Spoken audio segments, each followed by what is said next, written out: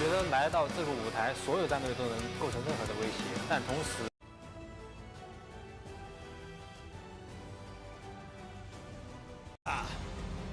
DXI jamoasi, Team Red Force jamoasi.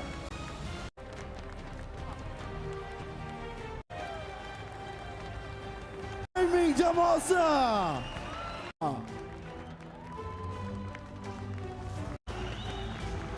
Okay.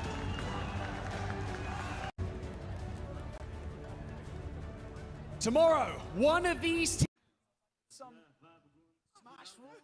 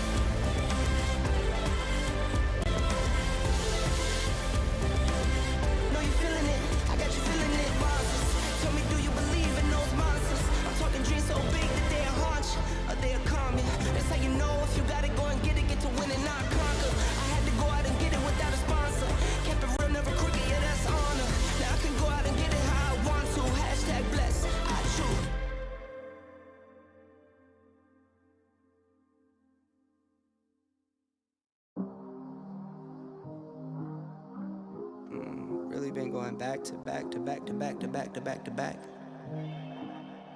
Like the neighborhood warriors. I don't miss, I don't play none, I don't diss, I don't say none. I go swish, that's an A1. I eat steak with no A1. Tell the chef, I said thanks, tell I'm in the bank. Tell my mom I'm living good, tell my kids don't stress a thing. I go back to back on the drops, drop a lot and she pack the bag, she shot till we drop. I just wake up, I don't say nothing. I'm on go, I don't stay long. I've been up now, that's a case wine. I've been down too, like this day strong. I got summer toys for the summer boy. I keep drummer boys in the summer boy. I keep making noise, I've been paranoid. This is God body, you can never void. I don't miss, I don't play none, I don't diss, I don't say none. I go swish, that's an A1. I eat steak with no A1. Tell the chef, I said thanks, tell I'm in the bank. Tell my mom I'm living good, tell my kids don't stress a thing. I go back to back on the drops, drop a lot and she pack the bags, she shot till we drop. These beats are up and beat 'em, these bags you can't believe 'em. I never saw the country but the money comes from Sweden. I meet 'em then I leave 'em, I wake up fight my demons. I never grew my circle, I can't trust you with my freedom. Get me locked down, keep you locked out. Only when it's here, you look pop now. I get drops now, on the top now. In the wintertime, still go top down. I get free. I don't go bust and I go plain Jane, watch me ski. Yeah, I see you now, I could tell you watching me. I go ghost, but tell me I'm more like his Lee. Rockstar, baby, turn pop star. I don't miss, I don't play none. I don't diss, I don't say none. I go swish, that's an A1. I eat steak with no A1. Tell the chef, I said thanks. Tell I'm in the bank. Tell my mom I'm living good. Tell my kids don't stress a thing. I go back to back on the drops. Drop a lot and she pack the bags. She shot till we drop.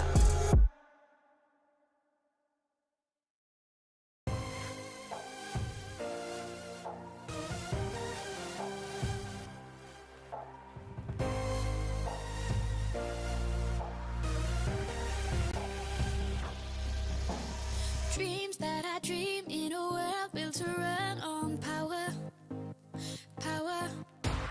Tough situation to solve, only have a lighter.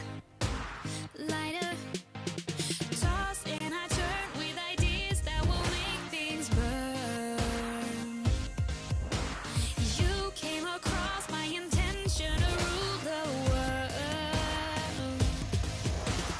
What we're up against, we just gotta speak louder. I'll try to make amends for the damage control. Only together we can rule the world. Only together we can rule the world. Only together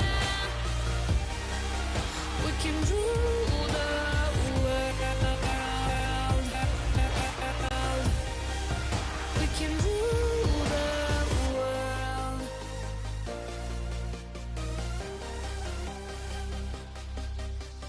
Keep up the speed on a ball that is rolling faster. Moving faster. Goals and emotions are wrapped into one disaster. Handle the problems instead of a lousy lie. What I'll give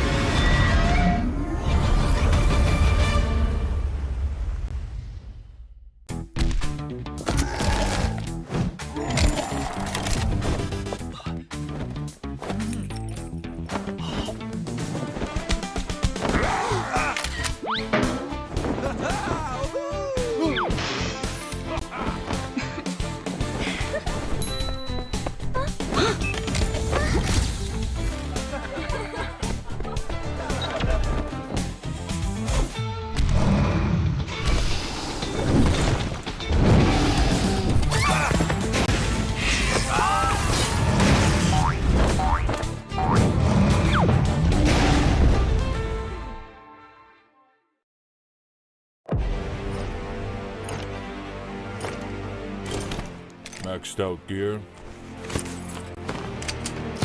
Tactics, wealth. I've got it all. I'm always so glorious in battle. Not even a speck of dust gets on me. A small boss is nothing.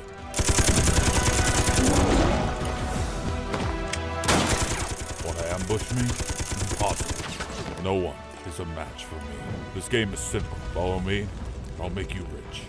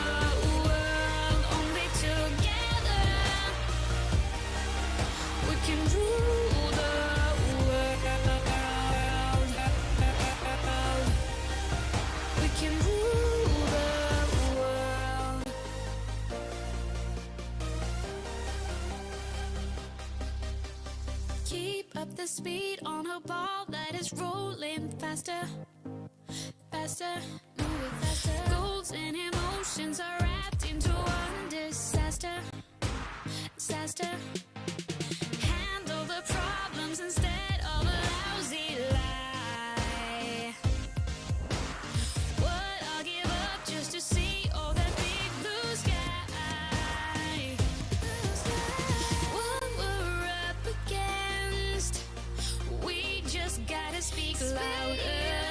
I'll try to make amends for the damage control. Only together we can rule the world. Only together we can rule the world. Only together we can rule the world. We can rule the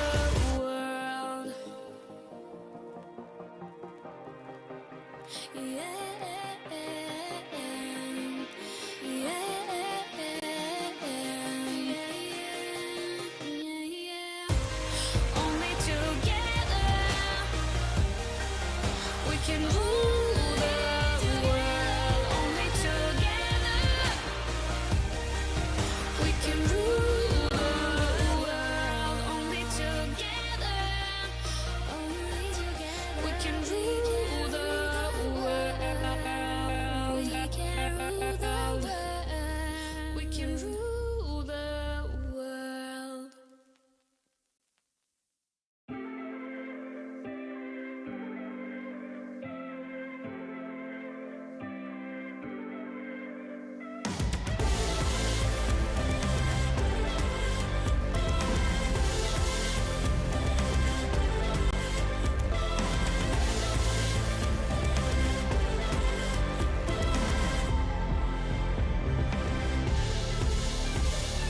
Always on go, feel like I'm never home. Pockets on swell, it's time to let it go. Got me going dumb, like I'm illiterate.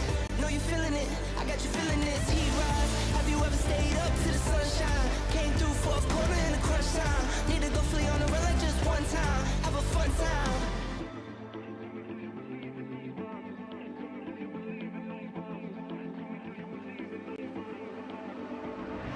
Monsters, tell me, do you believe in those monsters? I'm talking dreams so big that they'll haunt you, or they'll calm you. That's how you know if you gotta go and get it, get to win and not conquer. I had to go out and get it without a sponsor. Kept it real, never crooked, yeah, that's honor. Now I can go out and get it how I want to. Hashtag bless, I choose.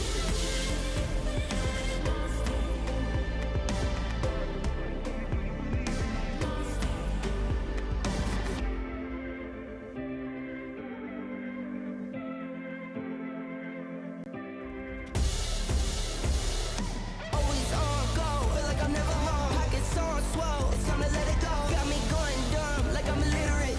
Know you feeling it, I got you feeling this. Heat rise, have you ever stayed up to the sunshine? Came through fourth quarter in the crunch time. Need to go flee on the run like just one time. Have a fun time.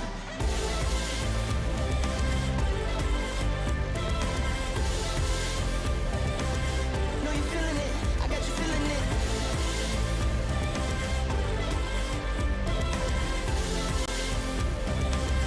Know you feeling it, I got you feeling it. I'm going way up, like to the moon. Get up and get it, yeah, I zoom.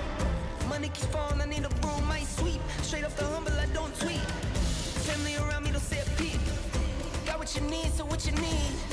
I'm in the earth, that my seeds, and I watch them grow till I say my piece.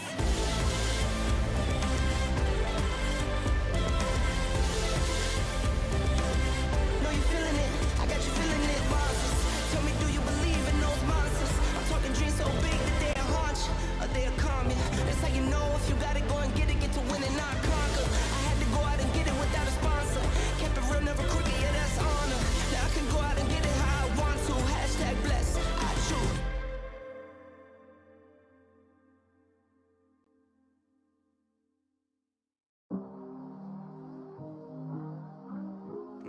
Really been going back to back to back to back to back to back to back.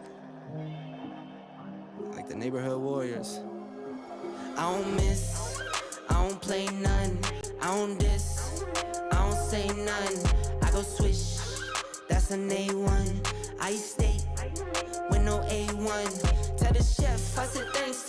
Tell I'm in the bank. Tell my mom I'm living good. Tell my kids don't stress a thing. I go back to back on the drops. Drop a lot and she pack the bags. She shot till we drop. I just wake up, I don't say nothing. I'm on go, I don't stay long. I've been up now, that's a case wine.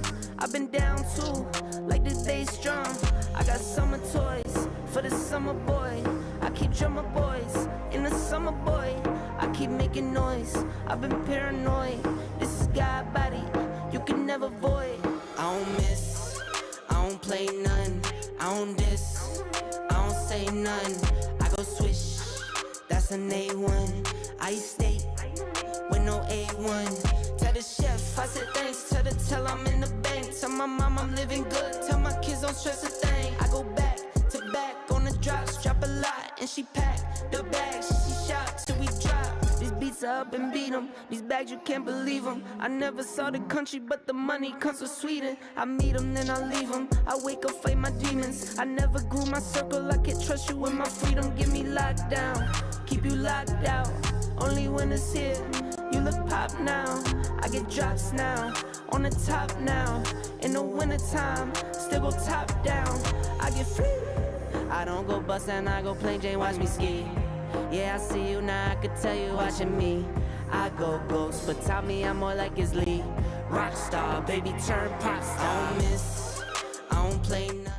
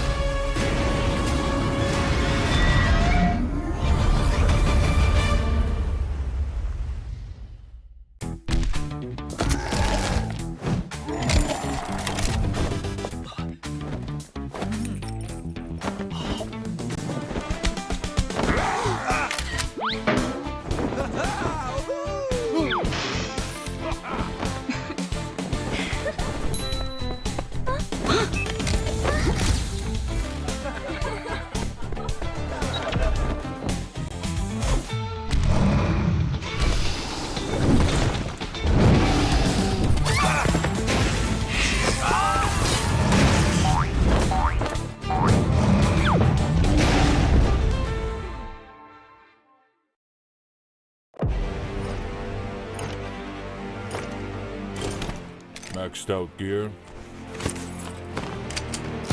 tactics, wealth. I've got it all. I'm always so glorious in battle. Not even a speck of dust gets on me. The small boss is nothing.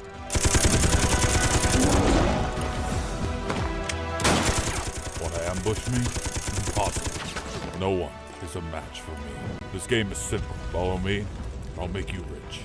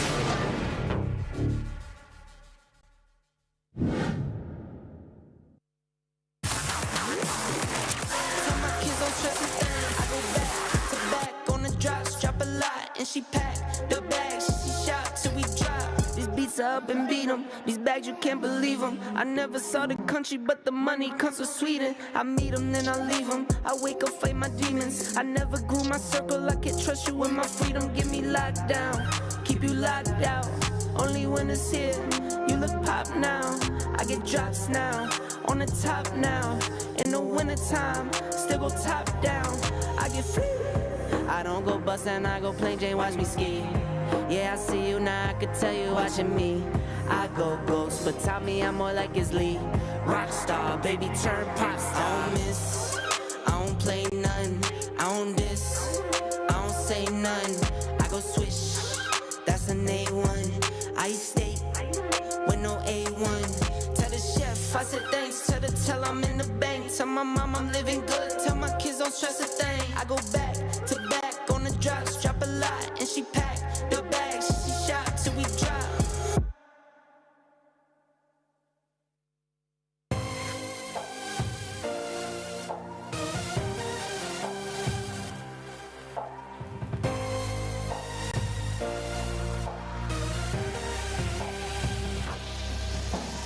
Dreams that I dream in a world built to run on power. Tough situation to solve, only have a lighter. Toss and I turn with ideas that will make things burn. You came across my intention to rule the world. What we're up against, we just gotta speak louder. I'll try to make amends for the damage control. Only together we can rule the world. Only together we can rule the world. Only together we can rule the world. We can rule the world.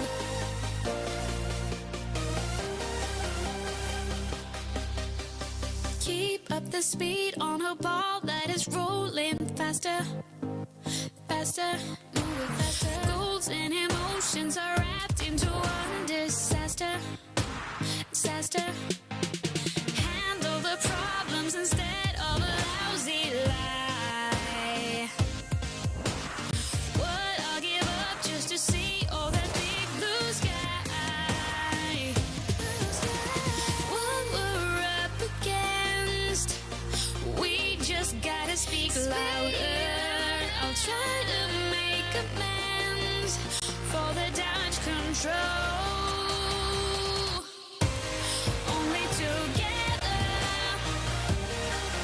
we can rule the world. Only together we can rule the world. Only together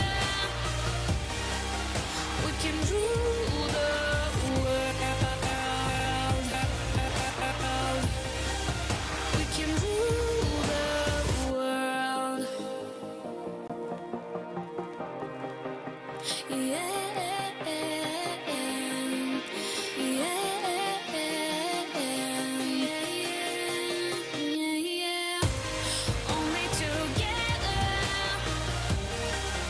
We can rule the world. Only together we can rule the world. Only together we can rule the world. Only together we can rule the world. We can rule the world. We can rule the world.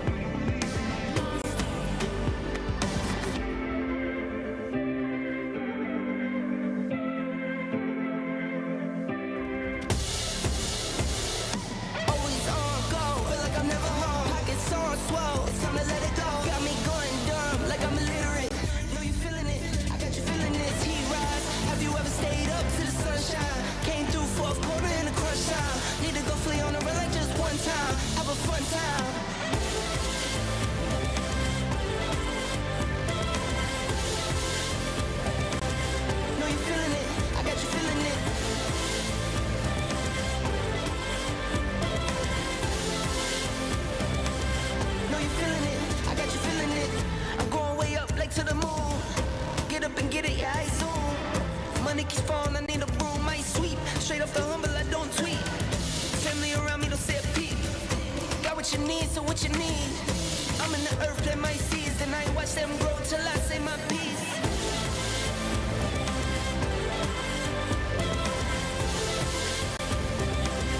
Know you feeling it, I got you feeling it, monsters. Tell me, do you believe in those monsters? I'm talking dreams so big that they'll haunt you, or they'll calm you. That's how you know if you gotta go and get to win and not conquer. I had to go out and get it without a sponsor. Kept it real, never crooked, yeah, that's honor. Now I can go out and get it how I want to. Hashtag blessed, I choose.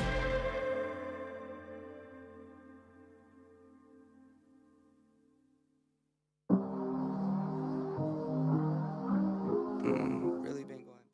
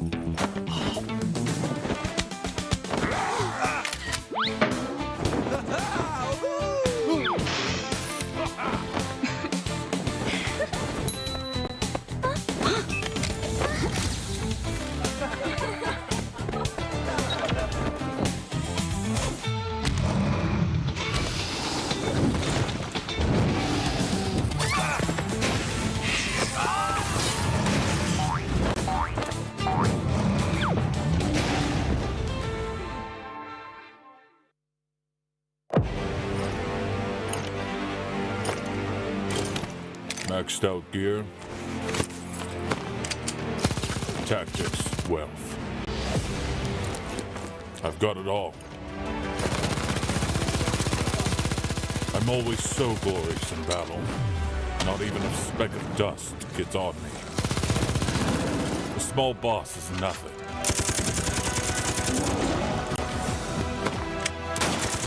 Want to ambush me? Impossible. No one is a match for me. This game is simple. Follow me, and I'll make you rich.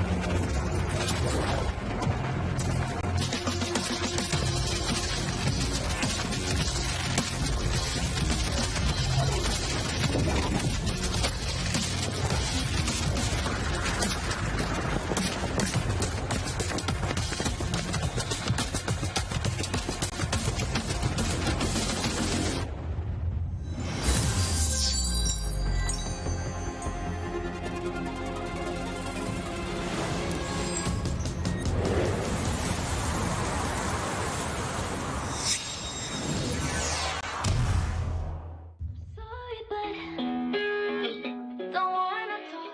I need a moment for.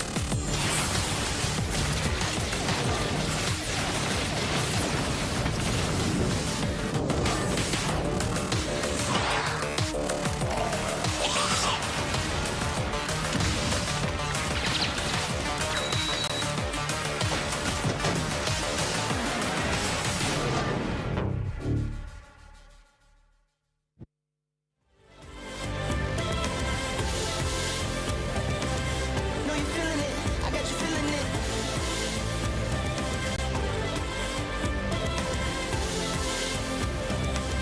Know you feeling it, I got you feeling it. I'm going way up like to the moon. Get up and get it, yeah, I zoom. Money keeps falling, I need a broom, I sweep. Straight off the humble, I don't tweet. Family around me don't say a peep. Got what you need, so what you need.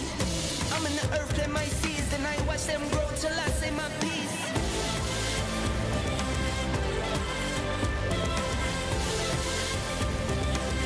Know you feeling it, I got you feeling it. Monsters, tell me, do you believe in those monsters? I'm talking dreams so big that they'll haunt you, or they'll calm you. That's how you know if you got it, go and get it, get to win and not conquer. I had to go out and get it without a sponsor. Kept it real, never crooked, yeah, that's honor. Now I can go out and get it how I want to. Hashtag bless, I choose.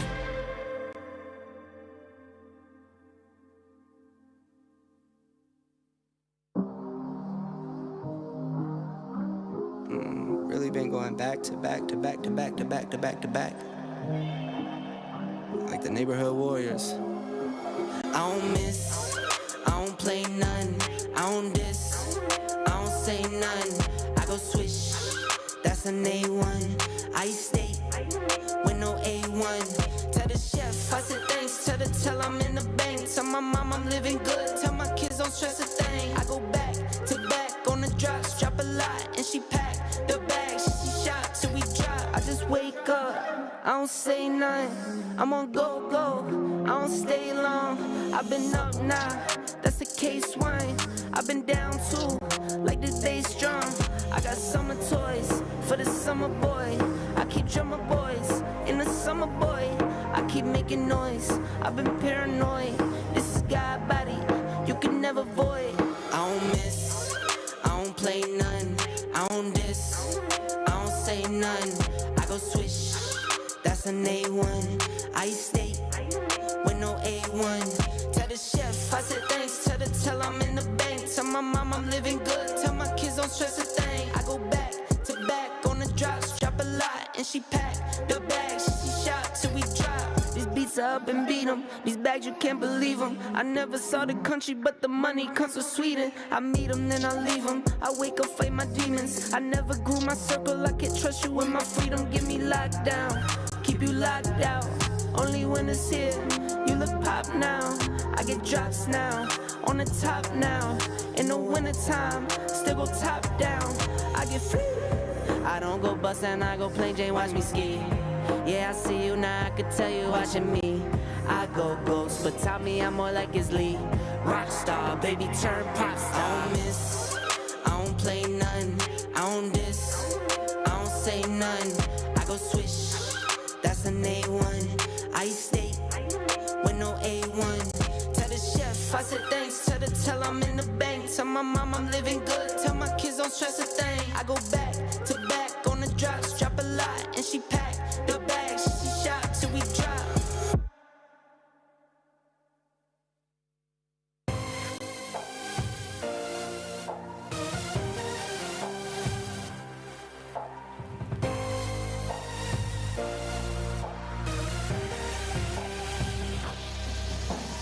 Dreams that I dream in a world built to run on power. Tough situation to solve, only have a lighter. Toss and I turn with ideas that will make things burn. You came across my intention to rule the world. What we're up against, we just gotta speak louder. I'll try to make amends for the damage control. Only together we can rule the world. Only together we can rule the world. Only together we can rule the world.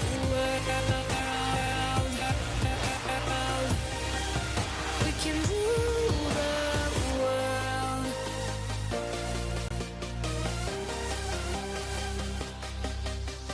Keep up the speed on a ball that is rolling faster. Moving faster. Goals and emotions are wrapped into one disaster. Handle the problems instead of a lousy lie. What I'll give up just to see all that big blue sky. What we're up against, we just gotta speak louder. I'll try to make amends for the damage control. Only together we can rule the world. Only together we can rule the world. Only together we can rule the world. We can rule the world. Only together we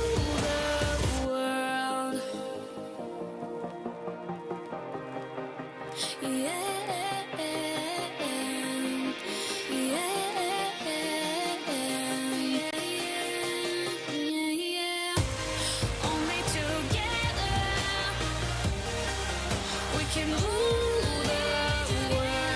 Only together.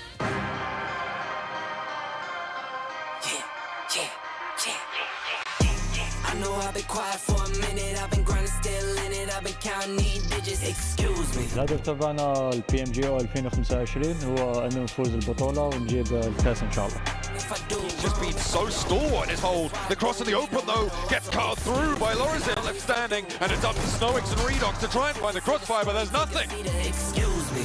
The crash came when the cash came. Spend it for you get it like those rookies all on draft day.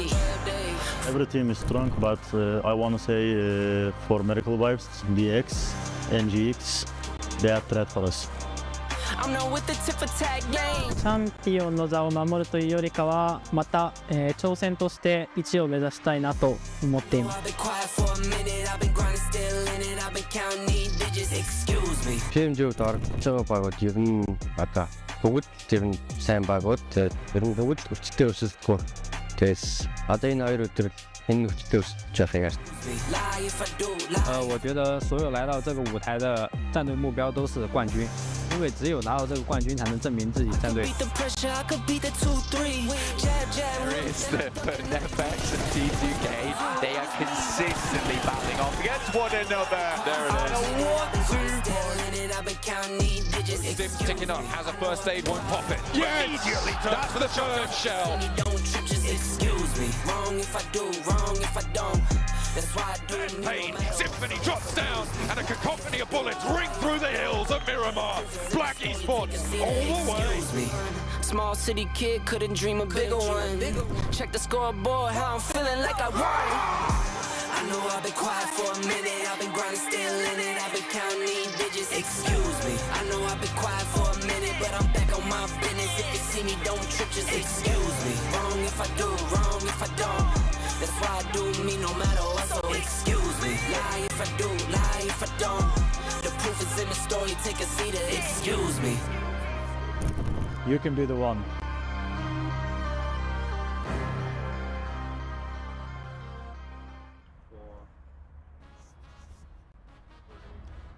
Ladies and gentlemen, my name is Barney Banks and I'm joined by Maruf, and today is the day, coming to you live from Tashkent in the heart of Uzbekistan. Welcome to the final day of the 2025 PUBG Mobile Global Open main event. Xonimlar va janoblar, men Ma'ruf Xo'ja va hamkasbim Barni Toshkent shahrining so'lim maskanlaridan biridan to'g'ridan-to'g'ri jonli efirdamiz. Katta hayajon bilan PUBG Mobile Global Open 2025 ning asosiy tadbirini boshlaymiz va barchangizga xush kelibsiz deymiz. Everything is on the line. 16 teams from around the world, all with the same goal, to try and take home the glory, to try and represent your region on the global stage, and of course, to crown yourselves champions. Dunyoning 16 jamoasi, ularning maqsadi esa bitta, o'z mintaqasida tengsiz ekanligini isbotlash va chempionlik tojini kiyish albatta. Yesterday, we had many close fights, many bold plays, but today the teams are going to have to dial it up once more to go that final push, to go that extra mile to try and secure those crucial points to claim the top spot. So welcome to Championship Sunday. Kecha musobaqalar juda ham shiddatli o'tdi. Bugun esa jamoalardan yanada kuchli bo'lish talab etiladi. Ularning maqsadi bitta, shoh supaga ko'tarilish. Qadrli do'stlar, biz katta hayajon bilan chempionlik oqshomini boshlaymiz.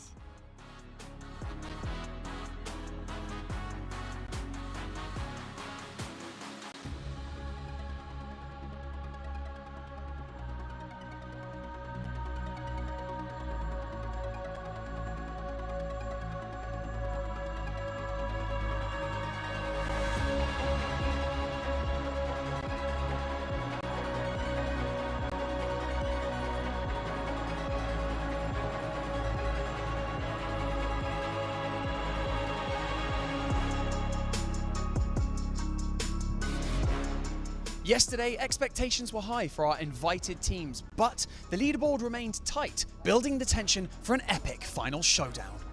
Kecha o'yinga kirishgan jamoalar hali imkoniyatlarini to'laligicha saqlab turishibdi va turnir jadvali o'ta murakkab holatga kelib qolgan qadrli do'stlar. Bugun final yuqori hayajon tomoshabinlarda ham va o'yinchilarda ham birdek. Demak, bizni kuzatishda davom eting.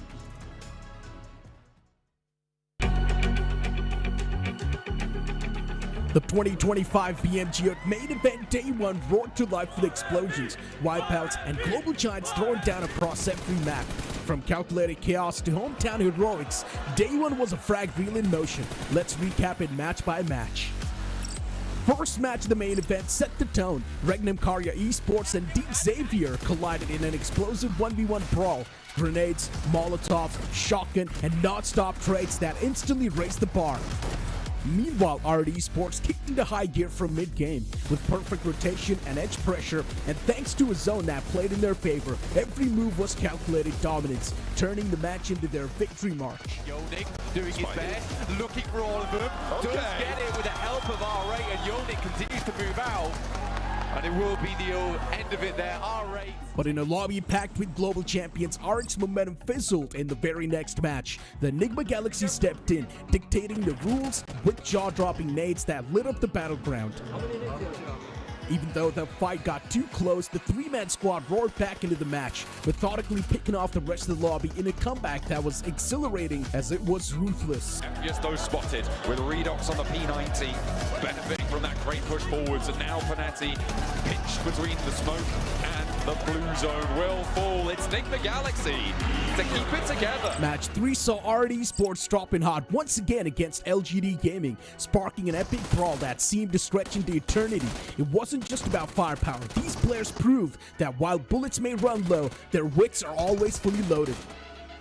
Risk is the currency of victory, and Regnum Karya showed why daring plays pays off. In one risk-it-all push, they stormed up the hill with relentless aggression, knocking DXavier's player off his high ground stronghold and turning the tide into their favor. The side of DXavier, great shot from Wild. Now only one left to go in Nati, and again it's a matter of time. Fantastically done. Regnum. Same narrative followed in the match 4 as well, and R8 and LGD were dropping like flies, repeating the same mistakes, crippling each other early. But they weren't the only ones to blame. Mid-game turned into a circus of misplays and head-scratching decisions. Yet in the midst of all the madness, Team Reject stayed ice cold, outlasting the chaos with calm, calculated plays to quietly snatch the win. Not going to happen. Toshbek Mansi on the feet there. Play zone claims the final victim, but it's Reject from Japan. Miramar never pulls punches, but when your vehicle gets shredded in mid-rotation, it's survival off the smartest. But even under fire from both flanks, Regnum Karya held their nerve, dishing out clutch trades in a masterclass of pressure play. Still, no matter how gritty their grind, the roof of the arena nearly came off when the 721 aggressors crashed the endgame, roared on by their home crowd, turning the battleground into a backyard brawl. To control it? I just don't think so. Another team falls down. That's Aki Cyber. 3 players alive, and now it's all up to Apollo for Reject. Gets the res onto Divine, so 2 players in the back lines. The blue zone is upon them, and it's all but done. The 721 aggressors hold in the midst of it. And the tumultuous applause find the chicken dinner. The last game before day 2 was a pressure cooker. One final chances for the teams to make a statement before day 2 raised the stakes. But in a lobby brimming with world-class talent, only those with nerves of steel and razor-sharp execution could rise above the chaos. Regnum Karya, riding high on momentum from the previous match, did just that, reading the zone, punishing rotations, and closing with clinical precision. The result, a glorious second chicken dinner spiced up with a sizzling 15 elimination haul. Just stay alive in this corner. The blue zone will push him on out. I think you just go down to the blue zone, try and survive for as long as possible, maybe find a second place, and they will be afforded it. 15 eliminations seen. Come on, Silas. Silas won't find a sliver of it. The play zone claims the final blow, but it is RC. As the curtains fall on day 1 of 2025 PMGO, the leaderboard paints a tale of triumph and turmoil. Regnum Karya Esports scored to the top with 61 points, proving consistency and courage go hand in hand. But right on their heels are LGD Gaming and Goat Quality, each hungry to snatch the crown. Meanwhile, former fan favorites like Korean Gaming, the pride of Uzbekistan, are still stuck in the trenches at the bottom. It's now or never for them to rise back up from the ashes.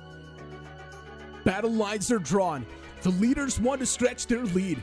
The laggers are desperate for redemption, and day 2 promises nothing less than a mayhem. Don't miss a second off the action in 2025 PMGO main event day 2.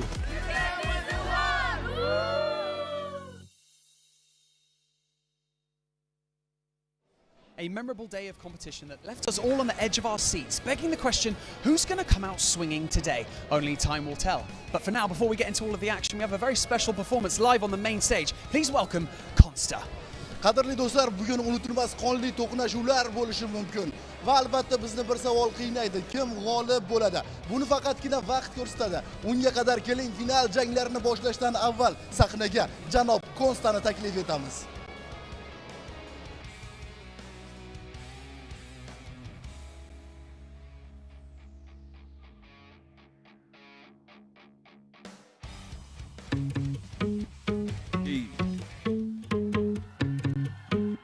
Yo, nimaga? Assalomu alaykum.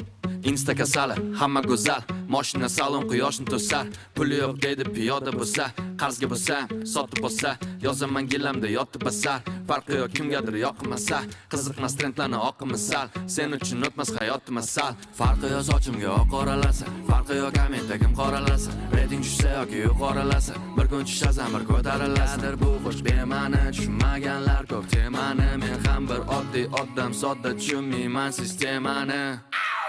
Kerak bo'lsa juda zo'r kuylayman-u, lekin show biznes bundan xursandmas deb o'ylayman-u.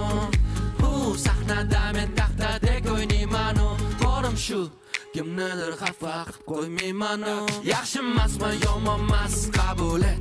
Borimcha kimda kam, kimda ko'p, ne keragi bor o'lchab. Ta'zilkash, jahldor, diplom yo'q, aql bor. Qancha harakat qilsam ham ketmadi qorincha. Yaxshi emasmi, yomonmas, qabul et. Borimcha kimda kam, kimda ko'p, ne keragi bor o'lchab. Ta'zilkash, jahldor, diplom yo'q, aql bor. Qancha harakat qilsam ham ketmadi qorincha.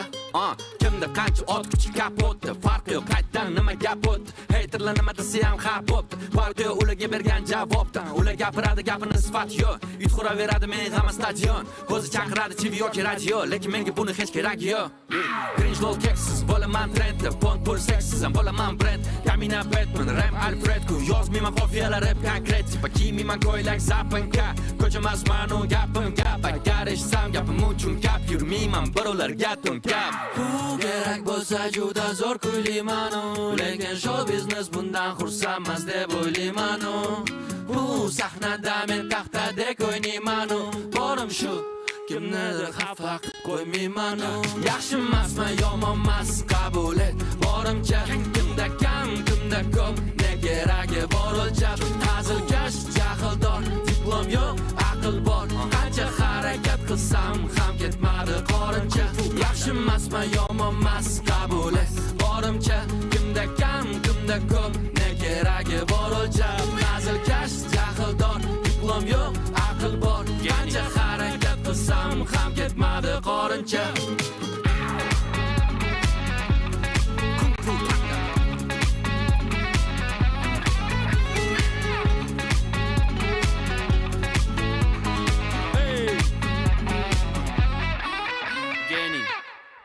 Assalomu alaykum. Kuchli jamoasiga ham bitta qarsak chopib qo'yamiz. Kayfiyatlar yaxshimi? Hamma shu yerdami? Qani so'zlarni biladiganlar bormi? Birga kuylaydiganlar. Qayerdasizlar? Bitta sizlarni ko'rib olay. Yo, ovoz bormi ovoz? Bugun hamma jim o'tirgan gamerlarning qoni qaynaydigan kun ekan. Shu yerdamisizlar? Assalomu alaykum. Birga kuylaymizmi? Boshladik.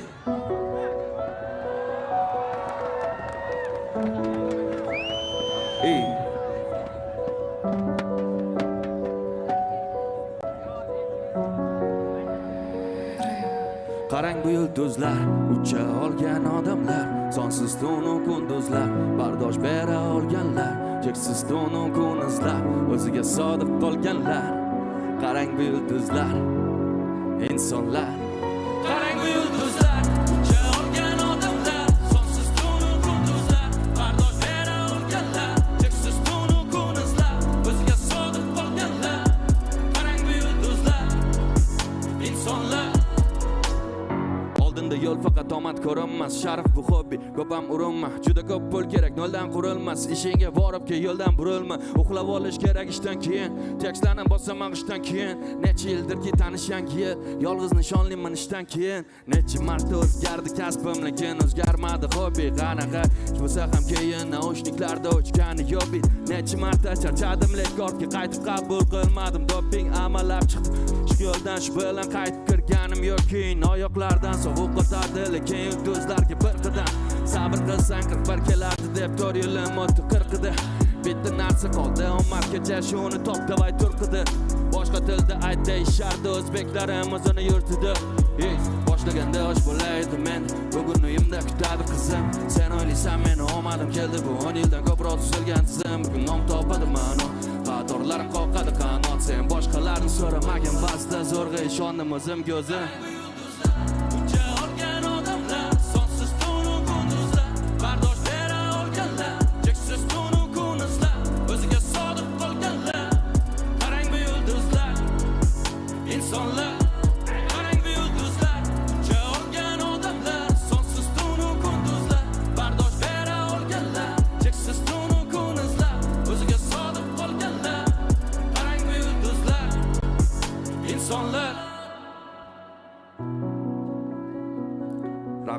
Sizlarga ovozim yaxshi eshitilyaptimi? Voy, assalomu alaykum, yaxshimisiz? Qani o'zi bir shovqin qoralikchi bu tomondagilar bormisizlar?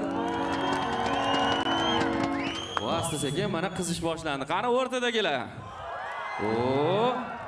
Endi bu tomondagilar bitta shovqin qilamiz. Ya agar hozir baqirsam yonimdagilar nima deb o'ylaydi, nima deydi desalaring, shunaqa ashula ham aytib beramiz javob bo'lmasa. Как раз. Birga kuylaymizmi sizlar bilan? Ketdi hammamiz birgalikda. Odamlar nima desa-desin, chin dildan kulib. Odamlar nima desa-desin,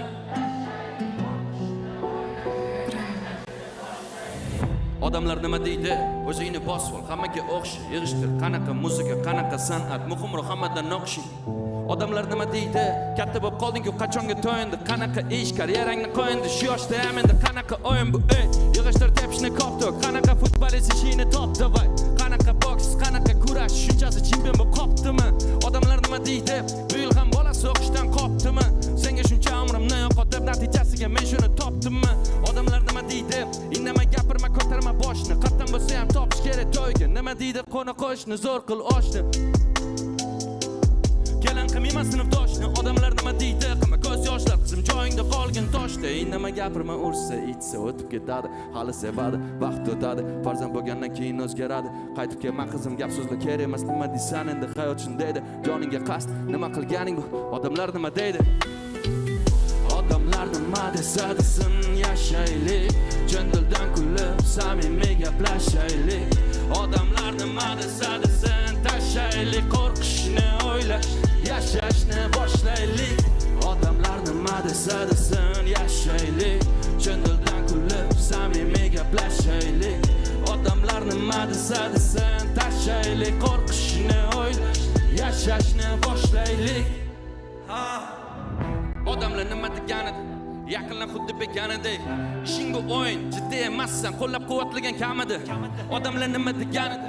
Axir ular biladiganidi. Sen o'zing yo'lingni izlab qiynalasan, battar qiladiganidi. Lekin menga farqi yo'q, biz tomondan ham chiqar quyosh. Ko'rmasdan ko'zlarda yosh, bizang tepadiganlar tayyor. Har kuni top motivatsiya tur, yomg'ir ostida taksi kut, metro institut stipendiya kut. Hammasi bo'ladi good, yurakda bo'lsa orzu. Barcha gap so'zlar ortda qo'llarimga yetganda bir zum o'zgaradi mavzu. Erishganda o'shanda odamlar nima degan? Endi muhimmasu, endi muhimmasu. Birga hayotingni ulardan uzoqda qur.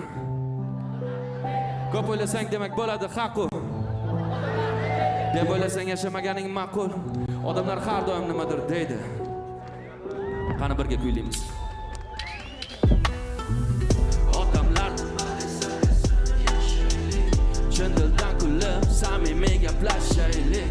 Odamlar nima desa-desin, tashaylik. Qo'rqish, o'ylashni, yashashni boshlaylik. Odamlar nima desa-desin, yashaylik.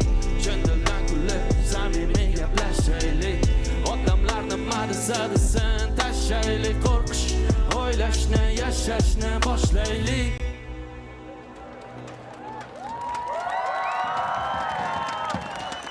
Rahmat. Ancha ovoz balandlashib qoldi. Keyingi ashulaga ham yordam berib turasizlarmi? Men duetdoshim yo'q demayman bugun shu yerda. Lekin ham yo bildim chiqmaysiz, o'zimiz aytamiz. Hozir Shokir shu yerda turibdi-da, Shokirning joyini ham birga aytib beramizmi? Shunga qiziqishyapti. Brat, mana o'zingiz bitta potqa qilib ertasi yo'q deb berasiz, xo'pmi? Hozir oldingizga tushamiz, o'zimiz tushamiz, brat. Nima degan gap bu? Bitta ertasi yo'q bu dam. Bitta yana qani? Ertasi yo'q bu, bolalar. Ertasi yo'q bu mahalla. Bitta Kallani. Ertasi yo'q bu, bolalar. Boshlaymizmi? Ey!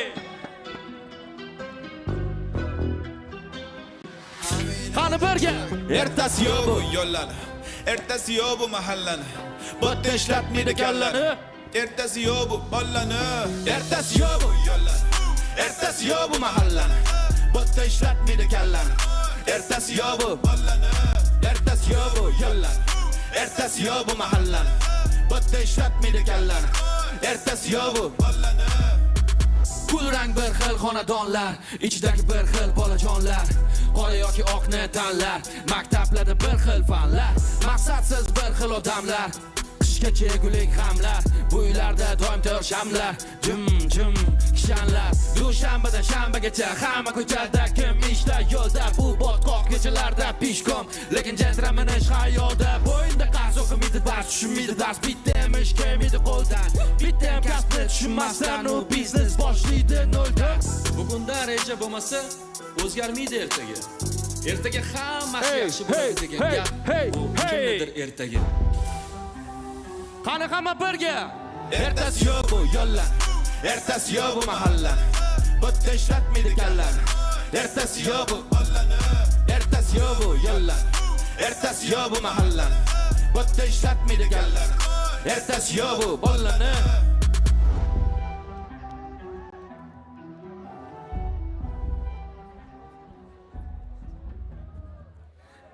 Rahmat insonlar. Bitta kirish uchun shovqin qilib qo'yamiz. Qani. Tak, bu tomonda tomoshabinlarmi yo o'ynayotganlar ham bormi? Chempion chiqadimi bu yil, xudo xolasa yutasizlarmi? Mana ishontiryapsiz. Kutamiz natijalarni. Insonlar, hammaga rahmat qo'llab turganingiz uchun har doim. Rahmat.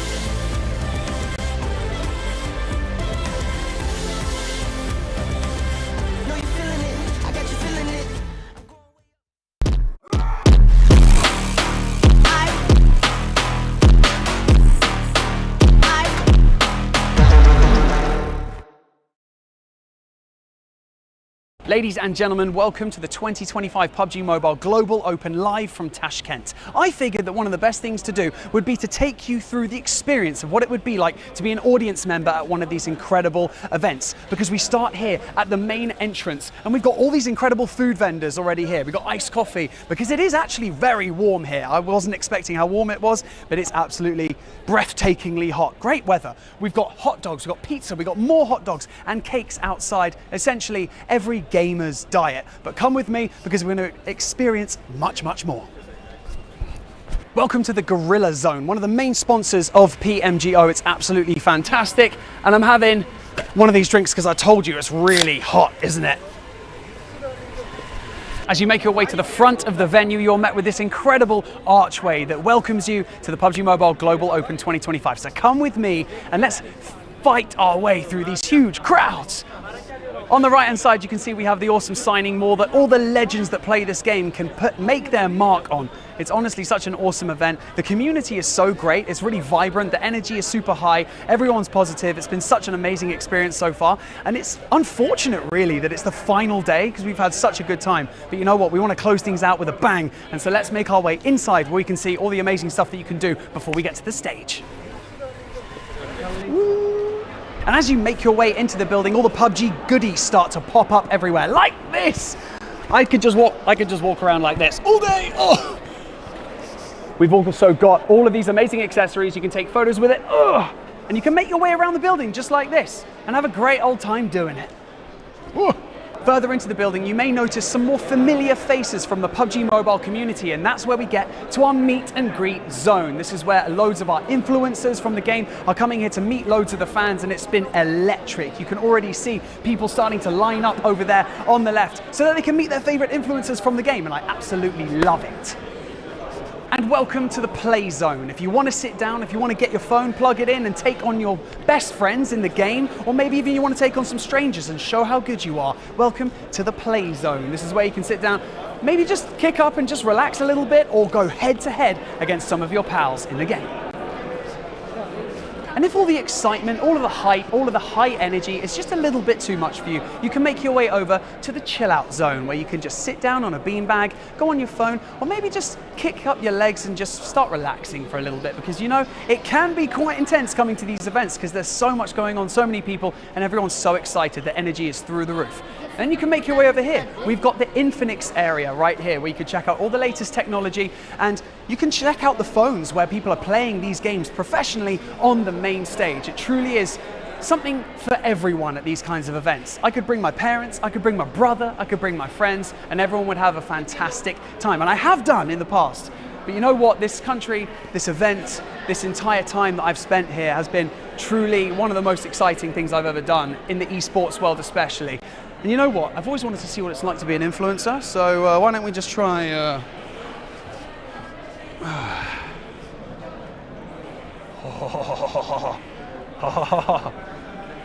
Who wants to sign my hands? Sign my forehead, why not? And then we finally make our way to the main attraction, the hub, the core of this entire event, the main stage. That I consider my home when it comes to these events, and I absolutely love getting on stage, keeping the energy high for all of the audience members and entertaining all of you guys at home. And I think I've got to go and do it right now, so I'll see you there.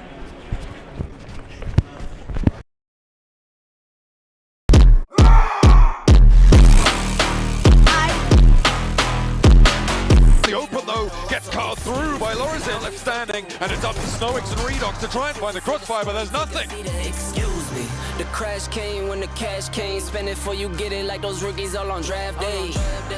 Every team is strong, but I want to say for Miracle Vibes, DX, NGX, they are threat for us. チャンピオンの座を守るというよりかはまた、挑戦として1位を目指したいなと思っています。PMGO тарагдж байгаа багууд ер нь одоо бүгд тэр нь сайн багууд ер нь бүгд хүчтэй өсөлтгөө. Тэгээс одоо энэ хоёр өдөр энэ хүчтэй өсөж байгаа юм. 我觉得所有来到这个舞台的战队目标都是冠军，因为只有拿到这个冠军才能证明自己战队。There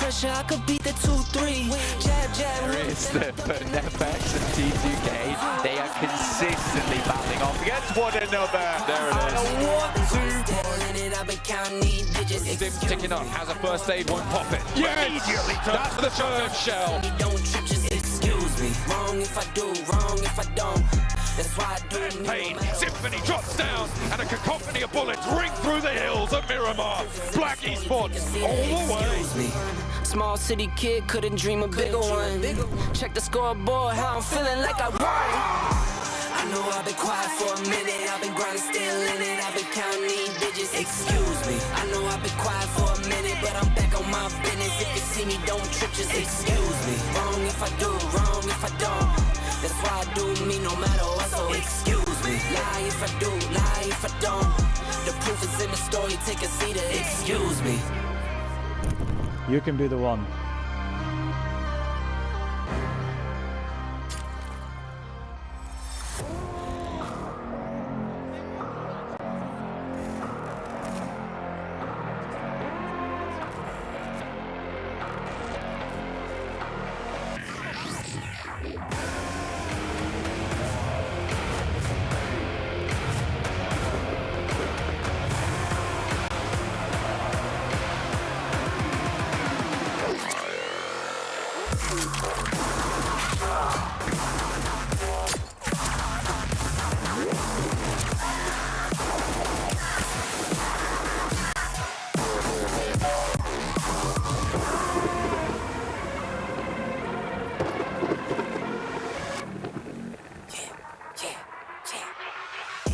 I know I've been quiet for a minute, I've been grinding still in it, I've been counting these digits, excuse me. I know I've been quiet for a minute, but I'm back on my business. If you see me, don't trip, just excuse me. Wrong if I do, wrong if I don't.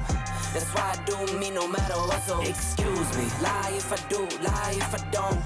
The proof is in the story, take a seat and excuse me. For the love like it's match game, hit the ground running, really do it for my last name. In my own league, I don't chase game. In my own league, I don't hang with lanes. I know I've been quiet for a minute, I've been grinding still in it, I've been counting these digits, excuse me. I know I've been quiet for a minute, but I'm back on my business. If you see me, don't trip, just excuse me. Wrong if I do, wrong if I don't. That's why I do me no matter what, so excuse me. Our goal is to be the champion. My goal is to win it and lift the trophy, of course. We're done with getting top 3 in the not winning championship. 我觉得来到这个舞台，所有战队都能构成任何的威胁，但同时我们也能对他们造成威胁。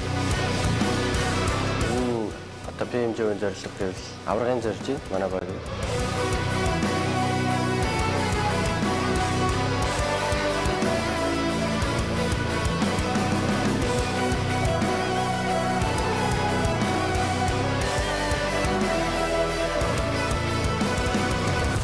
You can be the one.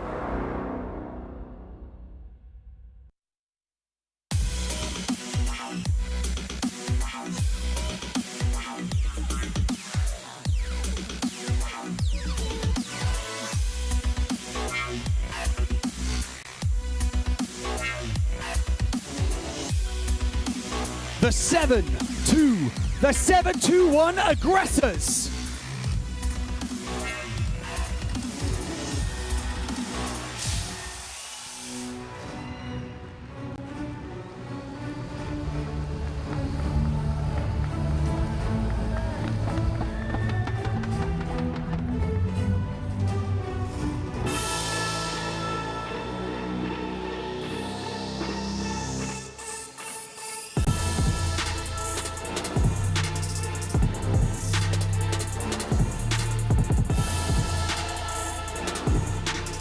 Influence, rage.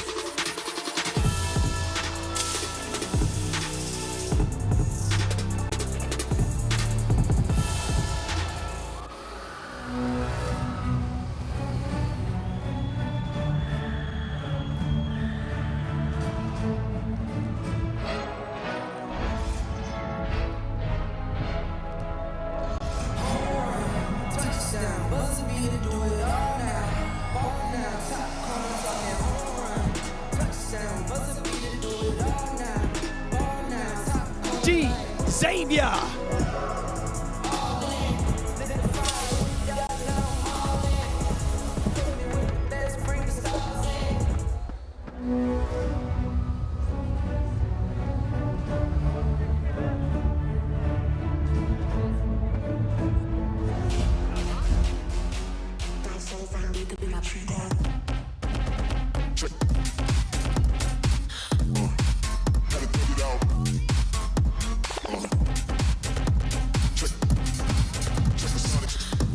GOAT quality.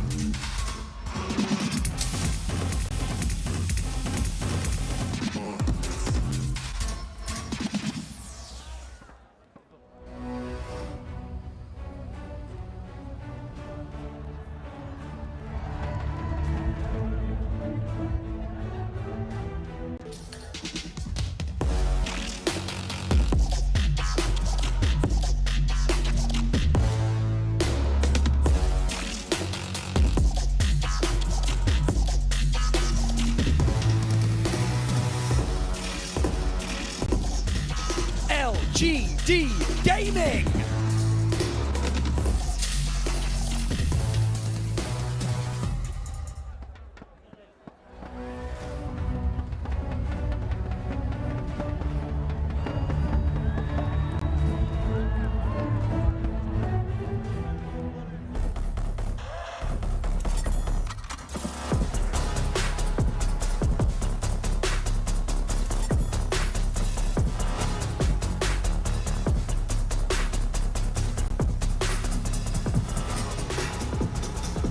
R8 Esports.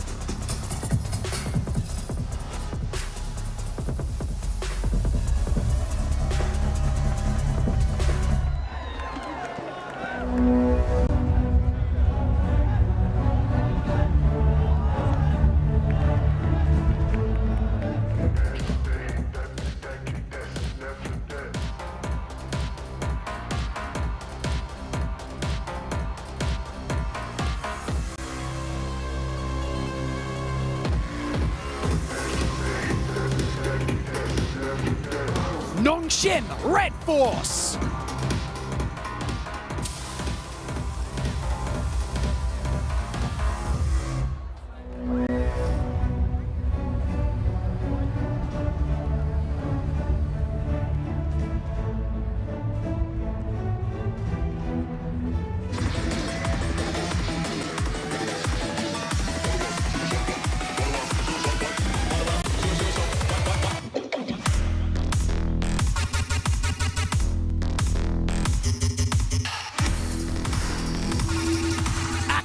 Cyber.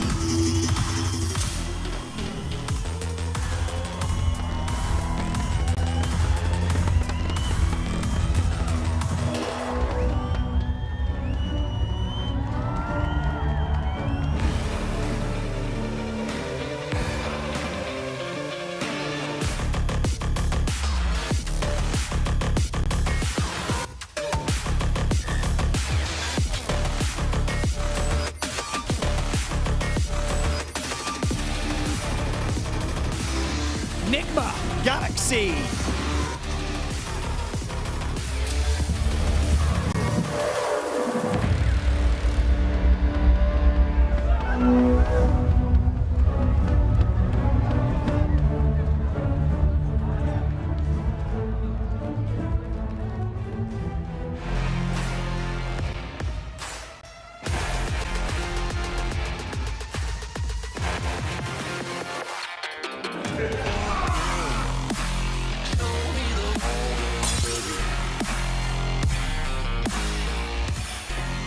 Nepex Esports.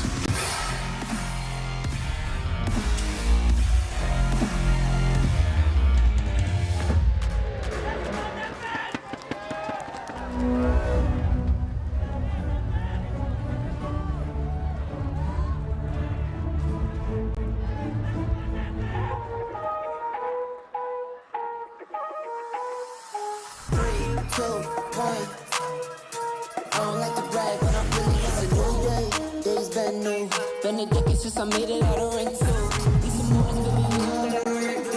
Reject.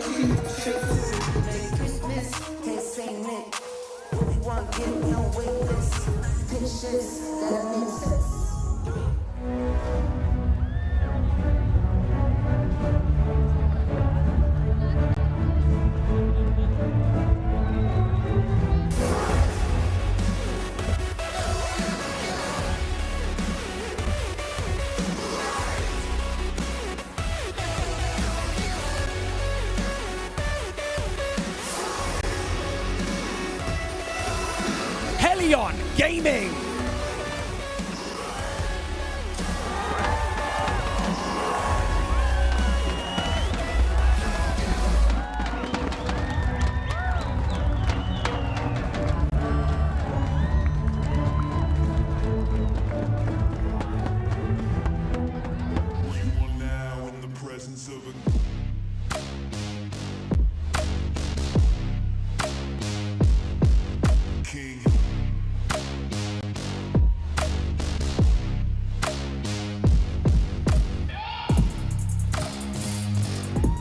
Black Esports.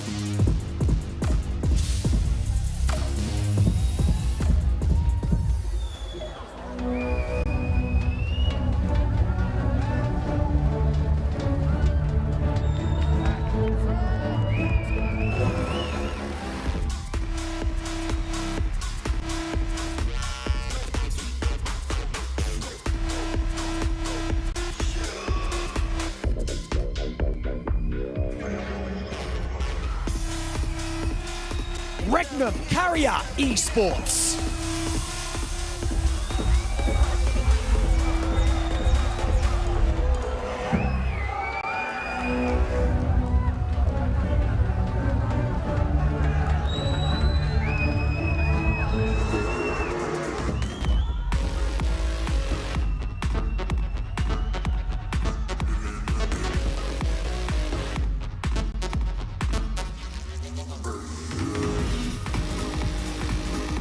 For Miracle Vibes.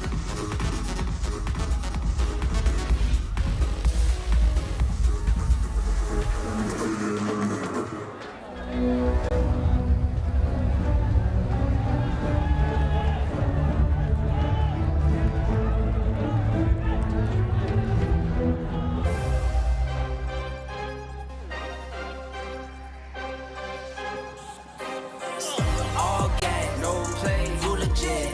All gas, no breaks. All work, no play. All night, all day. I could never quit. I still give my all to life. Upgrade.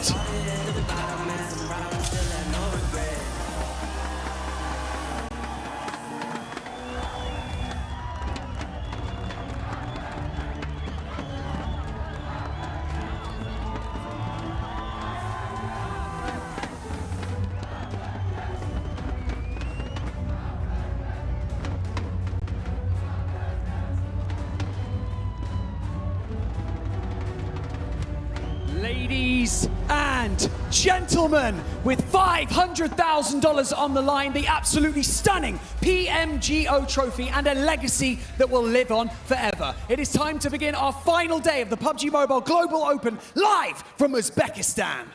Qadrli do'stlar, hurmatli bizning mehmonlarimiz, demak 500 ming AQSh dollari mukofotiga ega bo'lgan va sovrin jamg'armasi bilan birgalikda maxsus kubok uchun kechadigan asosiy janglarni birgalikda tomosha qilishga tayyormiz. Tayyormisizlar?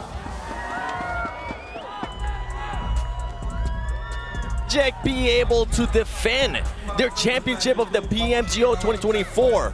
Or will it be other teams like Regnum Carrier, LGD, or could we possibly get a surprise as we're about to start the final day of the 2025 PUBG Mobile Global Open Uzbekistan? My name is the 7WG. I'm going to be your host, and I'm excited for this last one, but I wouldn't be able to do this by myself. Let me introduce my amazing analyst, none other than Neptura, looking absolutely stunning, and my boy Max looking absolutely stunning too. You know what, Max, we're gonna start with you. How are you feeling for the final day? I am so damn hyped. I mean, the level of gameplay we've had from all of these teams has been absolutely spectacular, especially from the teams locally here from Uzbekistan. There's a lot of expectations on the line for so many squads, and so many teams can still be crowned champions after today.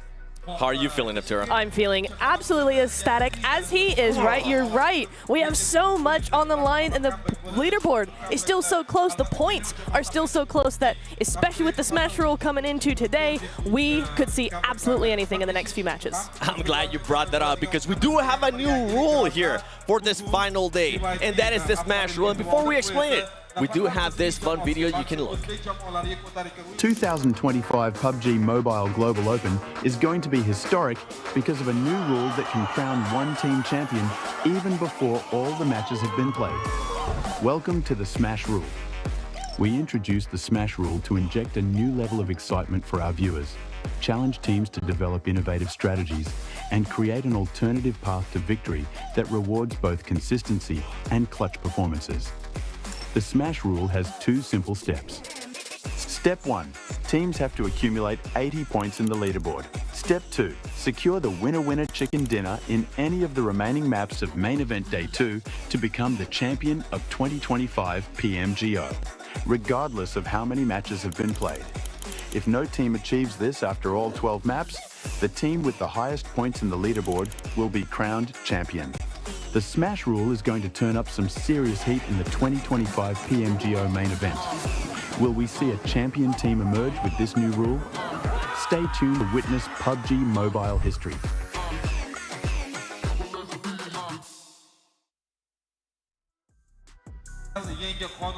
That right there is the Smash Roll. Once again, just a quick little recap. the teams that end up getting to 80 points and are able to get a win after reaching those 80 points will become the champion. And this is a rule that I'm super excited for, because Regnum Karya and LGD, as we're going to be going towards the overall max, I mean, these teams could end up winning it before the 6 matches. Really, you're looking at Regnum Karya. They are possibly one game away from being in what we're going to call the smash zone. When you are over the 80-point limit, then you're going to have to, of course, get that chicken dinner to secure yourself that beautiful trophy over there on the stage. But LGD, GOAT, DX, the 7-2-1 aggressors, RA, Cyber, like all of these squads can realistically make it. They might take a little bit more effort than currently Regnum Karya. They are so damn close to getting at that point. Neptura, one team that you've been following the whole time we've been here, you've been talking about it before they even started playing, Reject as well. I mean, this is the defending champion. Could they possibly do it? They absolutely could. I think so anyway. We haven't seen too much from them that's been amazing, but with 4 top 7 placements yesterday, they are looking very, very good, and I'm confident they'll make a big comeback. Yeah, I mean, looking at the second page here, a lot of teams that can still initiate a big comeback today, but they're going to have to start very quickly, because the very interesting thing about this Smash rule, we don't know how many games are going to have total at the end of today. We don't know how much time these teams realistically have to initiate that massive comeback in this PMGO, which really, if your top team is great because you're feeling really comfortable, if you're at the bottom, that time is ticking real damn fast, and you better get going from the get-go in Sanhok. One thing, too, that this teams might need to keep an eye on. Talking from Apocalyptic, the coach of Regnum Karya, he was talking about how they could end up getting a hot drop after they reach those 80 points. Yeah, it is entirely possible that that could happen. You know, you do have a lot of teams who just want to buy that time, and it's a really fine line between possibly forfeiting points for that game or just trying to buy another game so you can do something with it. Yeah, and right here, I mean, we're going to be looking at these teams because this too could end up getting to that smash zone in the first game, especially Regnum Karya. You can see they've been averaging 5 eliminations apiece, and Max, oh my goodness, the average survival time. The average survival time of Regnum Karya is just so damn high. The thing is for LGD, and I'm going to be critical for LGD because I genuinely believe they could become the champions by the end of today. They need to fix that hot drop with RA. If they don't hot drop with that survival time like that, I truly believe they could get an Orangle chicken dinner, because as we said already, Niptra, that win, more than any tournament ever in PUBG Mobile Esports history, it is so damn important heading into today. It absolutely is. I am looking very much forward to LGD maybe doing a little bit of an adjustment there to try and get those points, because as you said, yeah, they do have a lot of points, and Regnum is going to start. I don't think they're going to stop anytime soon. They're going to continue widening that gap if they can. So LGD, they got to do something. One team that you've been looking at, especially very closely, has been Enigma Galaxy. Yes. They do have a lot of points to make up, though. They do have a lot of points. They're about 2 points behind Rejects at this point, but the same thing has happened for them. They have 4 top 7 placements, one of those being a win. So if they can just step it up, be a little bit more aggressive, a little bit more proactive, again, I think just like Rejects, they could have a big day today. We'll have to wait and find out. We will be jumping into Sanhok. I gotta ask you, Max, do we think we might see any hot drops? I think we're going to have it. When some teams are going to be getting towards that 80-point limit, you don't even have to realistically win that hot drop. You just have to wound them. Take a player away, take a second player away, take away some resources, maybe shut down their rotation. That is one way you can stop them from achieving the Smash Rule win condition into this one. They're looking at the schedule. I want to say one team that has been scary yesterday is the Xavier. Yes. Extremely scary team going into Orangle in particular. If they can actually lock it up with a chicken dinner, they could very easily maybe even overtake Regnum Karya by the halfway point of today. The Xavier did end up hot dropping in the first Sanhok of yesterday, the only Sanhok against Regnum Karya. They did. We might end up seeing that again. Do you think Regnum Karya is going to possibly change it up here on the first match? I think I don't know, because I think Sanhok, for a lot of teams, is kind of the one that it's like anything goes, and then we kind of bounce back for that Orangle, right? But I do think we could see it. I think somebody out the gate is going to go, they are not going to get 19 points in the first match. We are not going to do this today. We're talking about the theory about teams getting hot dropped if they get in that smash zone, as we're calling it. Do teams at the top of the leaderboard specifically right now have a secondary drop location for your Orangle, for your Miramars, just to kind of counter that? I feel like you should have that ready just in case you are in a position where you're threatened by the rest of the lobby. Now, the thing, I know I'm not an analyst, but I do like talking to coaches and players. I mean, the coaches are preparing for it. They know that if they get to those 80 points, they're going to have to adjust that. And Apocalyptic, I mean, from Rick Nakaria, he said if they do get the 80 points and anybody brings that hot drop to them, they're ready for it. So you know this is something they've been practicing. But how about those teams that do need to get more points? What's going to happen here? What kind of gaming style are you guys going to go for? I think aggressive in the first match. I think you've really got to, you cannot afford to keep doing what you did yesterday because clearly it didn't work. Whether it's for a single reason or multiple reasons, it either needs to change, adjust, or just go all in and just try and get that momentum. I actually have a few numbers here. If you're looking at some of the teams at the bottom of the leaderboards, mainly 4MV that we said is the biggest disappointment so far, for us at least, for a lot of people also watching the stream at home. If they want to get to about 80 points at game 5 of today, which I think is like pretty decent amount of points you want to get by then, you need to have an 11, 12 point average per match, which that is like, that would be one of the biggest comebacks we've ever witnessed in a global event of this kind of scale. So technically, mathematically possible, but very, very unlikely, even for a squad like 4MV. I'll give you a scenario in just a bit, but for everybody currently watching, don't forget, in the heat of the battle, the fastest and most powerful survive. The Infinix GT20 Pro not only provides pro-level speed, precision, and seamless gameplay, giving the ultimate edge to players around the world. This is the official gaming phone, built to outplay the rest. And while you're at it, don't forget that we do have the vertical streams on TikTok and on YouTube, the PUBG Mobile Esports. They even have some pretty cool emotes. Max, no. Do you even have pockets in your dress? No, I don't. Exactly. You can't get away with it. Oh, wait, hold on. Oh, this one's different. Hey, Never mind. I got That's a zipper. I didn't even realize it. But one thing that we need to keep an eye on, because if some teams are not able to win via Smash Rule, let's say in match 4, 5, if for some reason we get to that 6th match, and this is something we were talking about before the show started, what happens if 4th place has the 80 points? Let's say 5 teams have over 80 points. That is going to be absolute madness. That would be crazy if you look at the overall rankings and it's like, you know, team in 3rd place. Champions! I mean, that is exactly what the Smash ruling does, right? It is going to be changing the whole dynamic of things. And I am genuinely so intrigued to see how the day is going to go after match 3. I think after the 2nd point, some teams are going to start to roll into that Smash zone. They're going to be over 80 points, and the longer it goes, the more teams are going to reach that 80-point threshold, which means that the direct competition we're going to have for the championship is going to increase game after game after game. And yeah, this is a real big burst, and currently no one can really predict how this is going to work out, so I'm beyond excited to see how it's going to go on the 2nd half of the day. No, I absolutely am. I think it's something where you are right. We're not going to see too much of that coming into play in the first couple of games and first couple of matches, but certainly as we start to head through those Orangles, it's definitely going to be something that comes into play, and it adds so much pressure to these teams, right? All those teams in those 80-point placements, all those teams just outside but looking for those points, it adds a whole nother level of complications to the game. Yeah, and normally going into any kind of tournament, I say consistency is key, and we've highlighted it a lot during the early stages of PMGO. Right now, the teams that get chicken dinners are the ones that might be going home with a trophy. Regnum Car has got 2. They are such a big threat for that trophy. By the way, I mean, you've been talking about this team, the Xavier. Guess what? They're currently being able to have some players put up some great performances. Not only Paragin, Lamborghini is being able to put up those eliminations as well, Neptura. It sure is, absolutely. 12 knocks to 9 as well, so doing a good amount of damage, but look at the elim contribution as well, 35 to 32. Both of these players doing a heck of a lot. That's 60% of it, and they're doing a little bit more, but you can just kind of see that dynamic coming through there, right? Where both of these players from Xavier, they're the frag outs, and the other players rather, are just trying to get those players in the position to frag. That worries me a little bit. 2 players having that much fragging power, Max. I mean, what scares me the most is the fact that they get that many eliminations in that amount of survival time. Fragging is great. We talk about it for LGD, but where's that win?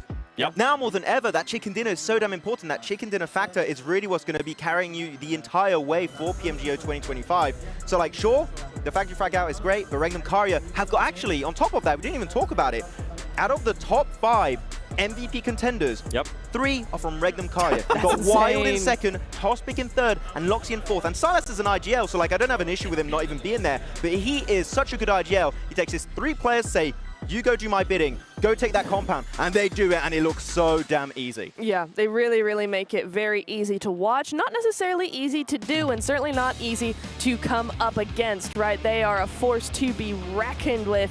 But, you know, we also have Tian over here, and Pernity. Did I get that right? I think I got that right. Penalty. Penalty. I think we have a different pronunciation. Yeah, we got the A's all mixed up. But yeah, definitely with Penalty coming in there with #1 MVP so far. I mean, that's quite a thing considering GOAT. What are they in, like 3rd place, something like that? It's not even, 3rd place. So it's not even like a Regnum Cario who are like top and everybody's top and everything like that. I mean, currently, if we're looking at the trend, Regnum Car MVP seems very likely. Yes, okay, that is true. Today. But LGD, we talked about the team as a whole. Talked about Erangel, again, very passionate. That hot drop should not be happening, but they still also have 2 top-tier MVP contenders in Tian and Mao Mao. And Mao Mao, yesterday, just shocked me because when you tell me the name of a player that is exceptionally good with nades, I always come up to Doc. Doc is the first name that comes to mind. In PL, from what we've seen at least yesterday, Mao Mao is just crazy with that utility. The thing, and I'm so glad you mentioned him, Doc, but the other Doc from 4MV. This team has been able to put up so many eliminations. Will we finally see them being able to put up a performance towards the late game? I hope so. I mean, for LGD, right, I've been waiting. I have been waiting ever since Nova to have a local Chinese team just perform. We had Tiamba that gave us something great in last year for 2024, but like to win a global tournament, I think that we could see that happening for LGD, but again, that win is very important and we have yet to see it yesterday. Yeah, it is true. I would like to see again a little bit more, but the consistency coming out of this team to get into that 2nd place in the 1st place, right? Very, very short gap coming in there as well. Just a couple of points. So again, LGD have almost as much chance, if not as much, as Regnum Cario to get this. One thing that I do want to talk about a little bit more is going to be 4MV. Yes. This team, right? We saw them play a little bit too...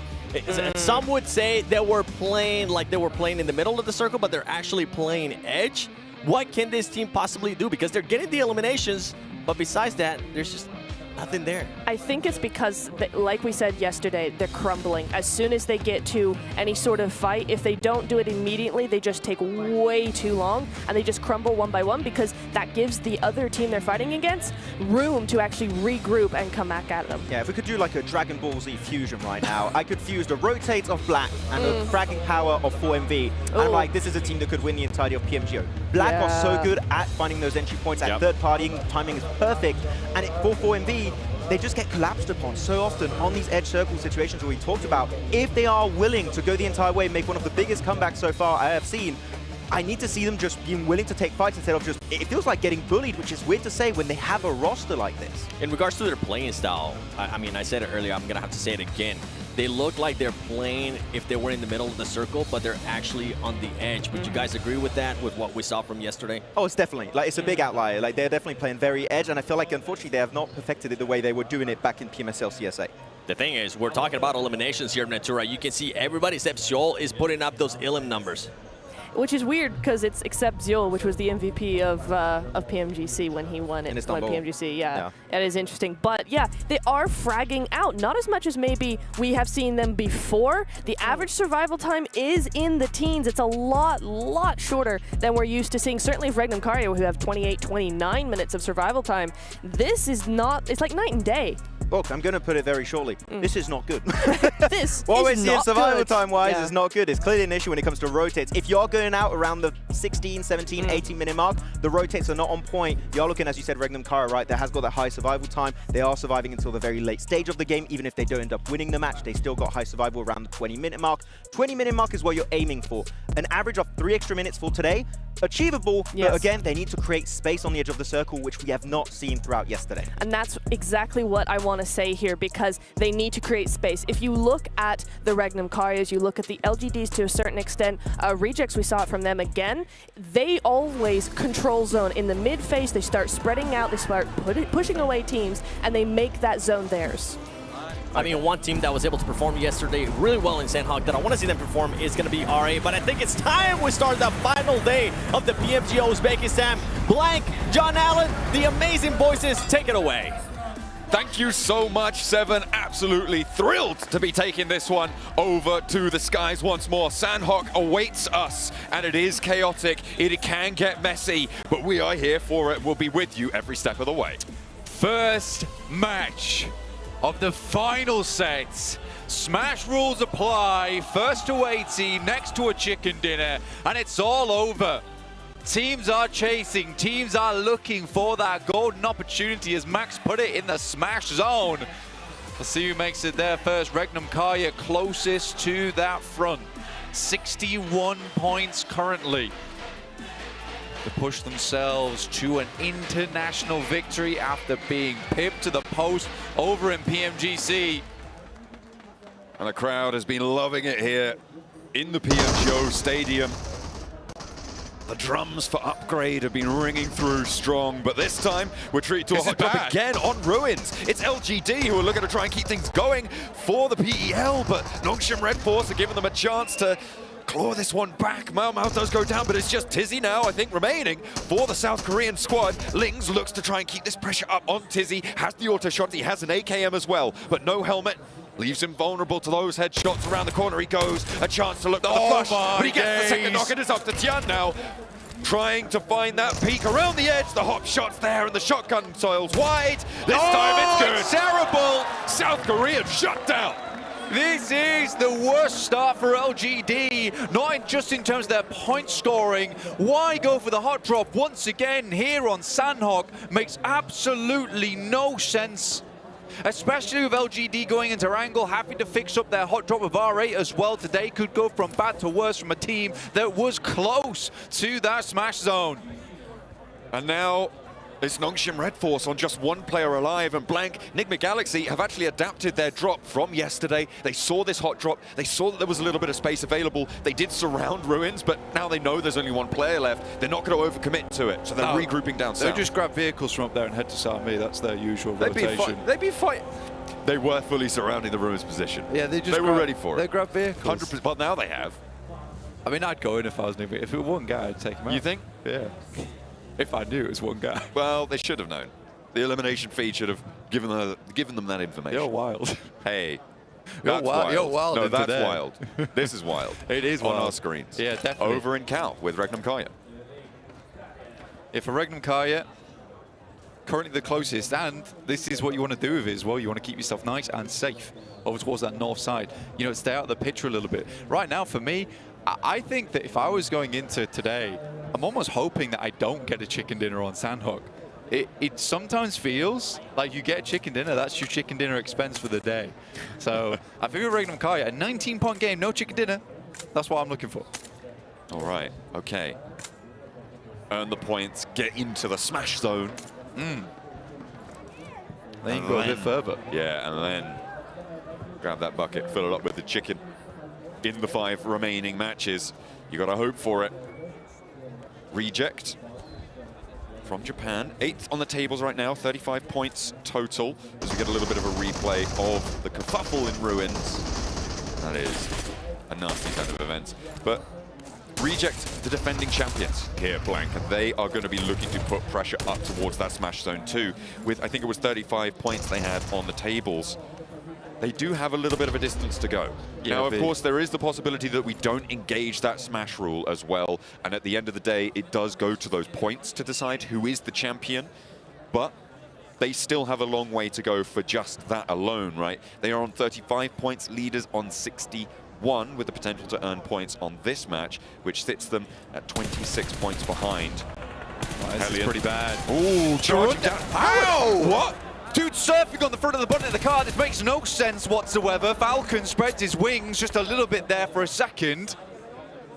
And Silas takes a lot of damage, so does Wild. Heavy hits coming on through from Hellion towards the top team on the tables. To find the first knock, get a flush as well. There is an answer. They have managed to find a knock in response. Azik with a nade, just actually smoking out the ridgeline here to stop Silas from rolling him straight on down. Goodness me. I don't know how Falcon got away with that, but either way, Silas wants revenge. Nice.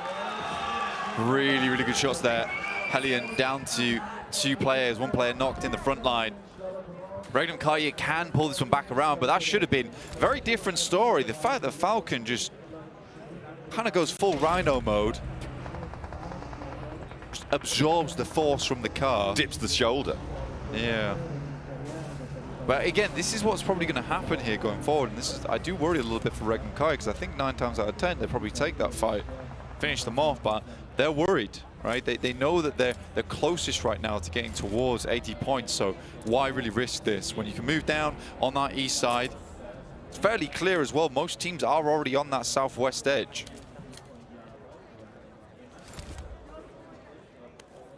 Regnum Karya now playing on as 3 with 2 points on this match so far. They are now down to 17 points away from the smash zone. Black Esports on the southeast side. We're on top of them with our camera feed right now. We're going to hop over to R8. That's all the way on the northwest side, on the northwest island as well. They're going to have to cross. We'll see how they're able to get that one done. Not too many teams in the way, actually. The trifecta compound unoccupied. Could change if Influence Rage try and push over. Got there in the end. Yeah, you did. You did. You made it. I think for Aki Cyber, Imron takes a little bit of a hit, but they were able to get shots over towards 4MV, which is kind of interesting. They still not res their teammate up either to get him back up on his feet. And getting upright is what it's all about here on our vertical stream, now available over at PUBG Mobile Esports on YouTube and TikTok. It is a great location to find yourself at, has all the stats, has interesting imagery in there, including player shots. Everyone wants to see player shots. You get to see your favorite players at the same time. And if you want to check out some more of those player rotations, you can do that over on our official map feed, which is now live over on PUBG Mobile Esports on YouTube as well. Not TikTok, just YouTube, but you can potentially have both up at the same time, as well as this stream, which we'd be pleased about. Absolutely. Would be great, and we'd love to see you there, downloading all that information from that map feed. Upgrade right now, the hometown heroes. Certainly a crowd favorite here in Tashkent. Not a leaderboard favorite, though. No, not in terms of the point scoring, it's safe to say. But they've scored points in our hearts, that's right. They are currently residing over towards Camp Charlie on that southwest island. The next circle comes through, and it is majority on that southwest island. So we're going to see teams start to commit. I'm looking at DX Xavier primarily as to making a decision in these coming moments as to where they want to go. Because Painan is pretty chock-a-block right now, Blank. Those bridges going to be deadly too. Is that initial replay? Actually, you know, production will show LGD getting absolutely annihilated, owned, but they won't show us Falcon riding on the front of a vehicle. You know what? They are going to show us Reject getting mashed up a little bit here by GOAT Quality. We've managed to run down one, and Reggie is down as well. This is on the exit of the bridge from Painan. Reject coming into conflict with GOAT Quality on that rotation. Actually a pretty important position on the map as well, Blank. It's going to be a nice spot for GOAT Quality to hold. A lot of access to that southwest side. A lot of control over the teams trying to rotate past the bridge. It depends how far this circle goes down towards the southwest, and it is leaning that way, to be fair. GOAT having access to all these compounds in this area is always nice. You don't want to spot for choice, though. That is always a difficulty. Got to make those movements should the time come through, because Enigma Galaxy upgrade all waiting in the wings to pick up those positions. Here at R8, who kind of ruined their point scoring yesterday over in Arundel just a little bit. And they have dropped down.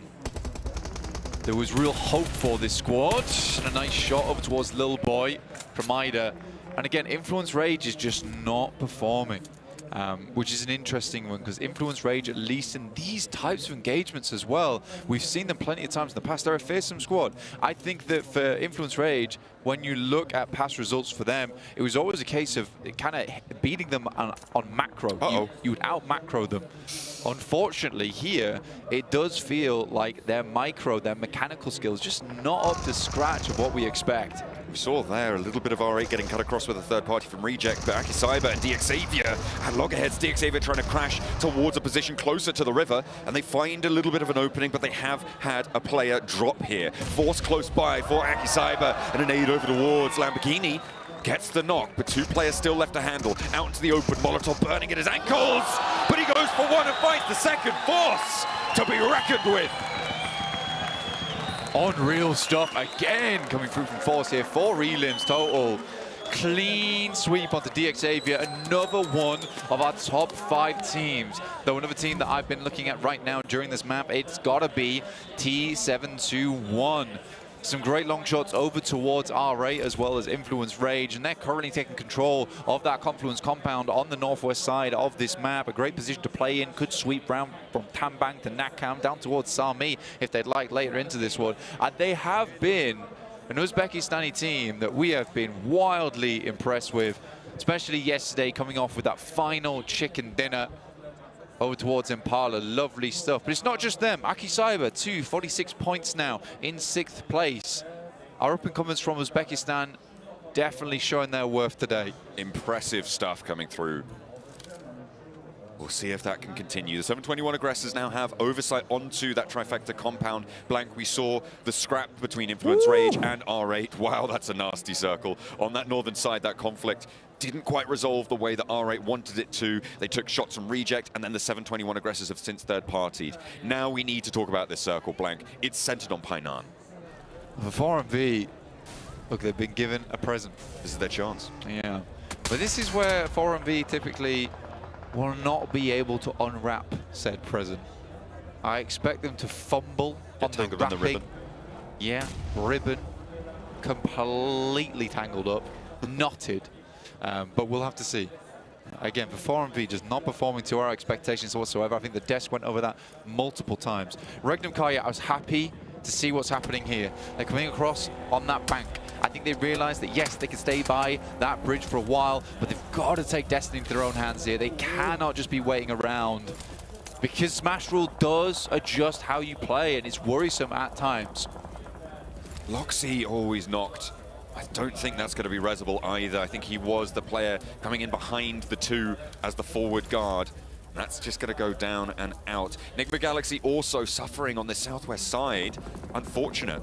A lot of the teams towards the top of the tables, Blank, have started to take pretty heavy hits. It's GOAT Quality and the 721 aggressors who are really leading the charge in terms of their chance to make up the distance to the top of the tables. As we hop on over to Enigma Galaxy with 2 players alive, they're facing off against Black Esports with 3.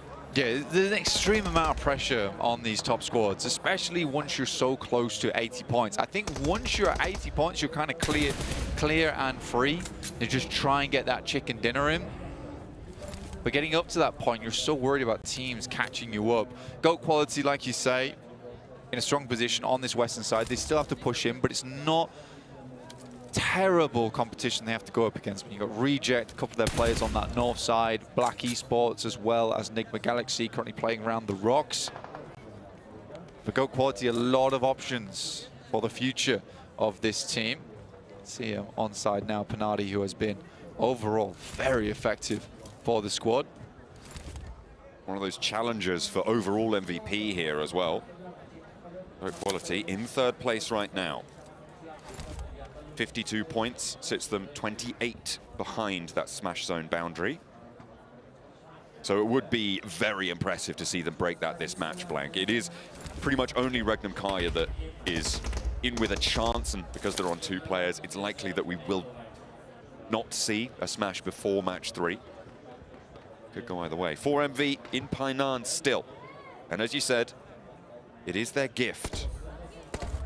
But will it be a curse delivered on them as well? Teams start to surround them. It can get messy. Yeah, they're currently playing the 4-man split here. It's the way to play it. Wow. That is brutal, man. Heads right down towards that southeast side, giving Nepex, Aki Cyber, and Upgrade a favorable opportunity. For Regnum Kaya, they're currently playing inside the garage, the show house, and Enigma Galaxy just passes on through. And Regnum Kaya unwilling to take shots towards them. At some point, they'll likely have to fend off. But for Regnum Kaya, any points they can extract at this point of the game is going to be very valuable going forward. Enigma Galaxy on 2 do not want to drop into a location that's occupied. Regnum Kaya can't really afford to go for peaks too boldly as 2 players as well. They just want to keep their points earnings up, keep it a little bit more in control. Same story for Enigma Galaxy, who get themselves a very central compound here, Blank. I imagine that should Nepex need to cross in the next circle, this may be the target that they go for. They should have spotted Enigma Galaxy rotating on in there. They'll know that it's a little bit diminished in terms of player numbers, so it could be an opportunity. Equally, for 4MV, it could be the same story. There we go, Quality right now. Southwest compound, very large, not really attainable by low squad members. It was that fantastic 1v3 coming up against Force. Walk straight back into the Molotov. Doesn't matter whatsoever. Bulletproof and fireproof too, apparently. Lovely little replays there. Go quality. Okay, they're rolling down on the south, moving up towards upgrade. FVS out first. R8 are down the hill as well. Good third party. 1-for-1 on the trade. There's the refrag. Vanek now from the high ground. Looks for Buzz. Ducks him down behind the rock. Backs him off the angle. A really nice pick up there as Buzz goes down too. FVS is in.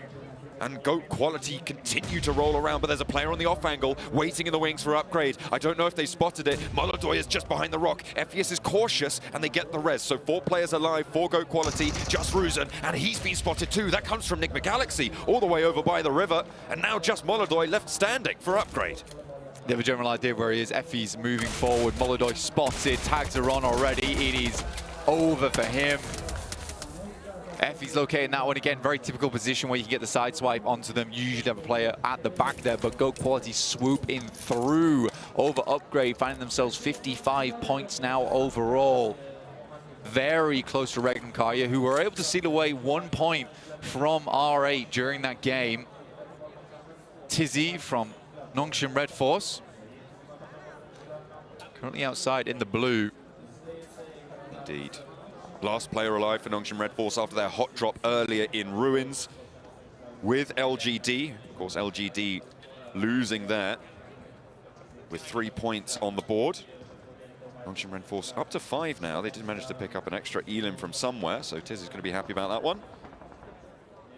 But not so happy with their position. Circle over towards the Nigma Galaxy compound once again. Regnum Karya still alive with 2, still keeping on trucking. GOAT quality with 6 Elims blank. They are picking up the pace here. Maybe there's another contender to burst into that smash zone.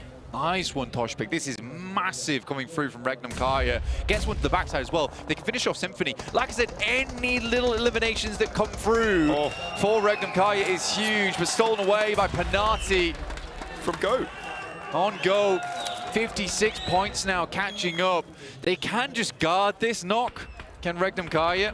Potentially over towards Zeptimus. Another point in the basket would be nice. Set you up at 65, 15 points behind that threshold.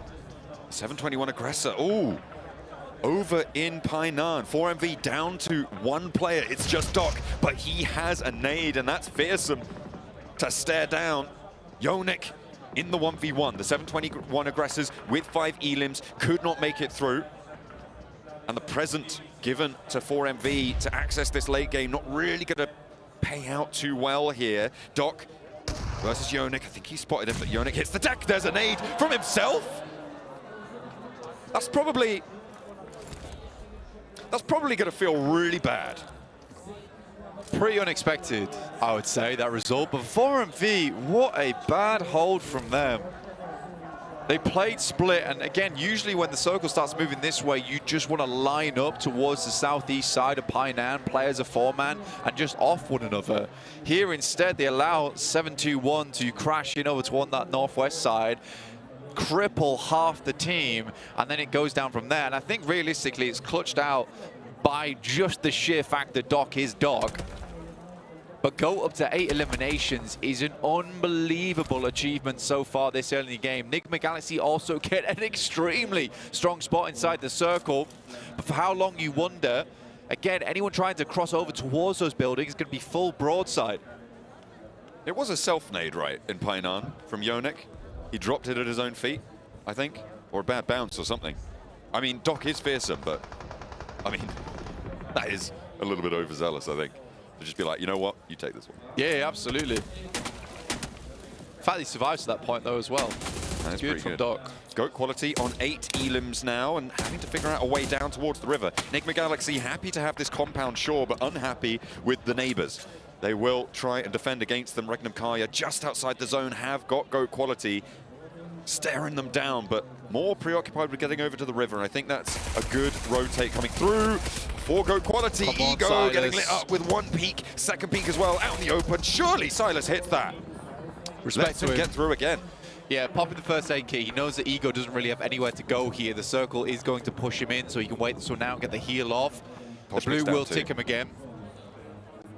He has to hit these shots, man. There it is. Nice, beautiful stuff. Will we get Toshpik back up? Potentially. They are just outside the zone, but I think maybe he has time here. Stage 6, possibly not. He's not going for it. Maybe they're just trying to farm some points here. Toshpik, oh no, they do have a... Okay, he's just got just that corner, I think, available inside the zone. I think he's got the time. Toshpik can get up and immediately run, but Ozzy could ruin this. He has the run out here, but the blue zone is ticking pretty hard now. Is he going to be able to crawl out of it in time? There's the... Oh, he's got a broadside.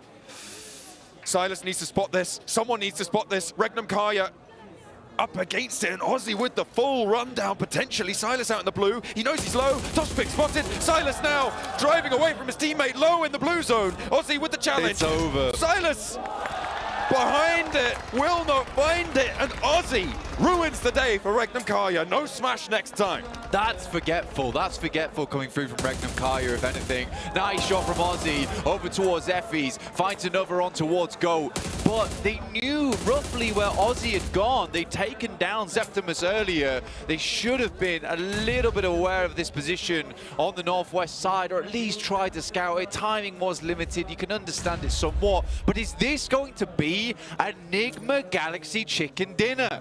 Goat Quality have managed to get to the riverbank. They're playing as two with Ephius down on the back line. They're not getting this res. The circle goes over to the west side of this compound. The center of it, crucially, is outside of the building. If Ozzy can push up to these rocks blank, he has the chance to play on the outside. But guess who's still here? And in this match, it's Nongshim Red Force with Tizzy.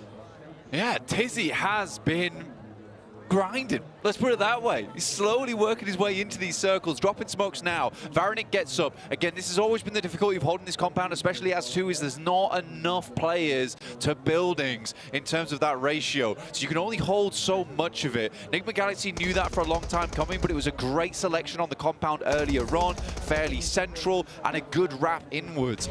But this is definitely a game that Enigma Galaxy can win from. Tizzy finds Ozzy on that off angle, and Narvalo will finish off Tizzy now. A 1v1. Enigma Galaxy versus Go Quality. I like this push out from Narvalo, but he spots it and takes it down. This should be Go Quality taking this one home. Blank, this is huge in terms of the pressure that they're going to put towards that break point. That smash zone is in their sights. They close it down cleanly. Enigma Galaxy have no option but to bow their heads to Go Quality.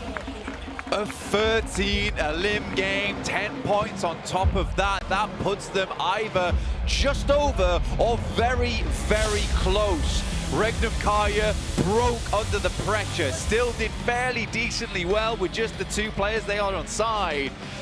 But damn, Enigma Galaxy is going to be unhappy after that game. But Go Quality, though, they get a massive elimination count. We've been praising them over the last few days, Blank, after seeing them the prelims, moving on into these final stages. For the quality of their gameplay, for the GOAT quality of their gameplay, they have been demonic in certain instances, it's safe to say. Not to say Ozzy wasn't demonic in this instance, but Go Quality, their rotations, their sweeps have been very clean. We've loved watching them, and here and now, I think they may have overtaken Regnum Kaya. Some really clean gameplay actually coming through from Ozzy over on Black Esports. Up until he goes down versus Tizzy, but again, Tizzy had been an unknown factor throughout that entire match. Slowly making his way through. It was a great initial nade there over towards Varanik, and Narvalo tries to close the gap after that massive tag. But just very, very well played. Good setup from GOAT there. I genuinely thought Narvalo and Redox, that is a killer combo, but not enough to take down GOAT Quality in their duo. I liked that hop out of the window. I thought he was going to be able to reposition on the outside. Knew the blue zone was going to close outside of the building, but it was read like a book. And GOAT Quality, the ones to write the story of victory this time around. Let's head back over to the desk.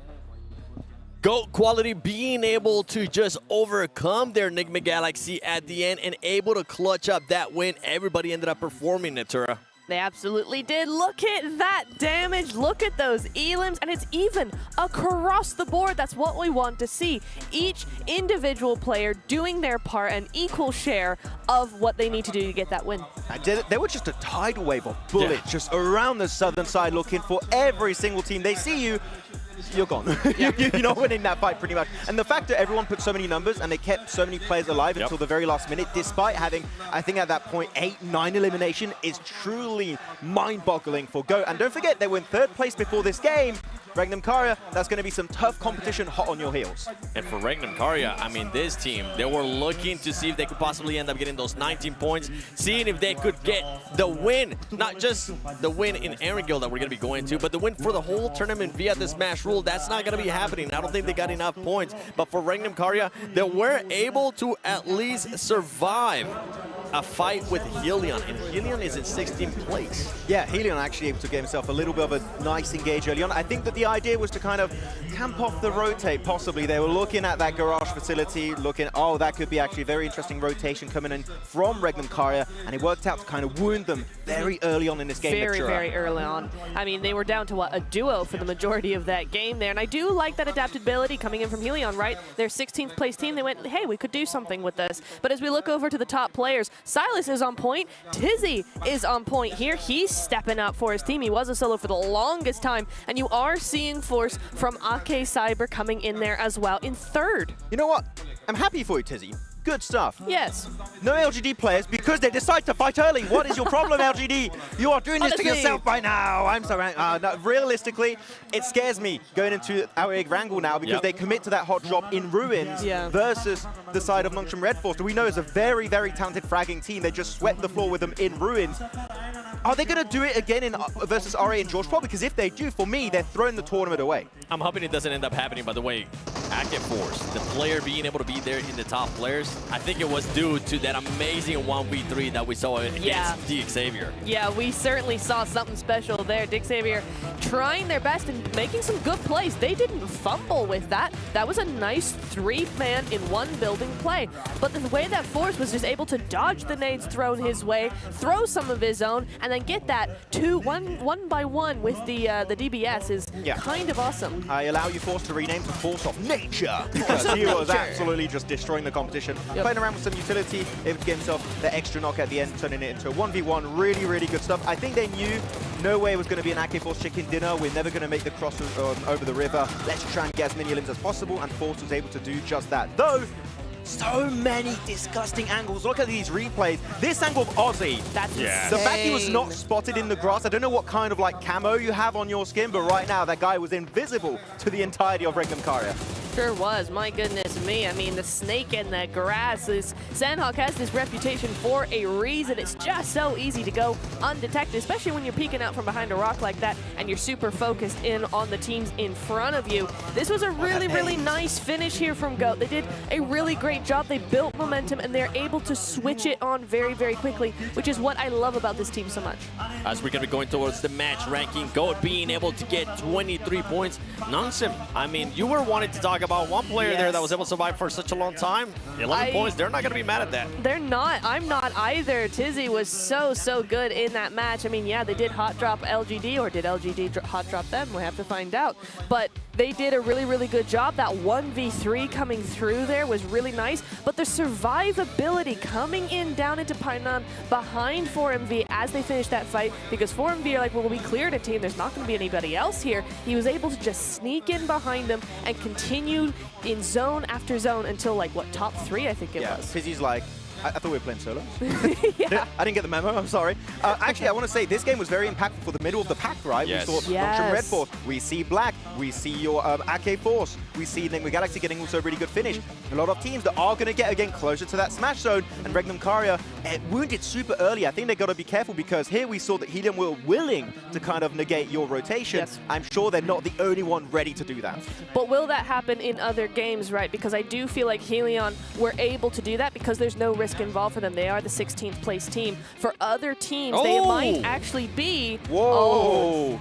They might be less willing now, especially when they see this, or maybe more willing. They might be more willing now, depending on who's around them, because that is 72 points for GOAT. GOAT overtaking first place from Regnum Karya. Regnum Karya is going to need now 13 points. GOAT just needs to get 8 points to be able to get to the 80-point mark. And then on the second Erangel match, we might end up getting our champion if they do end up winning that as well. But anything that surprises you here in this first page, Max? Ooh, it surprises me. I mean, of course, the top of the leaderboard is quite a big surprise. But yeah, T71, I actually wanted to talk about them on the pre-show. Didn't have the time. I'm going to bring them up now. I think they're one of the teams that, from the early stages of this tournament, especially the prelims going into the main event, right? When we think about how they played before, we just fight. We just fight, and that's all we do, and that's all what we really know what to do.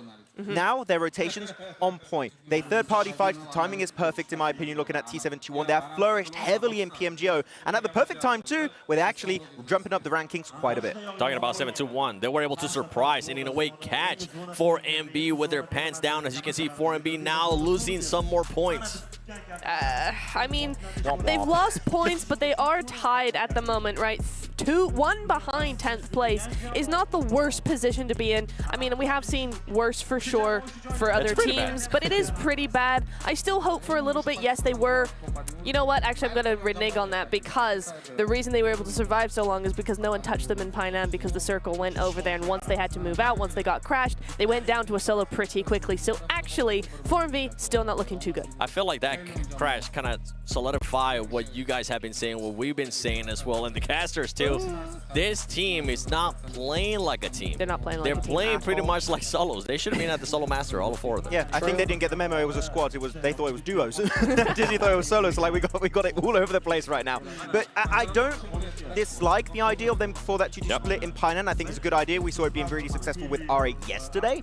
But issue is you've got that big riv in the middle. So really, if there's any compound you might not want to really do that approach, it is going to be Painan, because it really slows down the time you're going to regroup. And for about, I would say, the first 20 seconds of that fight, of that breach, T721 found themselves in a 4v2 versus 4MV, and 4MV couldn't do anything against that breach. So at least we don't have any more Sanops, but on Erangel, you definitely got to make sure those kind of mistakes and placements do not happen in compounds that don't really require that position. Absolutely. I want to talk about another small mistake that we did see from Nigma Galaxy, actually, in the end of that game. I loved how they played that entire thing. They were very, very proactive. You saw those rotations across zone. They went for it. There was no hesitation whatsoever. However, once they found that compound, they kind of just stood in it. And we did talk about this during the game, Max, is we were like, hey, this is actually pretty good. And I was like, I want them to do nothing right now. Just stay very quiet, let these other teams fight it out.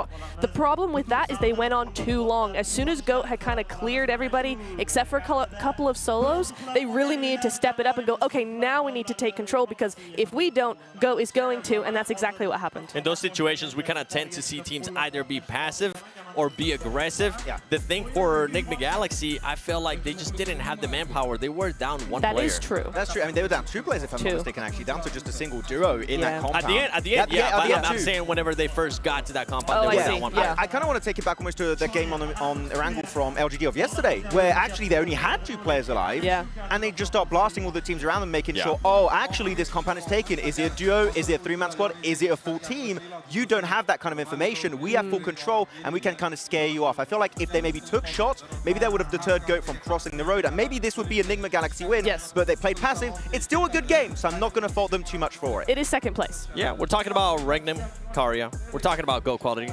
Let's see how this team's perform in that last match, because I feel like it's going to be a battle between these two. Obviously, GOAT quality does end up getting that win in the 13 elims. Oh my goodness. That's what ended up pushing them, I feel like. Not just the win, everything else pushed them to the top. It really, really did. I mean, I think they got all the top, they got to the top from the top, right? Because of that high ground in the south side. They were coming off of that hill, and that just leaves that land so open, especially when you've got a lot of solos starting to come in. You're able to just pick them off very easily. There's not really that support system to those teams out in the valley, so GOAT quality played this very, very well. I kind of want to do a direct comparison for GOAT quality, how they played this game based on an Erangel game we had earlier in this tournament. I think it was west of Yasnaya Lake. They had this massive 4-man split, everyone away from each other, and only Effie's, if I'm not mistaken, was performing, was doing the damage, was getting knocks and eliminations, while the rest of the players just kind of crumbled apart, and he was down to a solo, couldn't do much. Here, everyone was doing so much heavy lifting, like me in the gym every single day. Not every day, I take like days off. But he does. Regardless, they were able to actually play that rotation so well because everyone was actually so impactful, not just 1 or 2 players, and that is how you pull off a perfect 4-man split on the south. As we're getting ready to go into our first Erangel, I would like to see those overalls again, because I mean, I want to see the difference that some of these teams are currently having in regards not just to placement points, in regards to eliminations as well, because it could be a bit tight. And the one I'm thinking of right away, we kind of saw it earlier, we're seeing it again, is Goat and Regnum. They're with those 29 points. But I want you guys to notice the big gap in regards to placement points between those first two and everybody else. Wow. I mean, Ake is the only one who comes close to that, right, with 21 points. Nigma Galaxy, I will say 23 points, right? That is looking pretty good, but everybody else, yeah, quite low. LGD in particular, that discrepancy is huge. Right, when we're looking at this, right, of course, Seven just talked about the top two teams. Those two teams, Go, Regnum, Karya, they are really one decent to one good game away from being in the Smash Zone, from being over 80 points. All the other teams need at least a minimum of 2 good games, and we have 5 games left. Yes. Again, that clock is ticking really fast. We need to see the performances and the points coming on through. The next one I'm waiting to see prove themselves. I know I sound like a broken record right now for LGD. We know what this team can do. I saw it in PO when doing my review for this tournament, and we saw it so many times. They can get close to the end game. They can get those really, really strong fights. The hot drop is really hurting them. They could maybe already be in contention with Go and also Regnum if they fixed it. And for these teams here on the second page of the overall, at what point do we kind of start counting them out, or at what point can they start counting themselves out? It's complicated, right? Because the tournament could end, we said it on the pre-show, it could end on match 3, for all we know. It could end on match 4 or 5, we have no idea. So the thing is, it's not like you need to get X amount of points per game. You're just going to get good games for as much as possible, for as long as possible. It's really odd. If you're one of those teams towards the bottom and you do end up in a final situation, you see maybe a player from Regnum Karya, you see maybe a player from Goat Quality getting eliminated, I think their full focus is just going to go towards that fight and saying, we cannot let them win. Absolutely. No, you can't let them win. Not at all. So if you are going to have that opportunity, I think you really do have to take it here. It's not necessarily my favorite tactic for your own team. You know, I kind of want to go for the win rather than that push, that elimination. But if you know this is not your game, this is not what you're going to do, then you need to make sure it's not their game either. I'm going to be honest here, Seven. Looking at how the tournament is going so far for the first day with that first game, passive gameplay at the bottom teams, not going to be enough. Like, you need to go guns blasting. Placement points is not going to cut it. You need to get the elims on top of it. Who are you? Who did they change you for? Smash Man! It is me! That's exactly what it is. I'm loving the aggressiveness here, that you wanted to be aggressive, because I appreciate that. I mean, we're going to be going into the first Erangel. We saw some teams being able to perform actually really well in Erangel yesterday. I think one team that was one of those was Ake Cyber. They were able to get a top 4 finish, a top 3 finish. I gotta go back and rewatch the notes, but they were being able to perform that really well. They gotta take advantage of this situation. They really do. They did have a really nice 2-2 split either side of the river in that last game. They did get a fair amount of points. It was pretty decent. I mean, Force as well coming in with the play against Xavier, so it was really nice. So I do like how they ended up playing that. They did go out a little bit early, but again, it just comes down to that zone and the river, and it gets very complicated very quickly. You did mention a team that actually ended up performing much better in Erangel.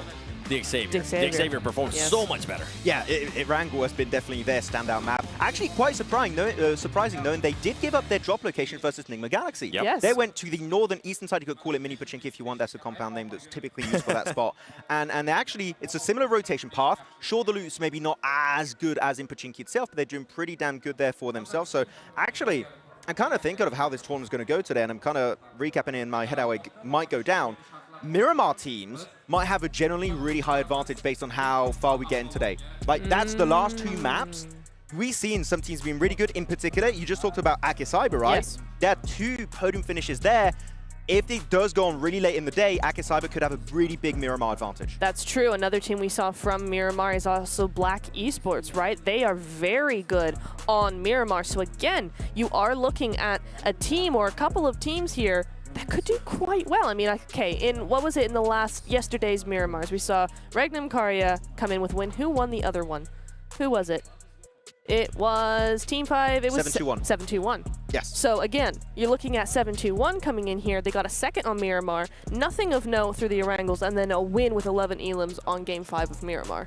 Yeah, I mean, that could be good for the 7-2-1, especially as we said, their rotates are definitely way more like locked down going into the main event. They're a lot more, I wouldn't say scared is the word, I would say they're a lot more methodical in how they approach the map, right? They're only taking fights early on if they make sense, if they're going to have a very positive impact on their position in the circle at that point in time.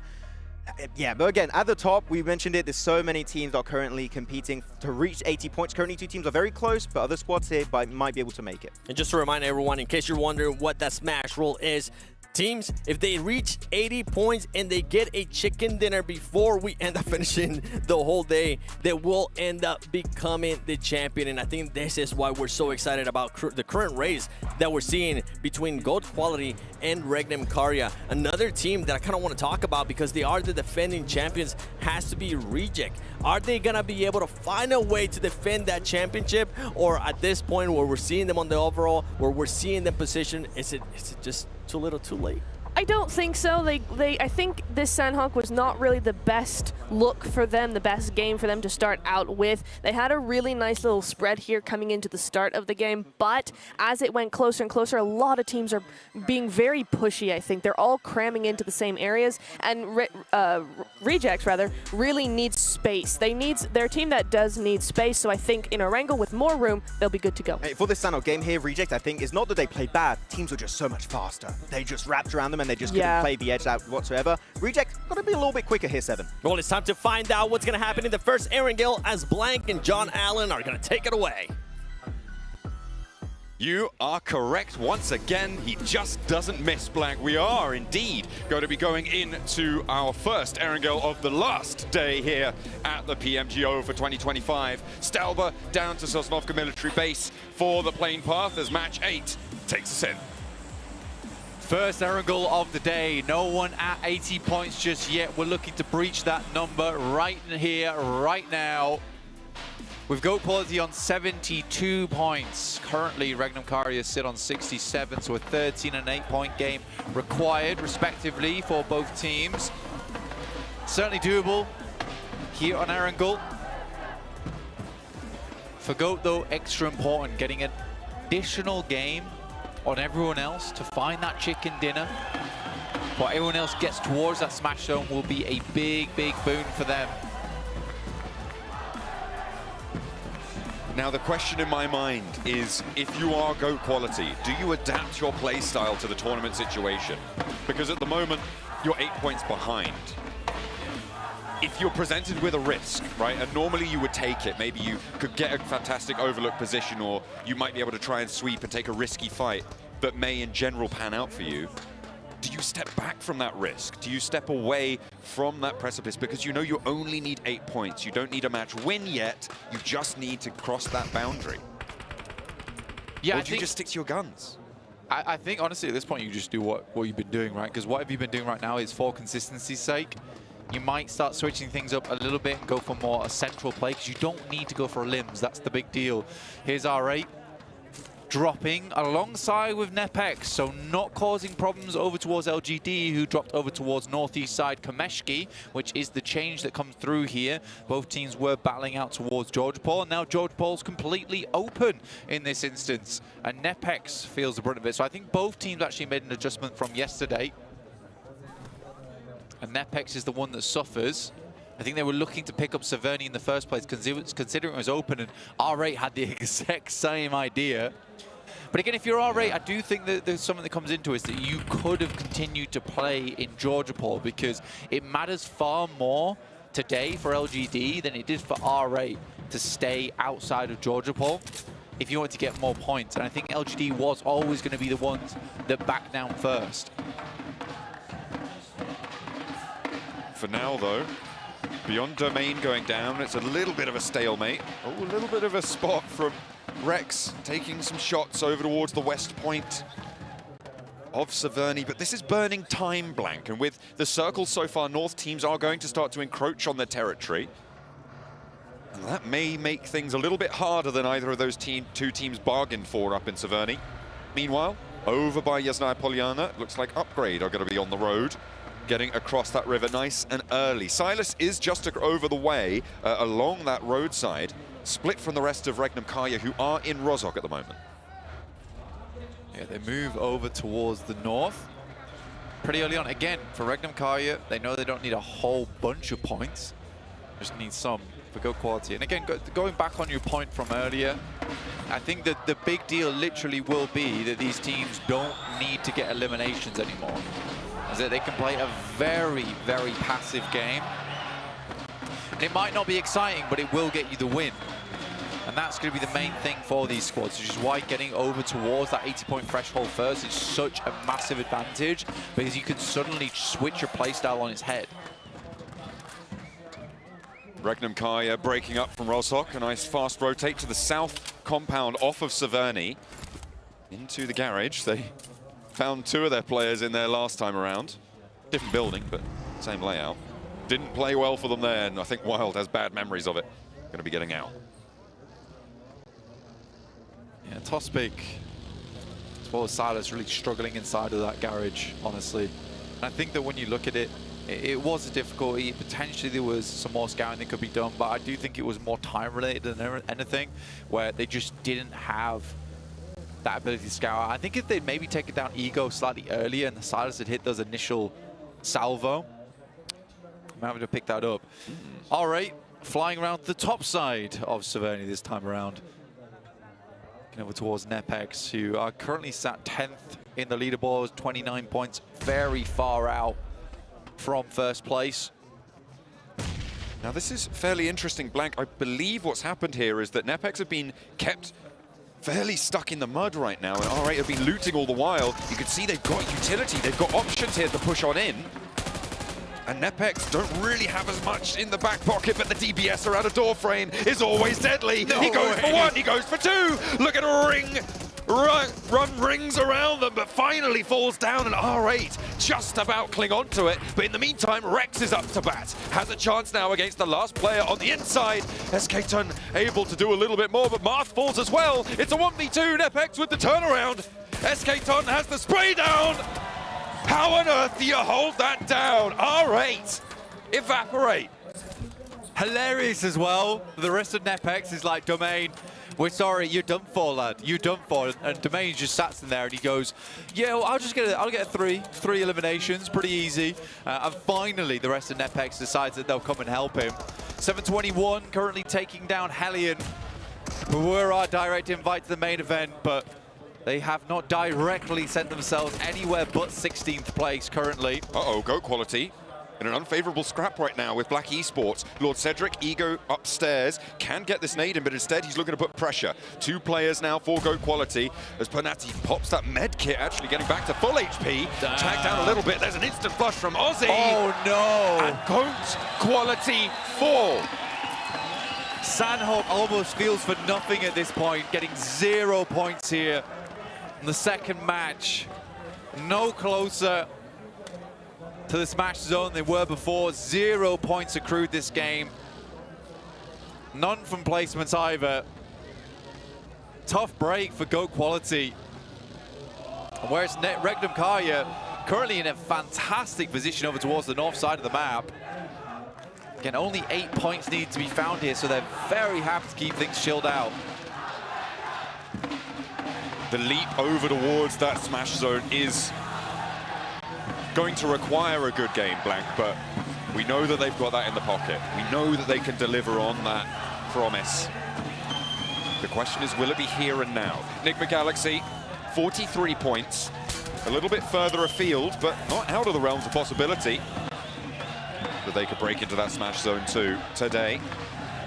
Maybe not this game, maybe not next, but beyond that, it's anyone's potential smash. Yeah, I think the frustrating thing for these players will be the fact that if the game ends, or the tournament ends on match 3, they've only had 9 matches to show their worth, right? So if you get like a bad day 1, there's not much you can do to bring things back into favor on day 2, but that's just the point of it, is that you cannot make any mistakes here in this tournament on a 2-day sprint almost. LGD, this is a good game to catch up. On the north side, just in the south of Severny here. Excellent springboard for LGD to continue further into this tournament. Here's Precious, man.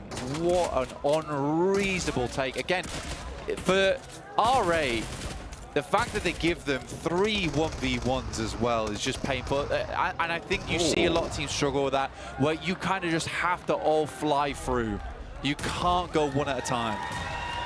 There's some real big nades, real big plays coming through from the 721 aggressor. We saw Butcher in a 1v2 there on a replay. We saw those nades from Black Esports, who, again, just starting to be a lead weight to the teams towards the top. Last time it was Regnum Kaya, this time it was GOAT quality. LGD actually flexing out of the south point of Severny, moving over to some of the hills. They know that Nepex is still here, or they have an inkling anyway. In the meantime, we hop over to the east side of the circle with Upgrade. Ruzen has Law, but he will back off the angle. Upgrade trying to further their position on this leaderboard. It has been rough, it has been tough, but they've been chewing through it all the same. Gotta respect them for it. They haven't just fallen flat in this tournament. Circle moving down towards that south side. Frustrating turn of events for Regnum Kaya, considering they started in Rozhok. That would have been actually a very, very nice place to stay, which Nongsh and Red Force now have taken advantage of on that south side. So Regnum Kaya currently controlling over towards that northern edge. Have to continue to do so in close competition at the moment to LGD, who are just over towards that northeast side. But they're breaking. Either way, Regnum Kaya down towards the southwest. LGD currently quite happy to play northeast edge. Regnum Kaya roll down. Black Esports, they were able to take down GOAT. Now they've got the second place team knocking at the door. Backing off though, neither team wants to commit to it. And they'll take these counter-pointed compounds, Blank, that sit just north of that central river that divides the circle. 4MV with a little bit of vengeance over towards Aki Cyber from last game. Couple of shots going their way. 4MV, one elimination this match. Buggy climbing the tree. But 4MV is the one who really do need to get a boulder on. Tackle this cliff face that is the leaderboard. It is very ominous for 4MV. 29 points, 12th place, and this is what you were saying, right? If somebody gets that smash rule activated now, 4MV and their first day have ruined their chances of anything good happening here. The question is, can they come out of Sandhawk and a mildly disappointed performance there into a strong Erangel? They are on the outskirts here of this circle, but they're fairly alone on the south side, so they've got time to gather. They've got time to start that roll, gain some momentum, find the right moment. Circle closes in over towards the northeast here, which is very nice for a lot of teams. I think they're happy that this doesn't cut between the river. Again, it is quite open space towards this north side though, so that is a bit of a worry. Regnum Kaya making them move down towards that south side. DXavier was good yesterday, honestly, some very, very strong moments, but not quite able to push themselves far enough up the leaderboard to be in a challenging position for that 80-point threshold at the start of the day today. But definitely still a fearsome squad at 50 points. They have lost one player this match. Fairly central on the circle. You can see they're just southwest of Influence Rage right now on the minimap, or on the map feed if you have that up available on YouTube. You can check out where all of our teams are. Meanwhile, Wow. Regnum Kaya, they make the dash. The cross down to... They were much further up north, but they want to play this bridge. They want to play on the riverside. They've spotted so many players here, and this is something that they did at the end of last year in PMGC. They went for a points-based play. In that final map of Miramar, they went to somewhere where they knew people would be trying to desperately cross so that they could start to farm those elims. This could be good from Regnum Kaya, but again, it's such an awkward position to play. Loxy goes down first. Should be able to get the res on him. It is awkward, but very doable at this stage of the game. Zvezda is in, and on the bridge, there's no backup. Silas is in an awkward spot, and Aki Cyber looking to do even more. I think this was a strange decision from Regnum Kaya. I think they could have played things much more chilled out on that northwest side. I mean, it felt like they were trying to catch these crosses, but it's the crosses that catch them. And they've lost a player. They do get the res up to 3 players alive, and they may still have a chance to pick up a lot of points here. There's the first that they're able to earn. They are now on 68 points, 12 points behind that smash barrier. Just so awkward. I don't know. I'm not sure I agree with this play coming through from Regnum Kaya. A nade? It certainly feels like a play that's going to get you at least far into the game, which is what I'm wondering that they're trying to go for. Loxy peeking around the side, trying to pick up an elimination. Won't find a single knock over towards Nongshim Red Force, but a heck of a lot of damage, though, done. Zvezda for Akisaiba, holding on the far side of the bridge from Regnum Kaya. 6 nades in hand and a Molotov as well. Those nades could have an impact, but the question is, do you want to use them now, or do you want to try and save them when you inevitably are going to have to leave from this riverbank? Nongshim Red Force, 4 players alive, up into the Wizard Tower. It has oversight on these bridge runouts. Next circle in just a second now. It does pop down towards the south, which leaves Regnum Kaya fairly comfortably in. Very fortuitous shift on the circle down towards the southeast side. Very awkward circle as well, covering quite a lot of Rozhok. You know, there might be a possibility here, if you are one of those teams off towards that southern edge, is to go for Rozhok itself and try and sneak your way in. For Nongshim Red Force, they did leave XZY on the south side. So there is a regroup point for the rest of Nongshim Red Force. So I like that, leaving Lanka behind. It's also a lovely high ground position that can overlook the northern bank as people roll down towards it. Potentially slow other teams trying to do the same thing. Very nice indeed. This is a replay on the roll down. Admin was the one to wedge that buggy up there. Nongshim Red Force spot another player from Hellions. And that's the replay on Zvezda, putting Silas probably into his misery, I think it's safe to say. Yeah, it's a slight misplay from Silas there, dropping down. I think he just tried to get ahead of the issue, understanding that Akisaiba was attempting to get to the other side of the bridge. The vision was there, just slightly slow execution. If he had been able to get it, it would have been full control of that bridge, which would have been amazing. Reject moving up over towards, let's say, a more central position in the circle. On that north side, looking down the slope. But a lot of teams still caught out on that northern edge. LGD have taken a heck of a long time to get into position. Still waiting to move through. But again, a backstab from LGD at this point in the game might be quite unexpected. Certainly could be. They are mounting up and moving in at quite a pace. Influence Rage will be first to receive. They're going to go past Upgrade as well. A long train towards the bridge. Black Esports are here. Maybe looking to crash down underneath the bridge. Lord Cedric topples down in the buggy. Regnum Kaya and Akisaiba are going to light him up. Something awful, I'm sure. Symphony's down in the meantime, and Black Esports have to put 2 up on that northern shore. But remember that off angle? It's going to come through from Nick McGalaxy, potentially. Lord Cedric up to the stanchions, and Wild holds his nerve. Regnum Kaya pick up another point. They are now 11 points behind the barrier. Very, very well done from Wild there. Quick on his feet. Spotted where the player was and immediately got into cover behind that small foundation on the beam. Zeptimus is down, and I would say in broad sightlines of a lot of other squads. But Nick McGalaxy, what a cute little rotation this was down towards that south side. These nades are starting to have the pins pulled, but I don't know if Regnum Kaya have too many more. Zeptimus and Ozzy both alive, but low HP. Akisaiba has angles onto this one. Nick McGalaxy currently do not have a sightline just about over towards that location, which is what's keeping Black Esports alive. LGD moved from that north side fast on the south edge of Upgrade towards the bridge that leads out of the west edge of Yasnaya Polyana. And now they're playing from the riverside onto Upgrade. Yeah, it's a sharp, sharp cut coming through from LGD. The fact they're able to get around that edge, past Upgrade, onto this bank on the eastern side, it's a very clean rotation, and doing it with 4 players as well is extremely profitable. Wild, pull the pin on another grenade, goes over the top, should be barely on target. Airburst a little bit longer and maybe takes down 2. Circle shifts over towards the northern side. Such open ground, but Nongshim Red Force actually hold a fairly commanding position within this circle.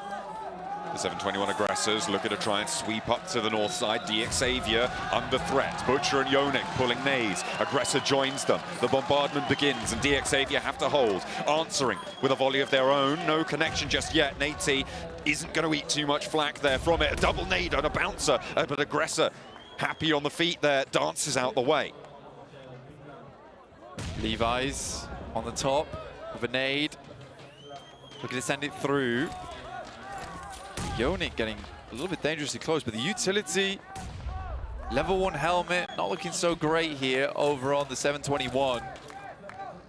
Xavier preparing for punishment here.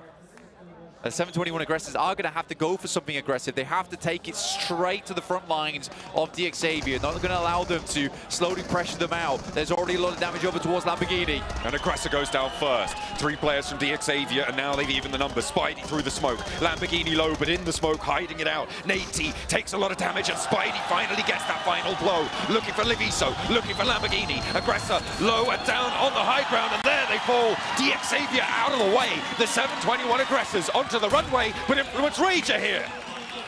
Second plane about to take off right now, and I think for the Influence Rage, they're looking to go hard on this one. But Yonik already finding the first. Laura's down. Laura's in his next. Little boy, final to fall here. And Butcher throws through them like a cleaver. Meat on the slab for the 721 aggressor. And it's the Butcher in chief. Riding strong, that new car at his back. The speed. The aggression. Beautifully executed, but they've got more to do. Rejector here. And a third team wants to go. 8 eliminations in the space of a minute, unheard of here at the PMGO. Regiocio with a nade in hand, looking to send it over the top. The 721 aggressors look fearsome, striding out from that engagement. 2 players down, but a heck of a lot of points found. Butcher dispatched, but his work is done. This match, they survived what seemed to be the unsurvivable. Unfortunately, that is as far as they will go. 3 teams proved to be 1 too many. But what a way to glow. What a way to show up. That is how you impress your hometown crowd. An incredible performance there. Regnum Kaya, though, looking back towards them on this southwest side. Penned in by Eki Cyber as well as Black Esports. Zeptimus goes down, that's to reject.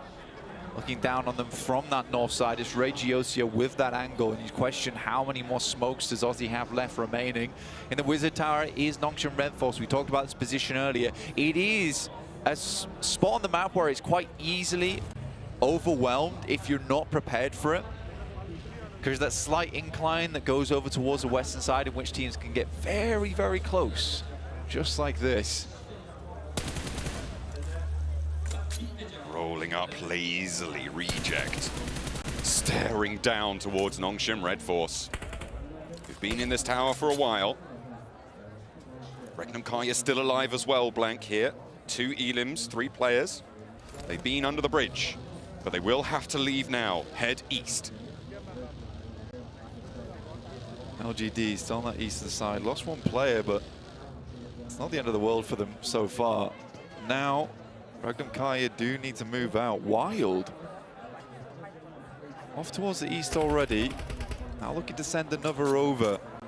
Deep breaths here as the team prepares for the submarine play. Wild stepping up at an opportune time. Finds both.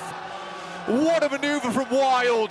And it certainly was a wild card there that Aki Cyber was not suspecting. Emerging from the depths. Aussie next, but he wins the challenge this time. Flush, maybe, for Black Esports, but there's more to do. Toshpix there, Mini 14 in hand, empties the mag, but it's Loxy to take him down. 5 elims now found for Regnum Kaya, drawn level with GOAT quality. 8 points more, and they are into the smash zone. 2 players alive, top 6, looking for a top 3 here, Regnum Kaya, but so difficult with the amount of teams that are so healthy into this match. They almost certainly have to clear out Enigma Galaxy. It's probably their only hope on this south side, and then expect these teams in the north to fight off against one another. It's just SnowX on this point for Enigma Galaxy. In a 1v2, potential backup from Ralph. But Nongshim Red Force also a threat.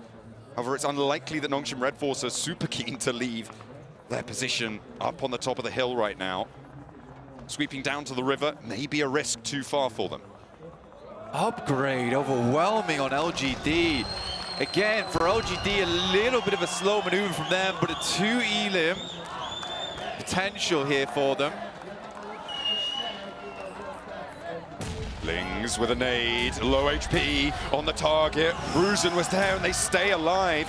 Upgrade lose one and a second knock goes their way. Buzz now the last to stand. They're starting to melt. Enigma Galaxy rotate up.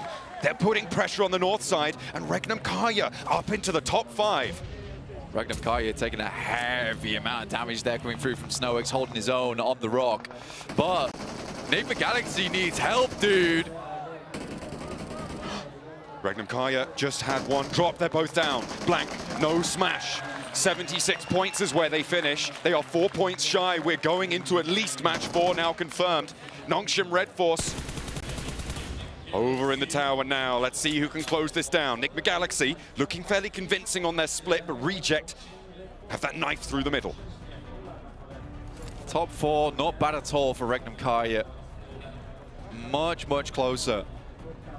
Enigma Galaxy now holding on this eastern side. It was a good setup. And again, for LGD, I was surprised they didn't try and wrap down and remove the players on this ridge side. You can kind of assault it from that northeast side without having too many sidelines over towards you. Reject, Nongshim Red Force, Enigma Galaxy all remain. But Nongshim Red Force, what a slow game from them. Why are we still inside this wizard tower? What kind of ritual are we concocting? They're casting spells. They're trying to summon themselves a chicken dinner, Blank. They're waiting for the final moment. And now is when they roll out, down to the river. 2 players from Enigma Galaxy are down low there, and SnowX has fallen as well, which means that Redox is now the only player on this angle. Regroup from Ralph, nice and speedy. You can see he's now on the overlook, which means this res is a little bit safer, but Nongshim Red Force have made it close by. 1 player of theirs will fall, though, on the approach, leaving the 2 on the low ground. With the far angle to challenge against Enigma Galaxy is 3. Tizzy repositions away from the nades. No damage to be seen there, and further down the hill they go. Stopping short, just on the western side. Seems like a mistake to me. Nongshim Red Force now trying to take some shots up towards Enigma Galaxy, who hold them out strong. Luckily for Enigma Galaxy, Reject's currently on 2, so it would be a bold maneuver to move further down towards this southeast side to try and challenge. But great nades so far coming through Enigma Galaxy, but none of them quite sticking. SnowX goes down and Doc launches a second.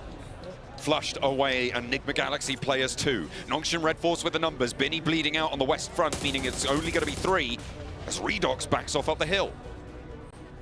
Rejects will take down Binny.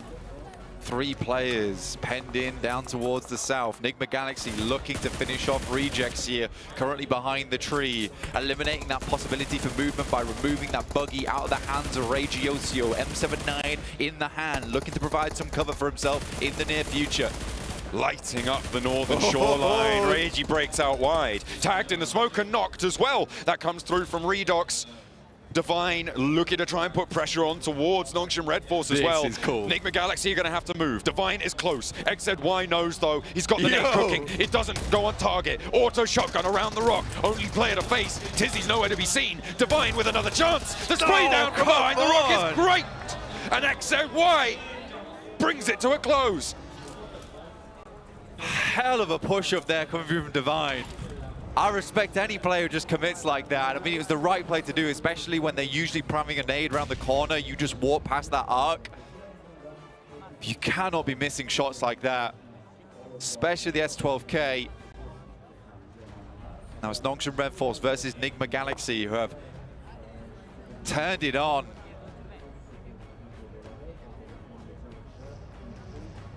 Ralph moving up to the high ground, has that terrain cover. No hard cover in front of him. Has a rock or 2 maybe, but he's relying on that hilltop. Stage 8, center circle is where this will close after we shrink to the white border on your minimap. And Redox looking for that off angle as well. Could move up to those trees, but Nongshim Red Force have a lot of control over there as well. A lot of latitude to move over to take peeks that way. What are these nades, though? I mean, I can understand trying to nade out the smokes, but this early in the game is kind of out of character here for Nongshim Red Force. Again, this is the closest they've been to smelling the chicken. Whole tournament. Redox goes for a wide angle over towards the northeast. Final circle now, crunching the teams in. I wonder if they know that Ralph is in this vehicle. It might be pretty difficult to spot. Unlikely that you're going to have a player just sat in a vehicle out in the open, right? So maybe he's trying to give him the Ralph special. No, hops out. Okay, doesn't think it's going to work this time. Redox falls, and it is all up to the IGL of the moment. Ralph with it all to do, and Nongshim Red Force know he's there. It's a weird play coming from Enigma Galaxy, because you understand they've got this ridge side that they can peek over the top of and have cover for a long, long time. You sort of just want to wait behind cover. There was a fair bit of hard cover here for them as well, for them to come out into the open. So Redox puts Ralph now in a really awkward game. Tizzy, not full HP here, making those nades slightly easier. They're just trying to double up on these nade locations and continually missing. I think XZY may be out of nades at this stage, Blank. He's going to have to try and approach, play that weaponry. A P90 picked up from Tizzy in the long angle there. Another nade up from Ralph. Chucks the boulder, but it doesn't roll onto target. I want to see the angle from Tizzy here, because surely you could just see him peeking. Decent first nade, chunks a little bit. XZY behind the tree. Ralph is just not playing prone. Wraps round. Will not go quietly. Last nade. If it's here, it's big. He sees his opponent, but the breakout wide, and XZY alphabetical accuracy around the edge of the smoke there. And Nongshim Red Force find a chicken dinner. It was a strange, strange game that ends up in Nongshim Red Force's hands. For Regnum Karya, they get closer, go and put down right at the start. For Enigma Galaxy, though, a pretty damn good game, especially the fact they made that wide wrap into Rozok and then were able to play that position on the ridge. I think Snowick stayed a little bit too long on that western side, and LGD just didn't force the issue at any point in the game. For Nongshim Red Force, though, they will end that one out. I would say to probably a misplay coming through from Redox. I think they should have just played hard cover a lot earlier and waited for Nongshim Red Force to peak this ridge. Let's talk about some other stuff that happened during that match as well, Blank, because crucially, nobody broke that 80-point barrier. Two teams had the opportunity to do it, both fell at that hurdle. GOAT Quality weren't able to make it. They fall down into second place. They are still 8 points behind that smash boundary, but the same story is true for Regnum Karya. They went to that bridge, they tried to play it safe, tried to play a medium score game, and didn't quite come up with the goods. Yeah, like I was just saying, I mean, for Snowick to stay on that western side for a little bit long where he took down Regnum Karya, a little bit too long, but we're going to head over to the stage to get an interview with Ralph, because I'm very curious to what happened in that endgame. Welcome back to the main stage. I've got Ralph here joining me from Enigma Galaxy. Ralph, an interesting play during that match in particular. The circle pulled south, everyone went north of the river. You guys decided to pull out the circle and wrap round and underneath. Really interesting. You missed the whole lobby by doing that, and you managed to position yourselves really well. Who called that, and what was the thought behind that call? I think when we saw the zone, we knew like there's nothing on the north playable for us.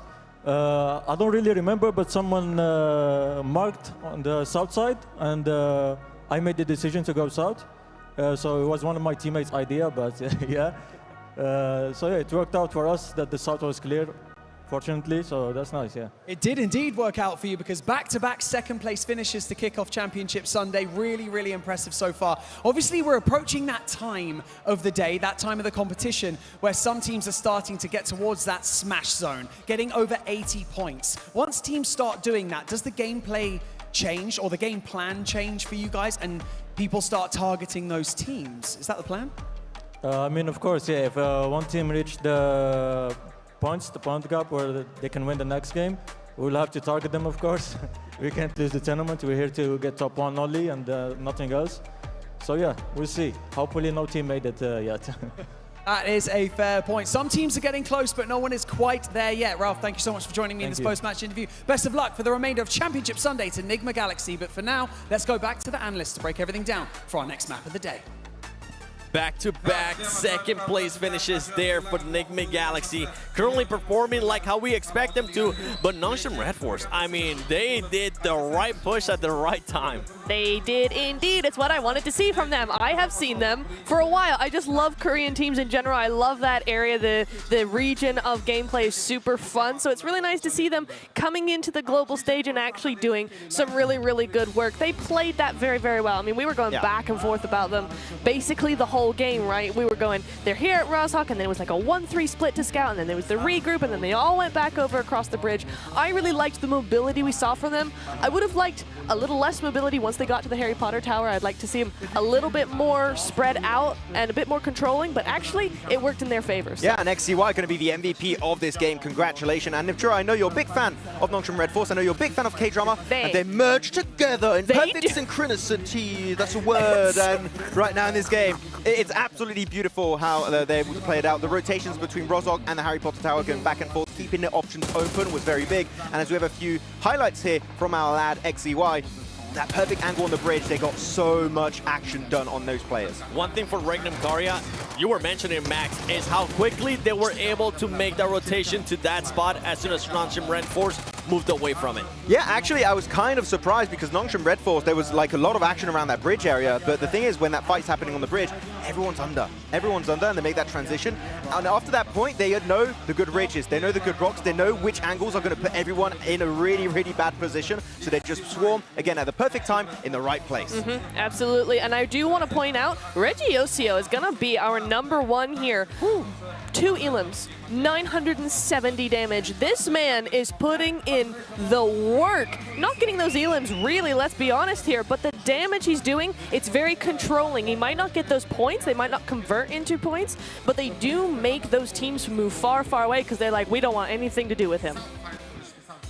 That's right. I mean, for this team, that's exactly, you want to be able to have a player that does end up doing that. Butcher, though, I mean, Butcher, he was able to destroy Influence Rage. He was indeed. That was so much fun to watch, though, because he comes in, they do the thing, there's another team's like, yes, please, does it again, and then Rejects in the end were like, our turn, we would like a shot, and then in the end it was a bit too much, but it was very, very nice to see Butcher and the team in general really go at it and get a lot of elims. One team, manageable. 2 teams, I can still make it work out. 3 teams, okay guys, you're asking for way too much, please calm down. Please. It's too much for me. As we go through some of the replays of this game, actually, we do see R8 fighting. One cool point to make, LGD did not drop in George Pole. Thank you. I was really waiting to see that actually stop. R8 also tried to leave the position. Unfortunately, they did have an encounter in the northern side of the map in Severny. They did get swept under the rug pretty quickly. That's unfortunate, but we are seeing willingness to change, which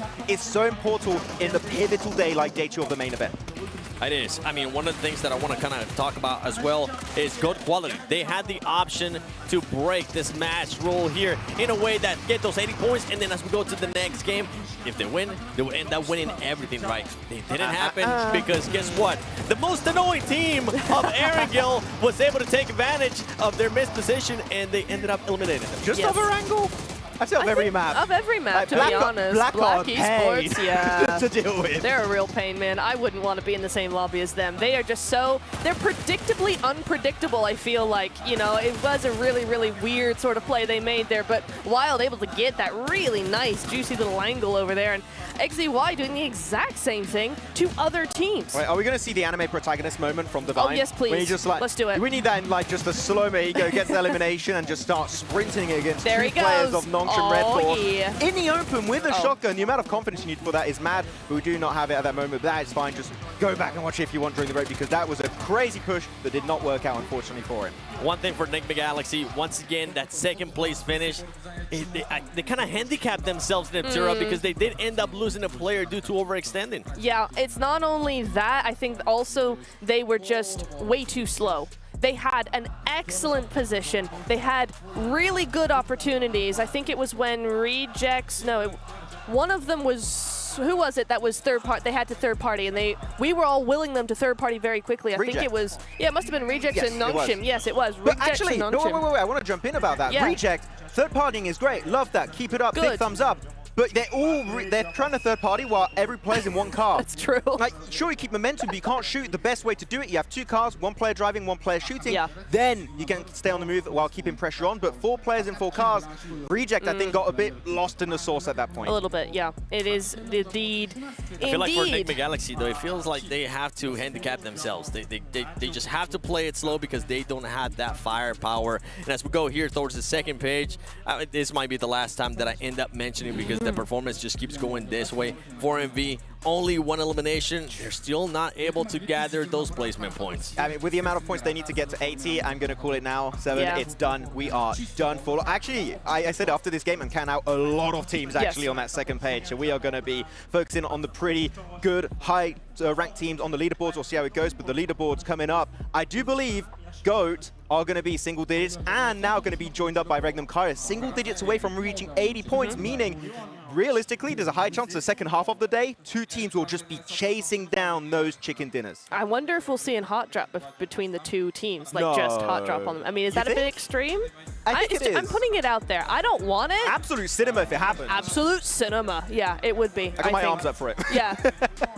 You can't see us, but yeah, we're doing that. Well, you guys have been talking about Noncham Red Force. You're a big fan of them, Nictura. I am. One clip that I know you guys want to talk about is when they were able to just make their way to Wizard Tower.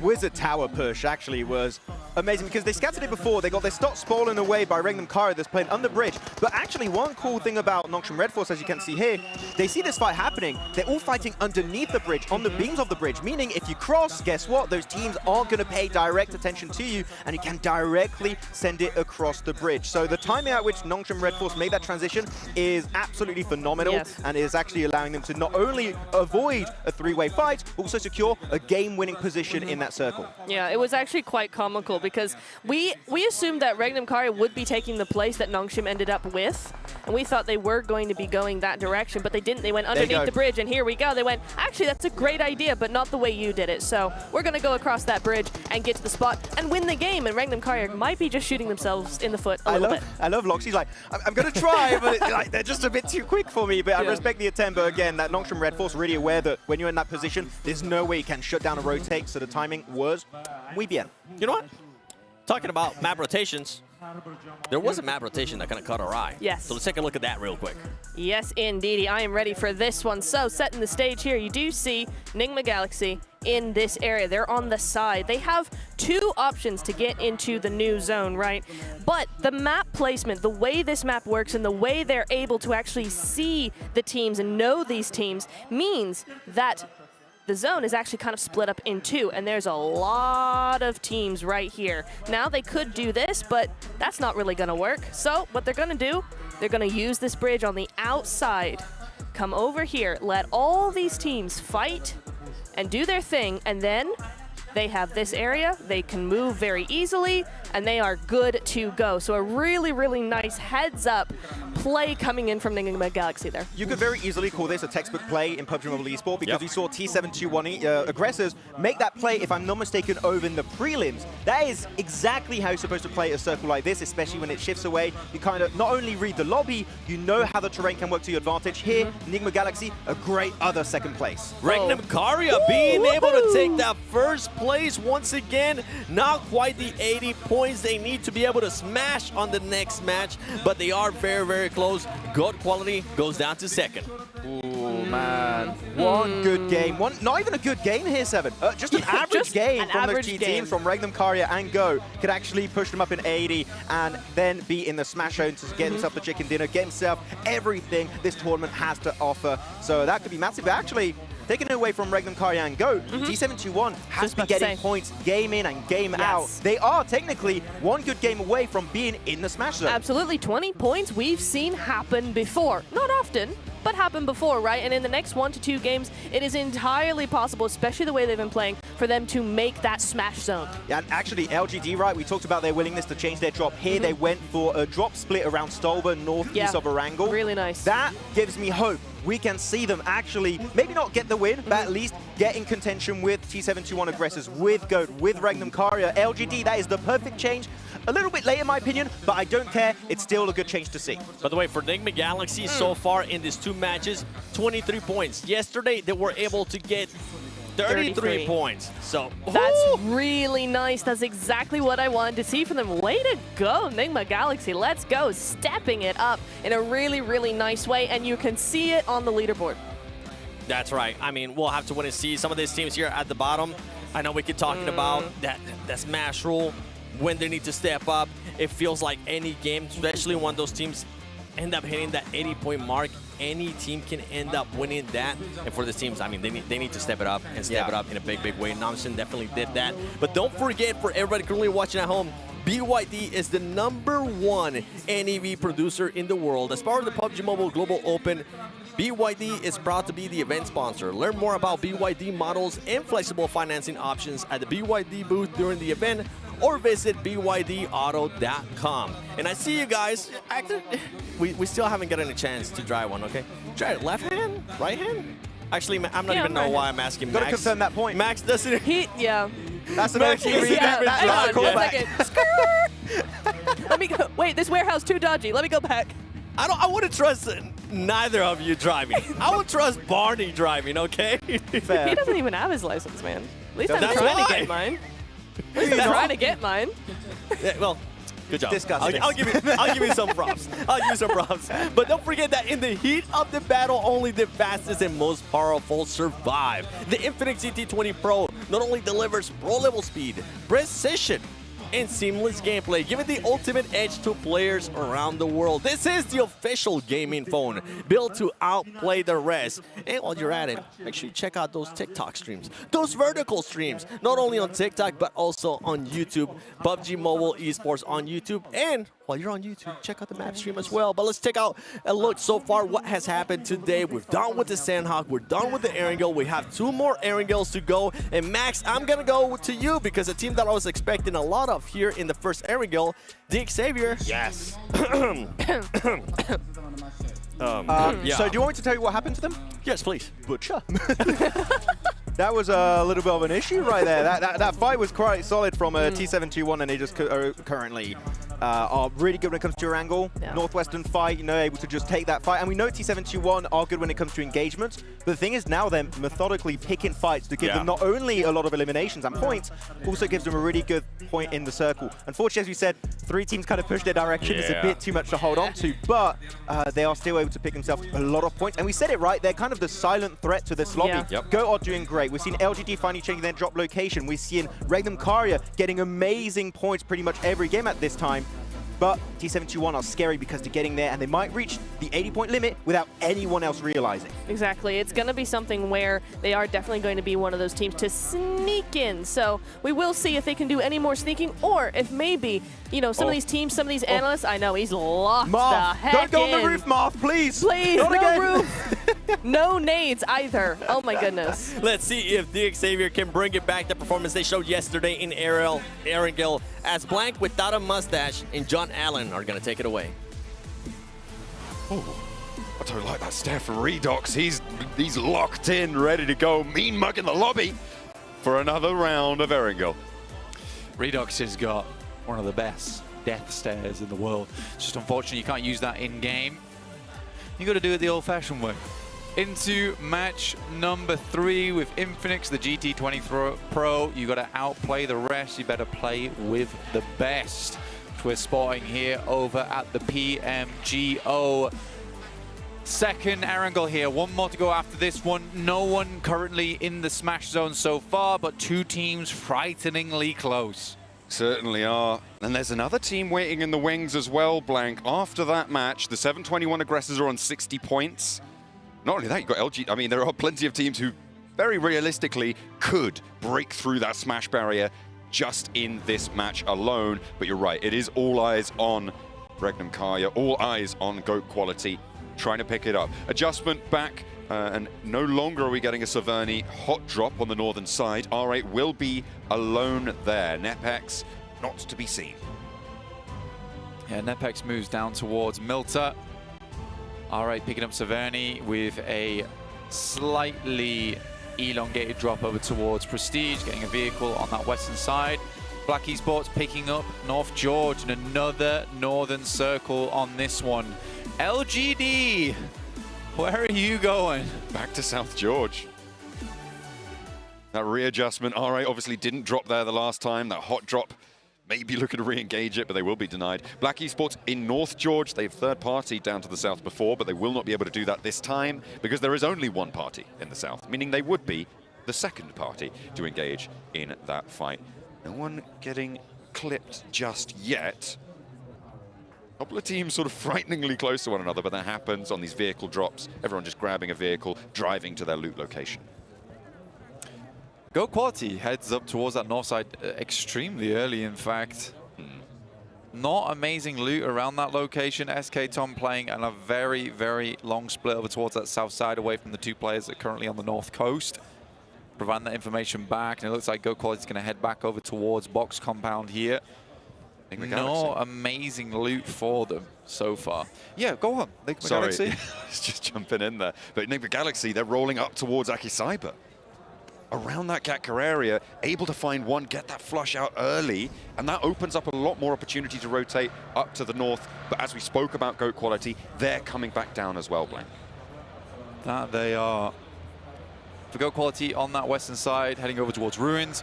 Most teams wanting to move over towards that north side. Regnum Kaya actually did make that swift move over towards that north side, just kicking themselves for making it so quickly last time in the circle, pushing back down towards the south, and they would have been way better off just sticking in Rozok for much longer.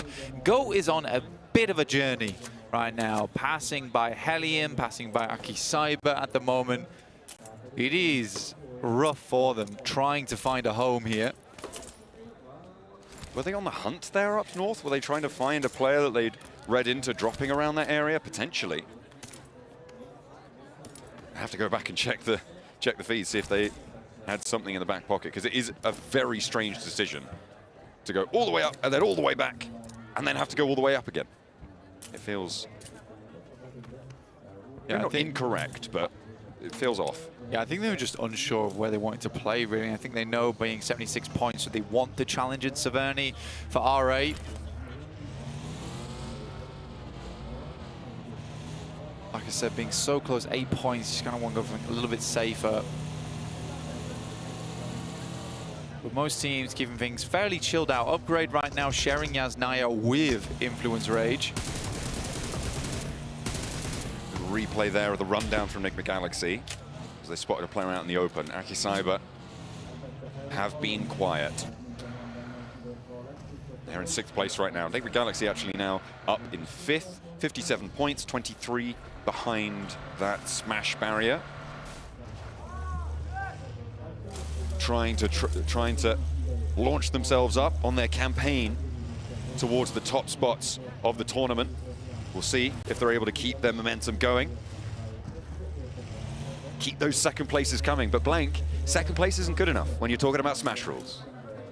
No, we'll get you a decent chunk of the prize pool, though, as Regnum Kaya will get Ida out of the vehicle nice and quickly. Toshpik picking themselves up 1 elimination, 3 points now away from the Smash zone. Now, I was thinking about what I said earlier in terms of getting towards that Smash zone and then slowing things down a little bit, but it is hard in that situation because you want to stay in first place just in case no one actually activates the Smash rule at the end of the day. You still have to keep pushing, so it's a question of whether you slow things down, focus on getting that chicken dinner, you're confident in getting in the last 3 matches, or you just keep pushing and hope no one else plays that slow play style and gets themselves the chicken dinner. It's a wildly difficult thing to go for. Loxy over towards DX Xavier. Paragin hits the floor. And that may be another point onside for Regnum Kaya, but they haven't managed to flush it out just yet. Still players from DX Xavier close. Regnum Kaya pushed up. They are 2-2 split right now, so needing maybe to regroup the other two to the north. A roll down. Silas confirms the point. 78 now guaranteed. Upgrade waiting over the far ridgeline. Do they know? Upgrade real close by. Loxy just waiting off in the wings next to the Dacia here. And Levi's will just send back. No point sticking around for too long in this situation. Taking stock of the map though, R8 have slightly moved off towards that eastern side, though they lost that player to Regnum Kaya early, if you remember. Certainly will. Well, they'll certainly remember it. Losing a player never favorable. 3 players so far have gone down, and 2 of them have fallen to Regnum Karya. Upgrade not going to put their toe out of line here, unfortunately, for Regnum Karya. They would have loved to add 2 more points, break that smash barrier. But now teams are starting to push on up. Enigma Galaxy get again towards Rozhok atop the hill. GOAT Quality, after their mission, their journey, their long rambling trek up north, down south, back up north again. They go to the top of a mountain and down they fall once more. There's nowhere they won't go to try and find that smash barrier as well. Yeah, it has been a little bit all over the place for GOAT this game. Although, despite that, you know, they seem decently looted here. Starting to move in over towards the western side of the circle. Black Esports moved out from North George quite early to get towards that coastal side on the north. Stage 2 really will be the difference maker, though.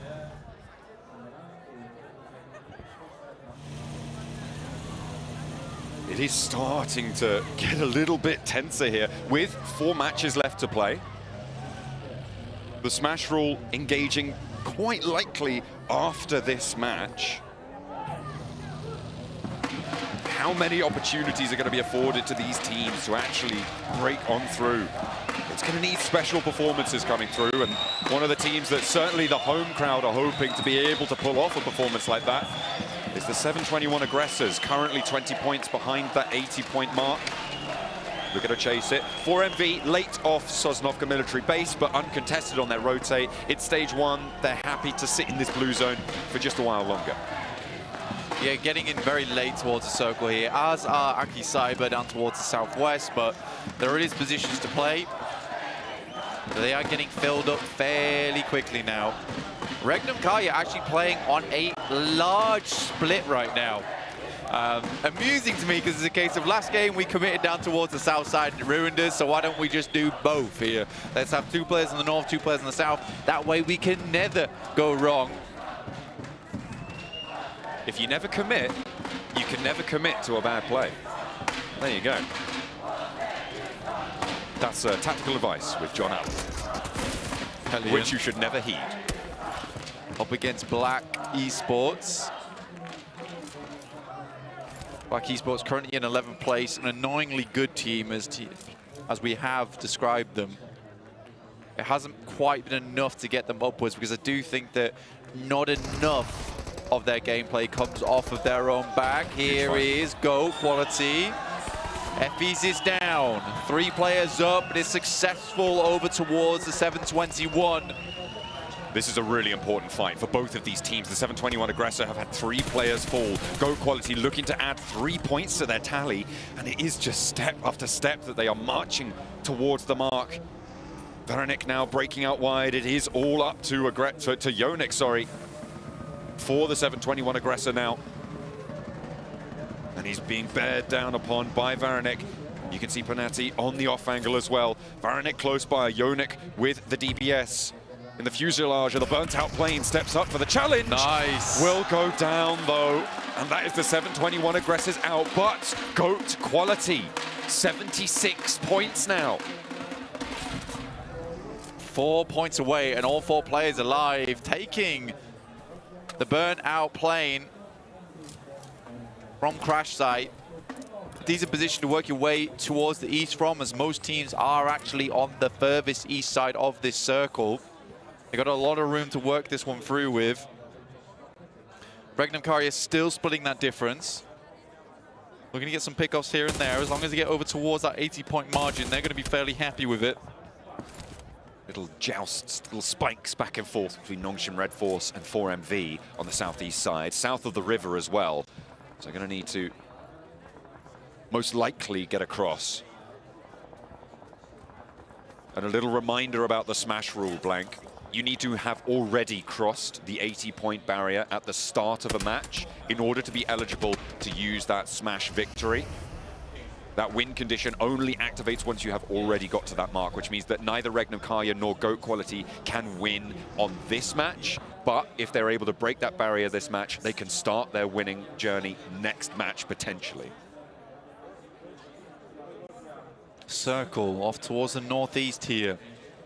pretty difficult one as well, like a lot of open ground down towards this south side. There is still a possibility for teams to wrap around on Lake here. Will be slightly difficult. Currently, Rejects playing in no lean at the moment. That compound off towards the western side of Stalbert. Which is a nice spot to be in, especially in this circle, I would say. With the high ground that it affords you. And just general space around it, which is very, very open. It's quite hard to assault that position, so Reject should be fairly safe for a long, long time. Finally, Regnum Kaya regroup. And good news, they had 2 players over towards the north, so that regroup did work out. I think it was a fairly effective 2-2 split, to be honest. Worked out well. So we get a little replay of the Hellions fight. Symphony hopping over the balcony there, but Falcon has his wings clipped. Lord Cedric to deal one of the final blows here at Symphony with a hop-up shutdown. Black Esports keep all 4 players alive. On the north side here, we've seen DX Xavier start to take a little bit of damage as well on this rotate. They're down to 2 players. Fairly, well, to the west of the central glut, but not far from a terrible position. Go has been all over the place this game. I mean, they're on the northern side now, wrapping over the top of Black Esports, and it's worked out fairly well. FE's is left behind slightly. With Panardi finding Zeptimus, though, that does create an opening. You imagine the rest of Black Esports is looking to crunch inwards. Baronet continues to try and find a position to play on this east side. They really want this point. They really want this point. Look at the flex out. Ephius goes down, though, to Symphony. Lord Cedric is behind the vehicle. I don't think you get Ephius back up here. Committing a little bit too wide. I mean, perhaps as soon as you see that rotate away from Lord Cedric, you could potentially go on a rescue mission, but no, Symphony does get that spray down, does have the angle. Panati and Ego both rolling out for this one. Spotting Lord Cedric and Symphony moving on up. There's the flush. They're now up to 77 points blank, 3 points to go. Go at the moment just hunting, realistically, to get over towards that 80-point margin. Early in the game where the fights aren't as close together, it's fair enough, it makes sense. They'll sacrifice a player to pick that one up. Slightly weakened by that fact, though. Regnum Kai have been pretty quiet in this game on the western side. Nigma Galaxy still down towards that south edge, who have made some very good rotates today and continue to do so coming into match 3. I think we talked about it before, right? This Ralph renaissance in terms of his IGLing ability, his ability to have the trust of his team, to lead from the front as well. We've been so impressed with his ascendancy over the last year. Is now the time for Nigma Galaxy to sit atop the pile? They are a little bit out in the cold, given these overall standings, but it's not out of the question. Nongshim Red Force over towards Doc. XZY is in this hovercraft, and Top sits in its shadow. Yeah. There he and is. He hops out. Oh, Top! Top takes it off him. He doesn't know. Oh, Top, what are you made? What are you doing? This guy is insane, and XZY Force Top is going crazy, giving them the runaround, and the rest of the team's here to help. What is happening now? It's Benny, it's Tizzy. Zyol's in with a nade. He backs up over them. Zyol falls. Top gets the heal, rolls around with the hovercraft. Tizzy trying to punch through that armor, but it's not there. He sprays. He misses. Goes for a second attempt. Top around the edge. Oh, finally he falls, but he nearly gave me a heart attack, Blank. Not like this, Auction Red Force. He was just waiting for him to hop out. That was crazy. Back in. Half expected him to get the rundowns as well. Had to back that thing up. Oh, goodness me. One player from Nongshim Red Force falls. 3 players now on the eastern side. Nepex wanted a piece of it. Will not be able to do so. LGD, who have been left in the shadows for a little bit, actually scratch that. Goat Quality are fighting onto Nigma Galaxy. Ego down. Goat Quality with the last player to stand. Nigma Galaxy, Snowix, and Redux in the open field. Goat Quality fall. They do not get the points to break the barrier. Regnum Kaya are there, but so are Nigma Galaxy. That is absolutely devastating for Go. Again, what was the markers in this game? We couldn't read the symbols. They were incomprehensible. All over the shop this match with Goat Quality. seriously some weird stuff coming through from that team there. 6 eliminations, fair, but you need to play this out similar to how Regnum Kari are doing this, which is just get into that smash zone, and then once they're safe, they can start to play their games a little bit looser. This is an incredibly important fight here for Regnum Kaya. 2 players sit before them, DX Xavier. If they win it, they have 80 points. The first nade in from Wild. Looking for the shots, looking for the damage. Can't go down. Wild is spotted though. Leviso out of the fight for the time being, as Nate needs to bring it back if he wants to survive it. Wild is very, very low, but Regnum Kaya know all they need is to close out this last player. Another nade over the top here, but Silas hesitant. They want to get this res, keep it as 4, bobbling these nades in. Silas keeps the pressure up. Toshpik on this long angle. Upgrade could potentially third party from the south. Buzz and Ruzin are both marauding around. We'll see if they have an impact. Silas has an impact though. Another nade in. Loxy launching them forwards as well. Wild has another, and there's the first again, finding Nate. Leviso now below that 3/4 mark, 79. Leviso, the last they need, the morsel, the scrap on the plate before they chow down on a chicken dinner. This is upgrade. They need to crash Ruzin this. could ruin it. They honestly, at this point in time, you just crash onto Levi's and you try and take him down. They're going to play this one a little bit more safe though. They have to leave here. Surely they know it's just 2 points that they need. For 1 now. A placement would be enough to do it. They are still 4 players. Leviso with the challenge. Molodoy with more attention sent over their way. A lot of damage sent to Regnum Kaya. Leviso into the vehicle. Oh, hesitancy from Regnum Kaya to roll down the position. Maybe they didn't know it was 2. The spray into the open field, but Leviso changes shacks. Swaps his tenancy for an upgraded contract into the circle. We're going to see on our screens, reject off in the distance for Regnum Kaya. Next few minutes, some of the most important minutes of their life. Ramsey's down on a nade coming through from Molodoy, a self-team nade there, not good news. High nade from the shack over to Ruzin. Redox is most likely getting flushed here, will fall. Enigma Galaxy have 2 players alive, both of them in the smoke in the forefront of your screen. A nade over the top, over towards Ramesses, looking for these flushes. Snowix and Ralph trying to hold their nerve now. Ruzin low. Reject could potentially third party from this ridgeline. Remember, Influence Rage as well, and somehow they're weathering the bombardment. Reject needs to come in quick at this point in time. This is 3 points for them. Regnum Kaya moving on the south as well. Reject could move in and third party this. Pick up the point they need. Ralph down, Snowix on the inside. Buzz with a challenge. Up and over. They need to go now. Are they in the same building right now? One's outside, one's inside. Snowix taking damage. Dips out with a DPS. Molodoy with a challenge on the outside. And Snowix falls. Upgrade stays standing, but Regnum Kaya are here now. Good third party. They have an angle onto this. They could find the shack. And 1 more point. Placements may be starting to kick in for them too. 9th. They go out now, I believe it's 1 point that they would get. So I think Regnum Kaya have just done it into the smash zone. More points though, always nice for Regnum Kaya. They'll take what they can get here. You confirm it sooner on the eliminations. It'll probably put them at ease. Apollo right now is a tasty morsel for Regnum Kaya. They know he's here. Look at this commitment coming through. They know it's only 1. They're sending everything they've got. They're making it all onto this play, and Toshpik opens brilliantly. Regnum Kaya want to close it down, fully confirmed. There it is. Bang! Smash barrier broken. And Regnum Kaya with the opportunity to go next match. Chicken dinner. Win the whole thing. Match 4. We'll see if they've got what it takes. Divine off in the distance. Losing that outpost for Reject, pretty terrifying for them. Limited information on that south side now.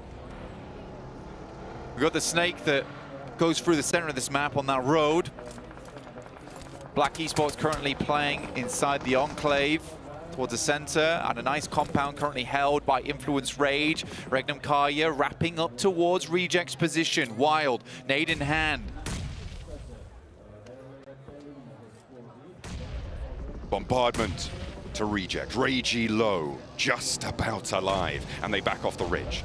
Regnum Kaya sweeping the outside. Everything from this point is gravy. For the team from Turkey. From the man denied at PMGC. Silas leading the charge for them. A man as storied as any here in PUBG Mobile Esports. And they have this opportunity once more. A reminder again, Regnum Karya cannot win this game on a smash ruling. They will need to go next game to win on a smash ruling. Even if they get a chicken dinner, you need to have already passed that 80-point boundary. Upgrade, south side, reject, taking damage here. Regiocio's already down. Heavy chunk as well, depending on how quickly this fight continues onwards, and that's R8 out. Molotoving himself as well. Point denial? Maybe. What? What just happened to R8?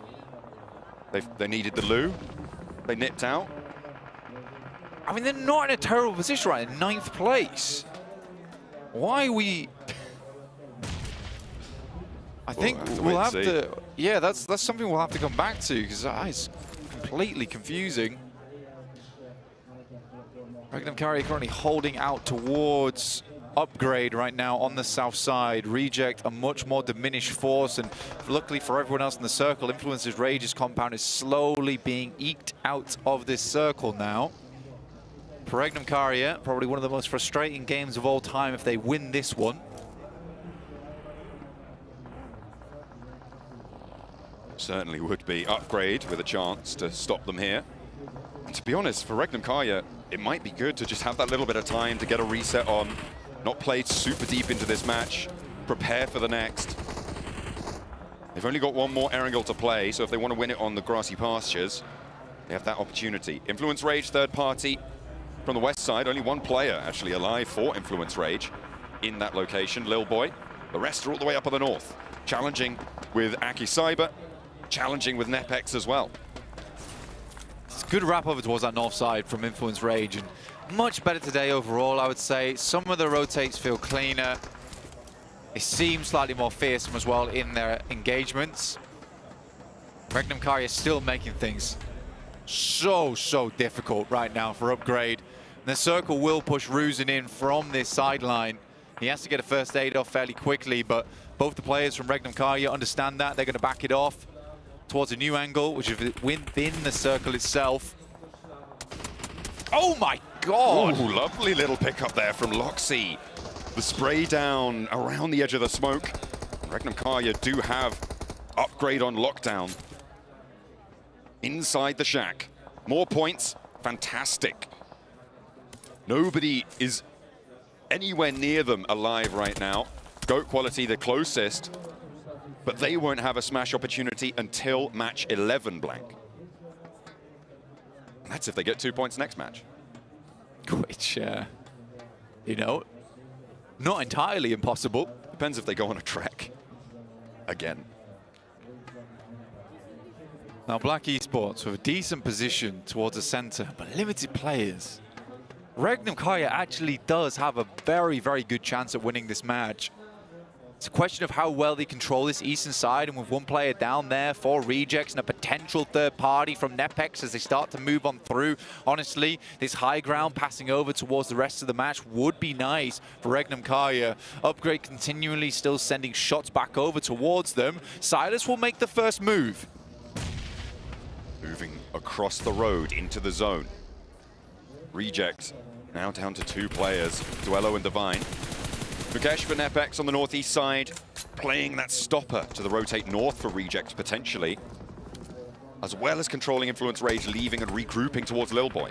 This is unbelievably good control coming through from Regnum Karya.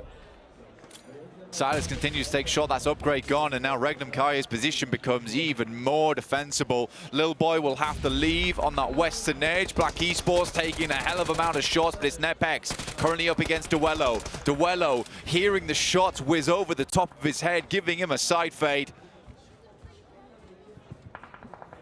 We'll have to try and brush it off though.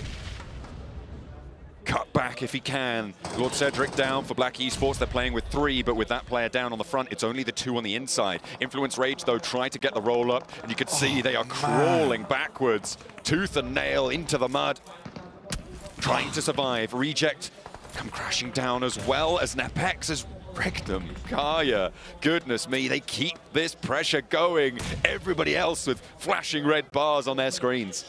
I just have a feeling that Regnum Kaya is going to get the chicken dinner in this game, and it will be brutal for them. If only they'd got those points a little bit sooner. That bridge play would have been it. That bridge play in the last game. Oh. But they are still in first place. They are still the only team with the potential to smash today. Black We'll see Esports if they can get that done. Moving through over towards Influence Rage, looking to finish them off. Nepex on that northeast side, moving in, but Regnum Kaya have very, very nice sightlines going forward. Question is how you want to play this one out, because I think they know they want to get rid of Nepex sooner rather than later. Black Esports will finish up the last player there from Influence. Regnum Kaya sending out onto the north. Nepex with the roll down. Black Esports don't have the time to third party. One goes down. Wild is out in the open, and Nepex fall. But a lot of damage done to Regnum Kaya here. Loxy is resable. Symphony is low. Who are we looking at for Black Esports? You've got 2 players alive, and there's the res, so all 3 are there. Black Esports currently very, very central. They spot them crossing over the ridge. Silas has an angle towards this. Level 3 out of his mind. With the crate on that fresh resupply here, but they're out of the zone. It will crunch them in. It will push them further forwards. Toshpik, no smokes on that. No meds left for them. Come on, but they've Silas. done the job here, Blank. It's crucial to remember that. Black Esports, however, they took them down out of the garage, which again could have been the play changer to make sure that they were in with a chance of getting the victory here. But no, Silas starts to eat lead, but ducks back behind the steel of the vehicle. This is unbelievably rough. This is going to be a crazy wraparound. Go on, just Toshpik. Toshpik left remaining, and it won't be the chicken dinner there for Regnum Kaya, but they will manage to get towards 80 points. Smash rule is in effect, and it's time for them to get that chicken dinner in the next 3 matches to take the entirety of PMGO home. Black Esports with the chicken dinner, and every point now with a team on the precipice of victory is all the more important, Blank, because it could end at any moment. Every match now could be your last. With Regnum Kaya breaking that boundary, they are all eyes on them. Every team will want a piece. Almost feels good not to get that chicken dinner, honestly. And that pressure's not off, and you're still hungry for that first place inside a match, but Regnum Kaya has been playing clean today. Turkish on Turkish action though, Black Esports. Pivot them to the post. This roll around towards Nepex, if Domain had gone down slightly earlier, it might have been a very, very different story, but the fact they had to expend so many meds to get here, Toshpik just tries to send it in, it's not enough. Not only did Regnum Kaya break the boundary, but also GOAT Quality did not. Really importantly, break that 80-point boundary, which means that it is only one team and one team only that could win it all in our next match. Let's head back to the analyst desk. That's right, Black Esports gets the win, but Regnum Kaya is the bigger story here because they are now within that smash zone, being able to get those 80 points and some. Is it fine if I say I'm kind of happy they didn't get the win? Yeah, me too. I'm kind of like, okay, they didn't get the win, they still have the strength, the mojo to go for chicken dinner for the rest of today, but they finally do get in the smash zone, which is massive. And actually, Silas was so good at how he was maneuvering the team around the map. It kind of reminded me of GOAT and how they play in the edge from time to time with these big splits. They're very, very oppressive, but to take it back to then the winning team of this game, actually Black Esports, we had a little bit of a chat before this game, right, Chura? I kind kind of had them out of the conversation. Yeah, I think we both did. They haven't been doing enough, even though they've been doing quite well. They haven't really been doing enough. We haven't seen too much of them today, but this game was absolutely huge for them. And I think you made point of this, is that they weren't playing Edge for once. Yeah, actually, dead center. I think they understood Edge playstyle is great, but in this lobby is a little bit harder than in the previous stage. So at this point in time, they were trying their absolute best. Black actually involved in some relatively early fights back and forth in Ceremonies, getting a few eliminations here and there. And then they saw the circle, understood Edge play in that terrain at this time of day. It's just not going to cut it. We need to send it center, and that ends up getting them the chicken dinner here. It really, really does. Some really important fights for Black, meaning there was a lot of elims, and Turkey is really dominating that top 3 there. Holy moly, yeah, Turkey is looking pretty good. Yeah. Loxy, Tospic, I mean, Regnum Karya needed points here to at least get within the smash zone, and these players were able to show up. At one point, it was a bit scary. I didn't think they were actually going to be able to do it, but I did enjoy the push that they did on Nepex. Where was that? Did I miss that? At the end. At the end? You know what, Max? I'm sure you know about it. How about you enlighten us? I mean, they just clear the southern eastern side and they just get themselves a little bit more high ground control. Actually, because pushing onto Nepex on this terrain is great, because otherwise you've got a little bit of a ridge, which makes you very visible.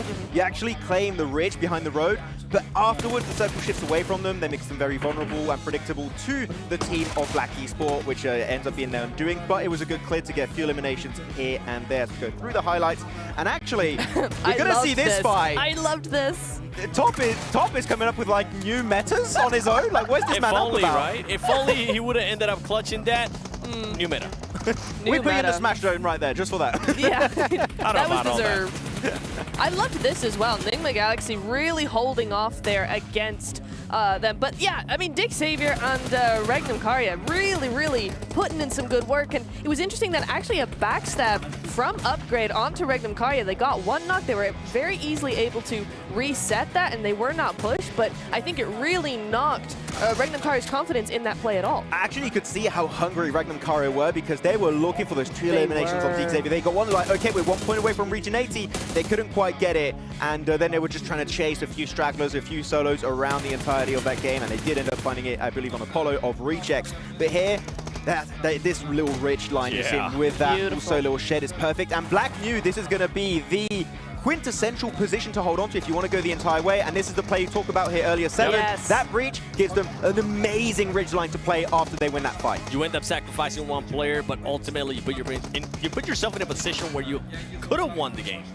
You really could. It was a very nice thing. I think probably they just waited a little too long. I think they just hesitated a little bit because that zone really started to push them, and once you have that pressure behind you, it makes it very difficult to actually do anything with it. So as we go over to the match ranking, it is going to be 23 points for Black and 15 for Regnum, but we're starting to see some double digits across multiple teams here. Yeah, actually talking about Black Esport, they had 35 total points before this game, 23 with this one now. That's so huge. Actually they're one good game away from being also in contention. And again, I thought they were out before this match even ended. So actually a chicken dinner was exactly what Black Esports really needed if they wanted to be in contention for possibly that PMGO 2025 trophy. So Black, you know what? More central play that might actually get you the entire way here. I like to see teams that can adapt to playing edge and center when the situation requires you to do so. I think I might have ended up cursing some of these teams. I mean, one team I'm looking at, Aki Cyber, I thought they were going to be doing better here in Erangel, considering they were able to not do that bad yesterday.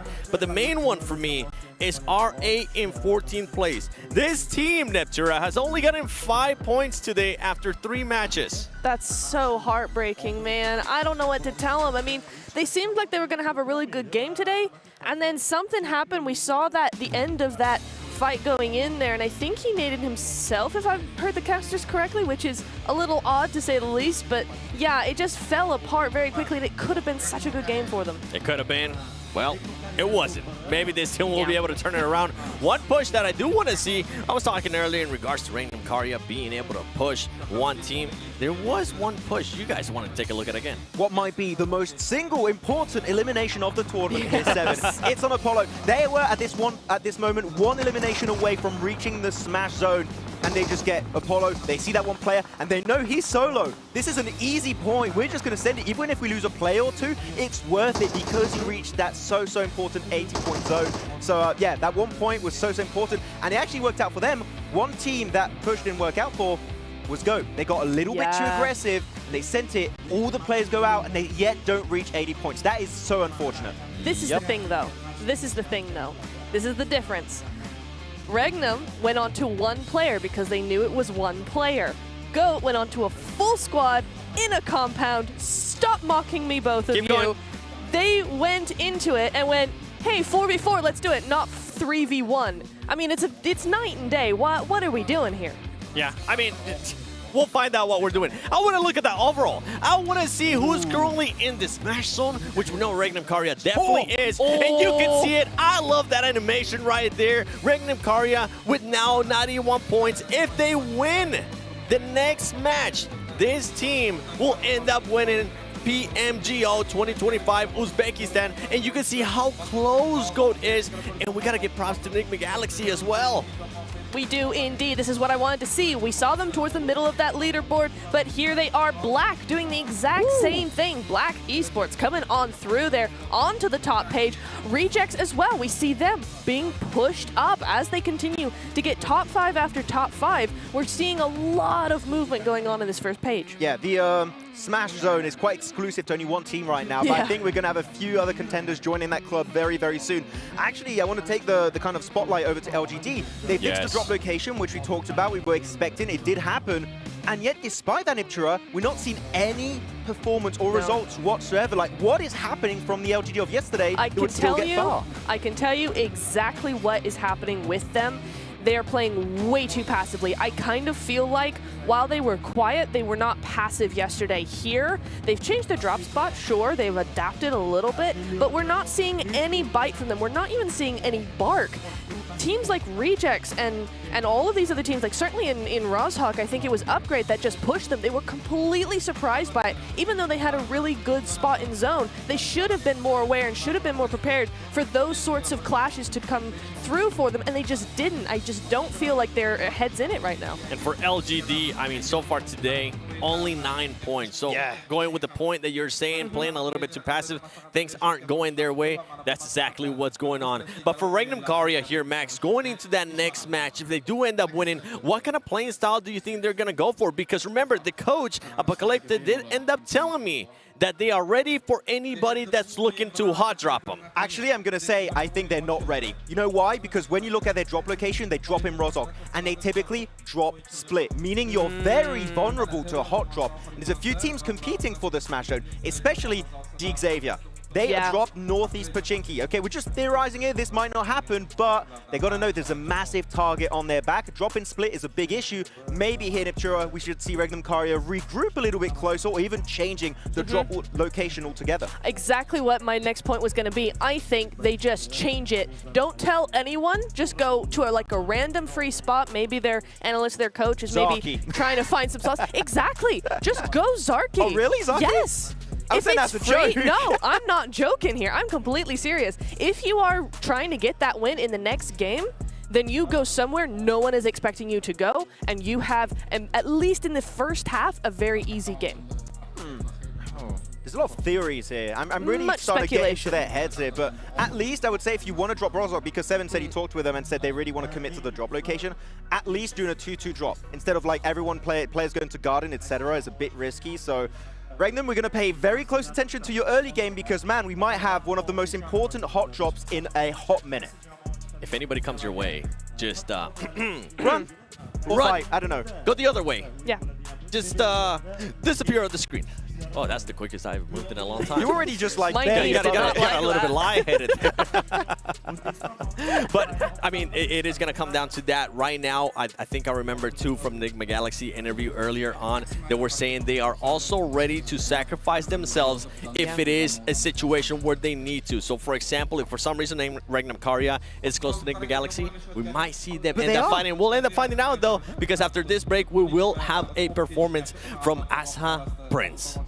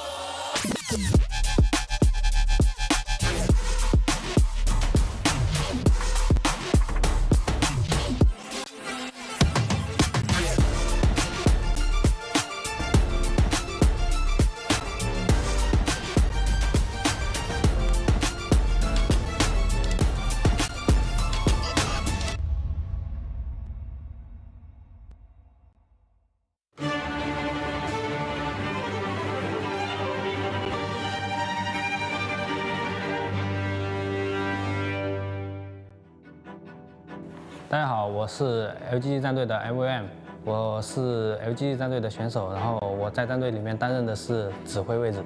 How prepared are you guys to take on the best of the best from all around the world in the main event? 这一次世界赛我们已经做好了充足的准备，然后准备迎接这一次的 PMGO， 然后再一次向世界的舞台展示一下我们中国战队的实力。Which team are you guys most excited to go up against? 我们最期待对战的是 FMV， 因为我们知道就是拓普从 Falcon 来到了 FMV， 然后听说大家对于他们的表达都是银河战舰，就是很强的战队，然后我们想挑战他。How do you adapt your gameplay when facing an unfamiliar team with unexpected strategies? 我觉得其实并没有什么不熟悉的战队，因为在整个海岛或者沙漠地图当中，所有的地形都是一样的，它只是人物的，就是对面的对手不一样而已。但是对于地形的了解，我们还是一样的。What would it mean for the team to win the PMGO title? 这也意味着我们第一次登上世界赛的舞台，然后展示了自己的实力，然后也证明了自己，然后这样的话，我们可以向更高的领奖台去挑战。Which main event team do you consider to be the most formidable threat for you guys? 我觉得 INF 吧，因为通过世界赛的表现来看 ，INF 其实实力也很强厚。谢谢大家观看本次的采访，感谢，拜拜。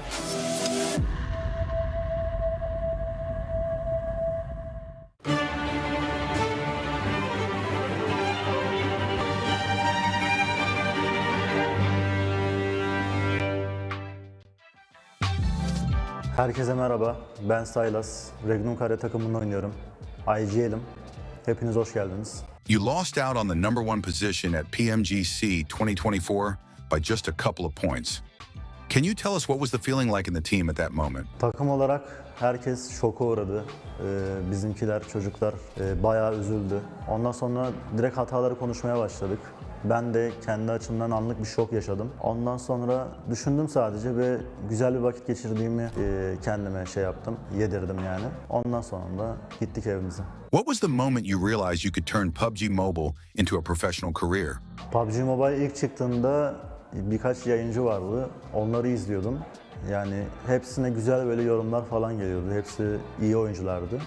Dedim ki ben niye olamayayım ve işleri ciddiye almaya başladım. Profesyonel arenaya arkadaşlarımız vardı bizim. Onların bir klanı vardı. O klanla birlikte başladık. Sonra oynadık falan filan. Avrupa'da güzel başarılar elde ettik. Sonra Barış abi buldu beni. Yani birbirimizi bulduk aslında. Ondan sonra dünya şampiyonuna kadar giden bir yol oldu. Şu anda da buradayız yani. What's your go-to strategy for dominating in the final circles? Son alanlarda sayı avantajımız varsa onu ilk önce kullanmaya çalışıyoruz. Genelde ben arabayla gezip info topluyorum. Kimin en fazla bombası var onları hesap ediyoruz. Sonra sağa sola açılıyoruz. Yani tek bir kişi konuşuyor, ben konuşuyorum genelde. Beyler bunu yapacağız, şunu yapacağız, şurada işte 2 adam var falan filan. Yani son alanları bu yüzden güzel oynuyoruz. RC's amazing performances amaze so many players and fans in the 2024 PMGC Grand Finals, and many other teams are paying extra attention to RC this time. Any messages for these competing teams, and any messages to your fans? 2024'teki performansımız daha iyi olabilirdi. Sadece bunu demek istiyorum. Onun dışında bu sene içinde yeni transferimiz var. Onunla gayet iyi işler yapacağımızı düşünüyorum. Takımların hepsine de bol şans demek istiyorum. Yani hepsi çok güçlü takımlar var. 4MV gibi, NGX gibi, DX gibi falan. Bayağı güçlü takımlar var yani hepsi güçlü. Hepsine buradan bol şans demek istiyorum yani. Fanlara da bizi destekleyen herkese çok teşekkür ediyorum şimdiden. İnşallah şampiyon alıp geleceğiz. İzlediğiniz için teşekkür ediyoruz. Bizi desteklemeye devam edin. Hoşça kalın.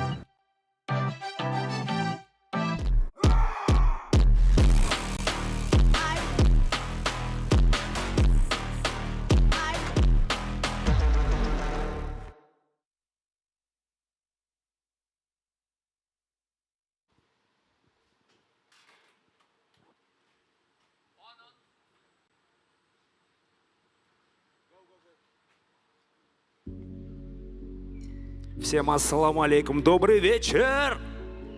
Yeah! Yeah! Go!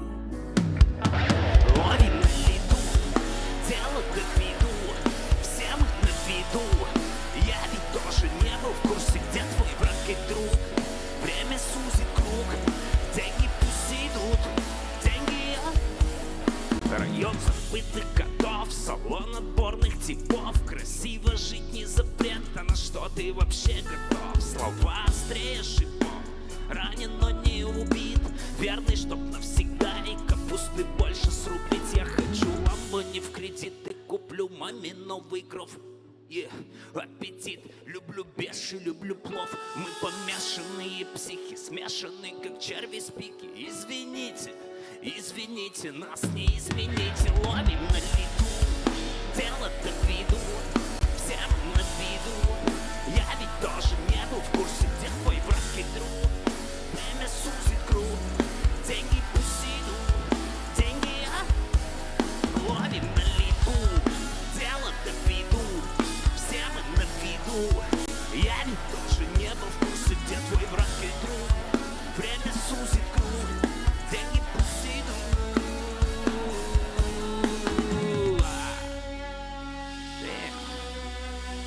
Всем прекрасного вечера.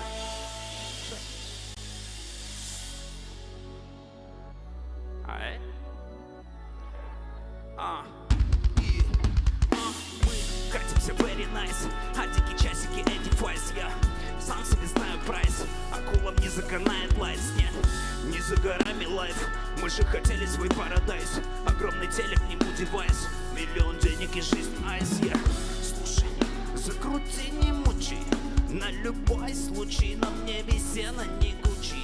Слушай, слушай, я руками тучи, унеси меня на ковре летучем. Слушай, слушай, закрути, не мучи, на любой случай, на мне весена не гучи. И слушай, слушай, я руками тучи, унеси меня. Эй, 1, 2, 3, ловим на лету, дело-то в виду, все мы на виду. Я ведь тоже не был в курсе, где твой враг и друг. Время сузит круг, деньги пусть идут, деньги я. Ловим, ловим, ловим, ловим, ловим, ловим, ловим, ловим. Yeah, yeah, yeah, yeah, yeah, yeah. Go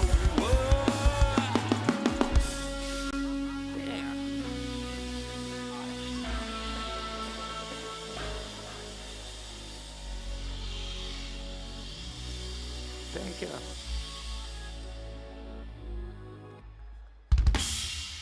Спасибо огромное, спасибо большое. Че, едем дальше? Let's go. Эй, давай пошумнее, повеселее, друзья! Go. Я не тот, может, ты не та, или наоборот, ты моя суета. Ты не та, может, я не тот, но ты не пропадай. Давай, я не тот, может, ты не та, или наоборот, ты моя суета. Ты не та, может, я не тот, но ты не пропадай. Увезу ее как космонавт, изучу ее как астронавт. Если это сон, пропадает страх, что у меня нету прав, что у меня нету слов. Ты моя, я на все готов, все, что было до и до. А мы перепутались как провода. Это карусель для нас. Садись, и я рядом. Окей, let's go. Это канитель на раз. Не плачь, не надо. Everybody he's on. Я не тот, может, ты не та, или наоборот, ты моя суета. Ты не та, может, я не тот, но ты не пропадай. У меня самолет. Я не тот, может, ты не та, или наоборот. Ага, ты не та, может, я не тот, но ты не пропадай. Давай, не спрыгивай, рискни давай. Попробуй, но не привыкай. Скорее прыгай на мой байк, на ниндзя, как самурай, на поровну.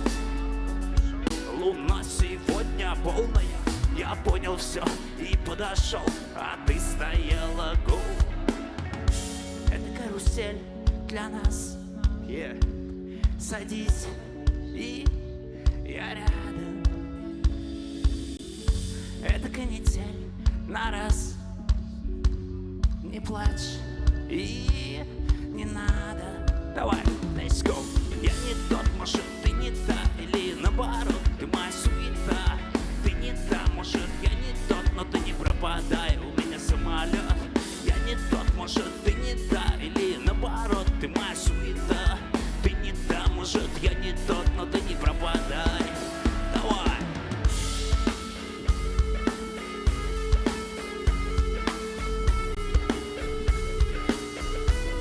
Yeah, go on.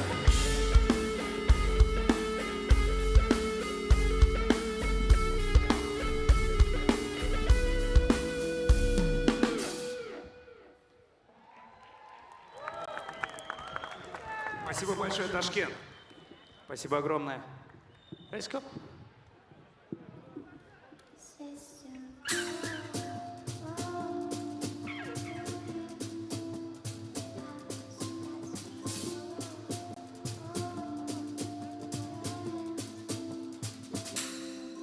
Yeah.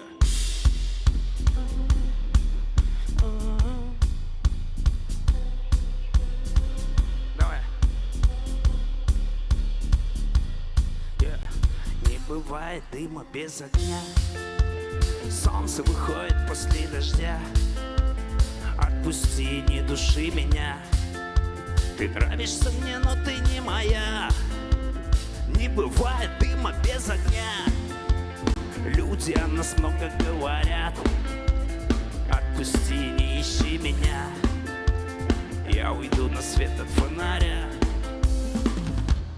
Я твое чудовище, ты моя красавица, ты мое сокровище. Нам не надо париться, вроде бы любовь, что мы оба задыхаемся. Пусть они все видят, как мы с тобой. И меня закумарит только твоя. Меня понимает только моя вода. Что же было после? Фонари погасли. Меня понимает Алмата. Не бывает дыма без огня. После дождя. Отпусти, не души меня. Ты нравишься мне, но ты не моя. Не бывает дыма без огня. Люди о нас много говорят. Отпусти, не ищи меня. Я уйду на свет от фонаря. Давай. Я не понял, где живет твоя любовь. Не хочу ее искать, закипела моя кровь. Я не помню, было столько много слов. Может, ты была не та, может, я был не готов. Я не понял, где живет твоя любовь. Не хочу ее искать, закипела моя. Я не помню, было столько много слов. Может, ты была не та. Не бывает дыма без огня. Солнце выходит после дождя. Отпусти, не души меня. Ты нравишься мне, но ты не моя. Не бывает дыма без огня.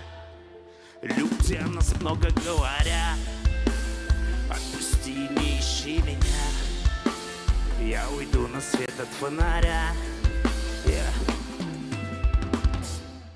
Let's go.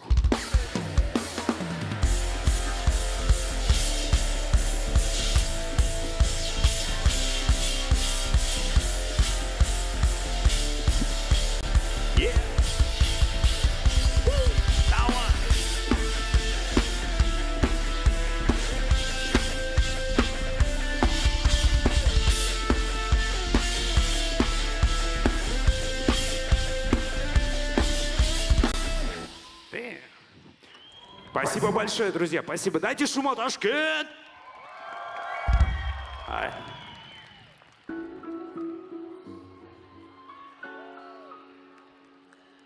Давай, кто знает.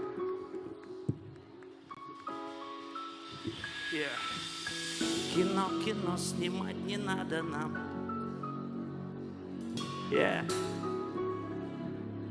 Давай. Я считаю бабки, объезжаю пробки. Я без гонорара не хожу на их тусовки. Пацаны, мы на тренировке. Я все так же обожаю белые кроссовки. Уберите руки, эти пьяные подруги. Не торчу в ТикТоке, не сижу в Фейсбуке. Разные дороги, небо посылает знаки. Принесите мясо, тут голодные собаки. Кино, кино снимать не надо нам. Свою любовь подари пацанам. Она сама смотрела мне в глаза, а я не смог ничего ей. Кино, кино снимать не надо тут.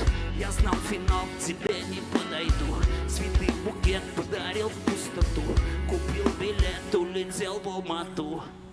Тут она на Нилу, Эрой, Найна, Лайм, Лэмер, Гойни, Вай. Да, я стики как Райан, тут она на Нилай. Да, я стики как Райан, и тут она на Нилай.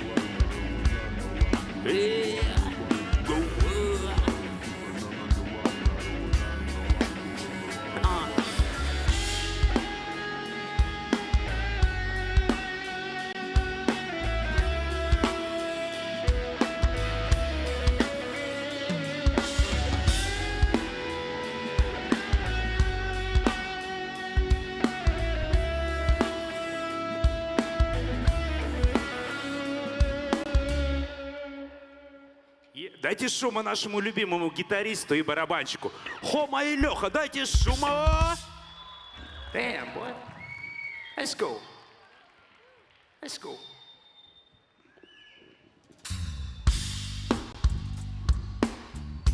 Давай, кто знает.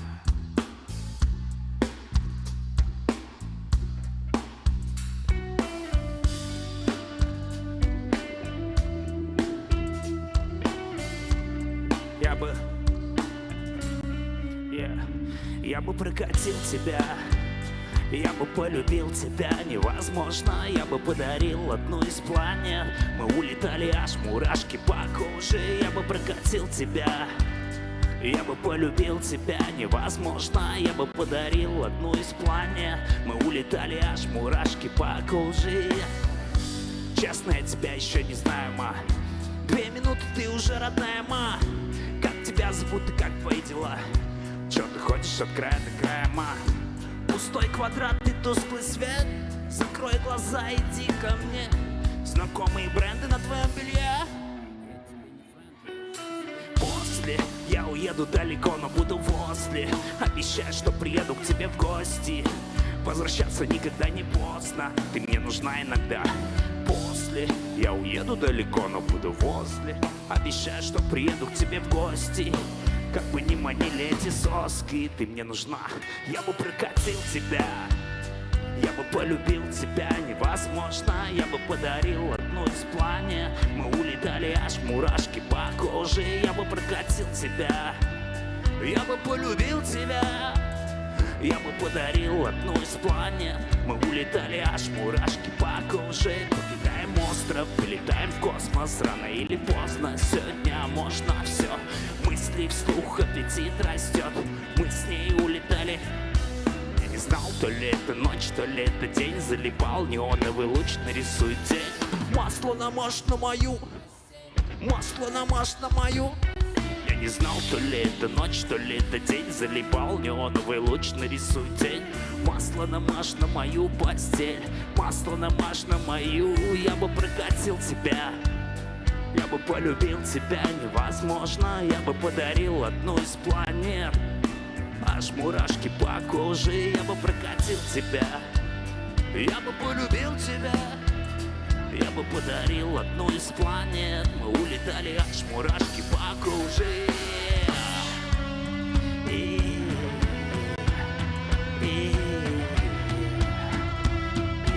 Аж мурашки по коже.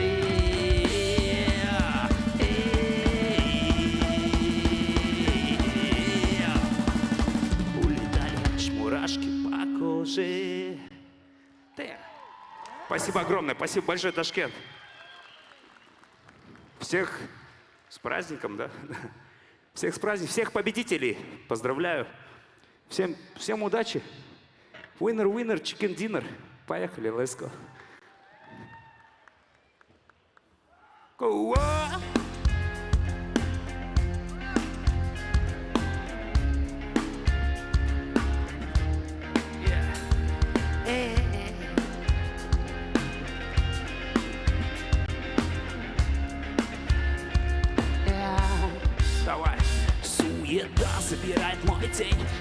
Если так я хочу улететь, это пустота. Гладила постель, ее красота на мою карусель. Суета забирает мой день. Если так я хочу улететь, это пустота. Ее красота на мою карусель, на мою карусель.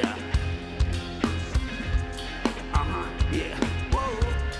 И карусель несет меня куда-то. Yeah. Давай.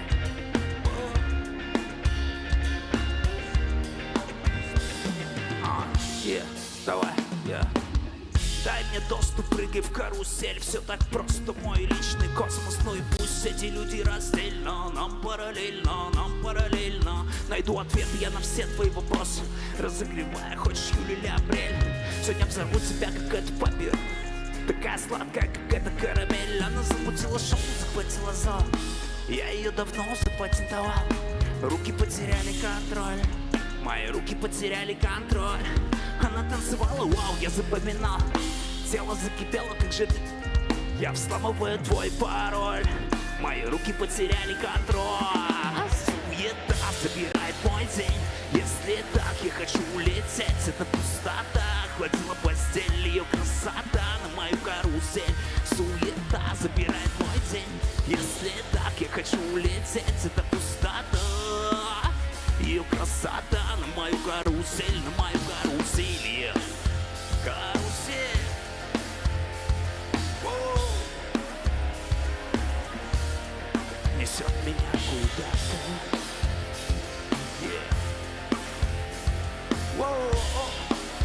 Карусель. Несет меня куда-то. Yeah.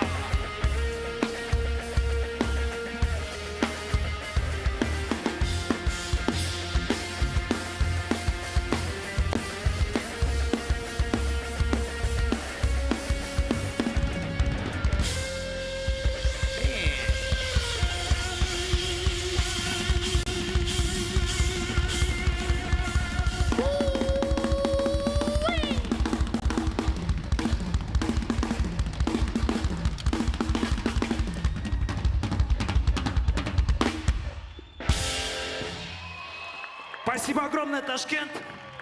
Всем здоровья, всем счастья, еще увидимся. Peace and love, baby.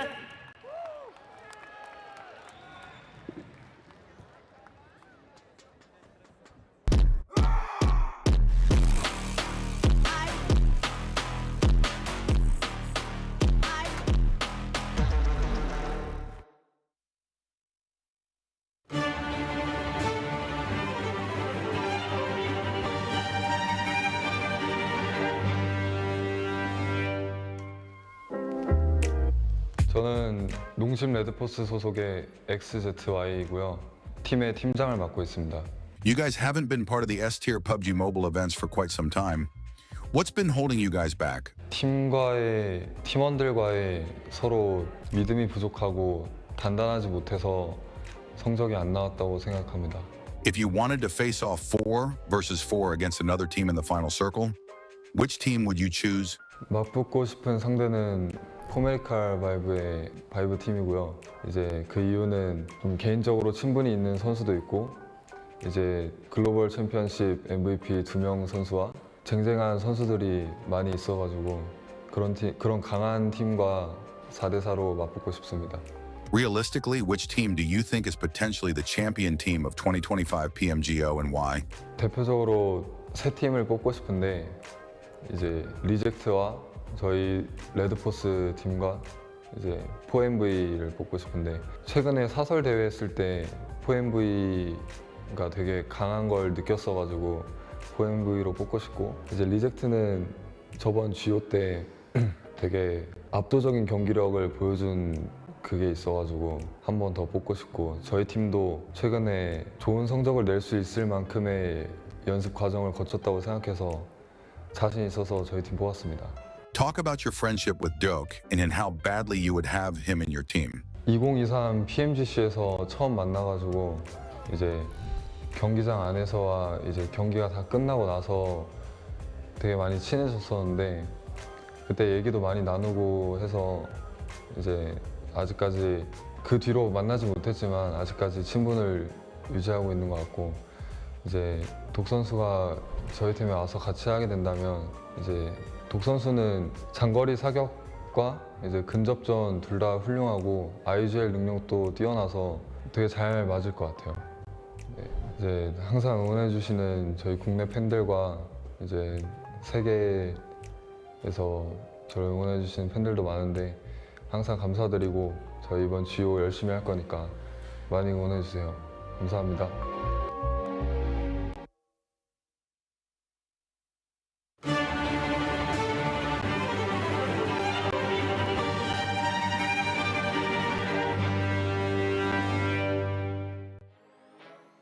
Xin chào mọi người, mình là Dick Levitt, mình đến từ PMGO Uzbekistan, vị trí ở trong team mình là tanker. Your team has quite the talent with a couple of MVP awarded players. But when it comes to team results, something is lacking in global tournaments. What's the issue? Đối với vấn đề ra quốc tế, team em mắc nhiều lỗi như là tem quốc. Và lần này ra bọn em đã sửa lỗi và vấn đề tem quốc của em cả đội rất là ok trong lần giải sắp tới này lần này. What's the most intense match you've ever played, and what made it stand out? Trận đấu nhớ nhất chắc trận game solo ở SEA Games.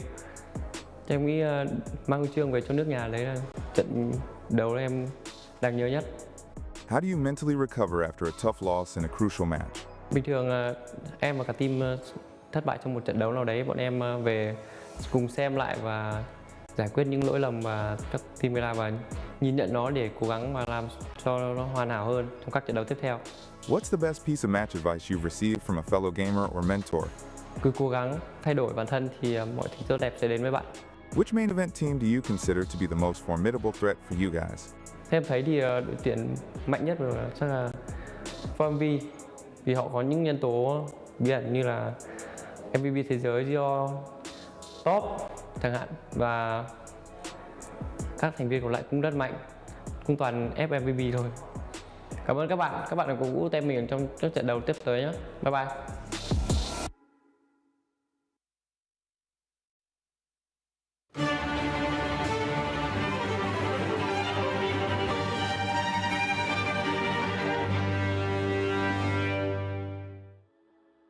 Сайн байцгаана уу, For Miracle Vibes багийн IGL дөх байна. Talk about your recent roster change. How's the dynamic changed in the team with the two new additions? Манай хуучин одоо багийн roster гэвэл 98 сод байсан. Тэгээд одоо өчнөө жил яг одоо roster-уудаа нэгсээ сүртэй сольж чадахгүй тэгэл явсны тэгэл болохгүй мэн гэдгийг ойлгоос. Тэгэл ер нь roster-аас олсон. Тэгээд уур амьсгалын үед гэх юм бол ер нь хоёулантай нэлийн дотн байдаг байсан болохоор ер нь уур амьсгал нэг сүртэй нөлөө байхгүй. Яг л анх байдаг шигээс юм тэмээс. With the addition of Top, how confident are you guys that the trophy is secured this time? Ер нь бол бид нар official Esports-ийн тэмцээний ерөөсөө цомыг өргөж үзэж байгаагүй. Тэгээд ер нь бид нар өөрсдөө жаагаар үүсэлсэн байсан. Энэ манай Top ч гэсэн бас яг л адилхан юм байгаа болохоор энэ амар ихтэй байна. Ер нь Top-ыг нэмснээр манай багт ер нь гэхдээ яг ингээд тулаад ч юм уу ер нь байлдахад өмнө нь аяа хэцүү байдаг байсан. Яг бүх юм би өөрөө зааж өгдөг байсан болохоор одоо яг өөрөөсөө хийх юм аа мэдээд шууд урд шууд унгаачдаг болохоор ер нь надад айгүй амар давуу талтай байгаа. Тэгээ багийн үед гэх юм бол ер нь асуудал ер нь одоо бараг байхгүй байгаа та. Which other team has the best chances of lifting the trophy in 2025 PMGO? Ер нь тэгээд манай багийн дээрсэн шалтгаан бол тэгээд бусад багууд цом өрөхгүй байх шалтгаан гэж бодчих. Any team from the qualifiers that really impressed you? Qualifier-ийн одоо багууд ер нь багуудын одоогор сайн судалж үзээ ер нь мэдэхгүй. Яагаад гэвэл мэрэгжлийн таймерч байхгүй учраас. Гэхдээ ер нь миний мэдж байгаагаар бол T2K одоо хоёр тоглогчийн биеийн сайн мэднэ. Төрүүлээ оруулж хоёрыг. Тэгэд одоо тэр хоёртой ер нь анханасаа ер нь баг мэрэгжлийн одоо бүс рүү орж ирсэн цагаас эхлүүлээд тэр танд болсон болохоор одоо тэр хоёрыг дэшээ final stage руу гарч ирээсэй гэж ер нь бодож байна. Being one of the most hyped and most formidable teams mentioned by many other teams, how do you feel? Any messages to other teams? Манай багийн roster ер нь ингээд нэлээд одоо чанга roster ч гэсэн ер нь бол бусад багууд яг л адилхан Энэ яг зүгээр л дөрөв нүрээ хараад ерөөсөө тэгж байлддаг тоглоом биш. Тэгэхээр ер нь бүх багууд л хүчтэй өрсөлдөж болохоор одоо бусад багуудтайгаа одоо яг чад бүхнээрээ өрсөлдөж тийм юм л. За дүүгүй байлаа. PMGO дээр манай багийг дэмжээрэй. Үзсэнд баярлалаа. Баяртай.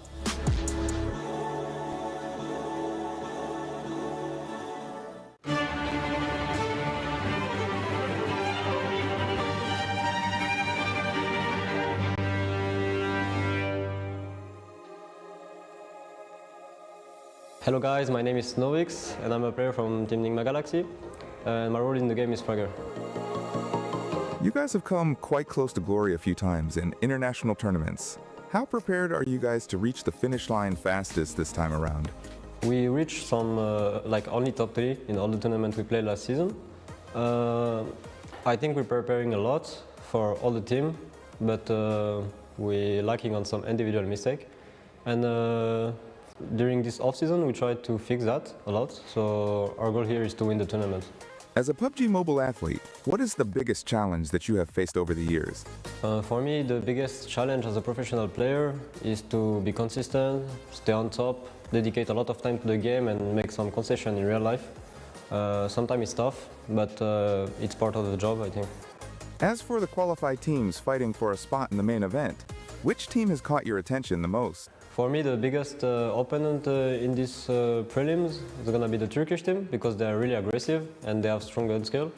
T2K is also a good team and they had a huge name before back in 21.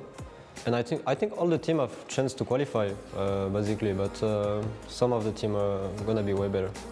For all your fans from your region who are expecting a trophy, what's your message? My message is simple. Like, we missed 3 trophies last year because of individual mistake. And this season is going to be over. We're just going to play for trophy and we're going to get it. Which main event team do you consider to be the most formidable threat for you guys? I think we have 2 biggest opponents in this tournament. We have 4MV, but depending on their form and if the team working well together. And we have NSR. They're like a very good team and I think they can win the trophy as well. I think like for MV, of course, they have strong gun skill and a lot of star players. But NSR, it's a team that understands a lot the game. I think they're kind of similar than us, to be honest. How does it feel to come back again as an invited team to the PMGO main event, this time after participating in 2024 PMGO? For me, PMGO is like, as a player, as a Snowix, it's an important tournament because this is where everything starts in PMGO Brazil. And for me, it's one of the trophies that I want the most. I really want to prove that I can win it, and I will try. Like, I will give everything to win it. And, representing Nigma Galaxy, it's good. It's a good org. We're having a good time there. We have a good team as well, and we're working a lot. So I feel really confident with the team. Thanks for watching. Thanks for supporting us. It was Noix. See you soon.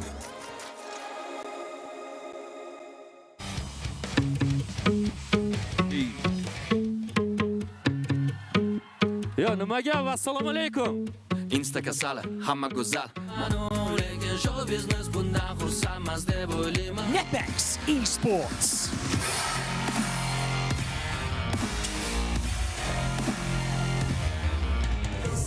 Pictures that I mix.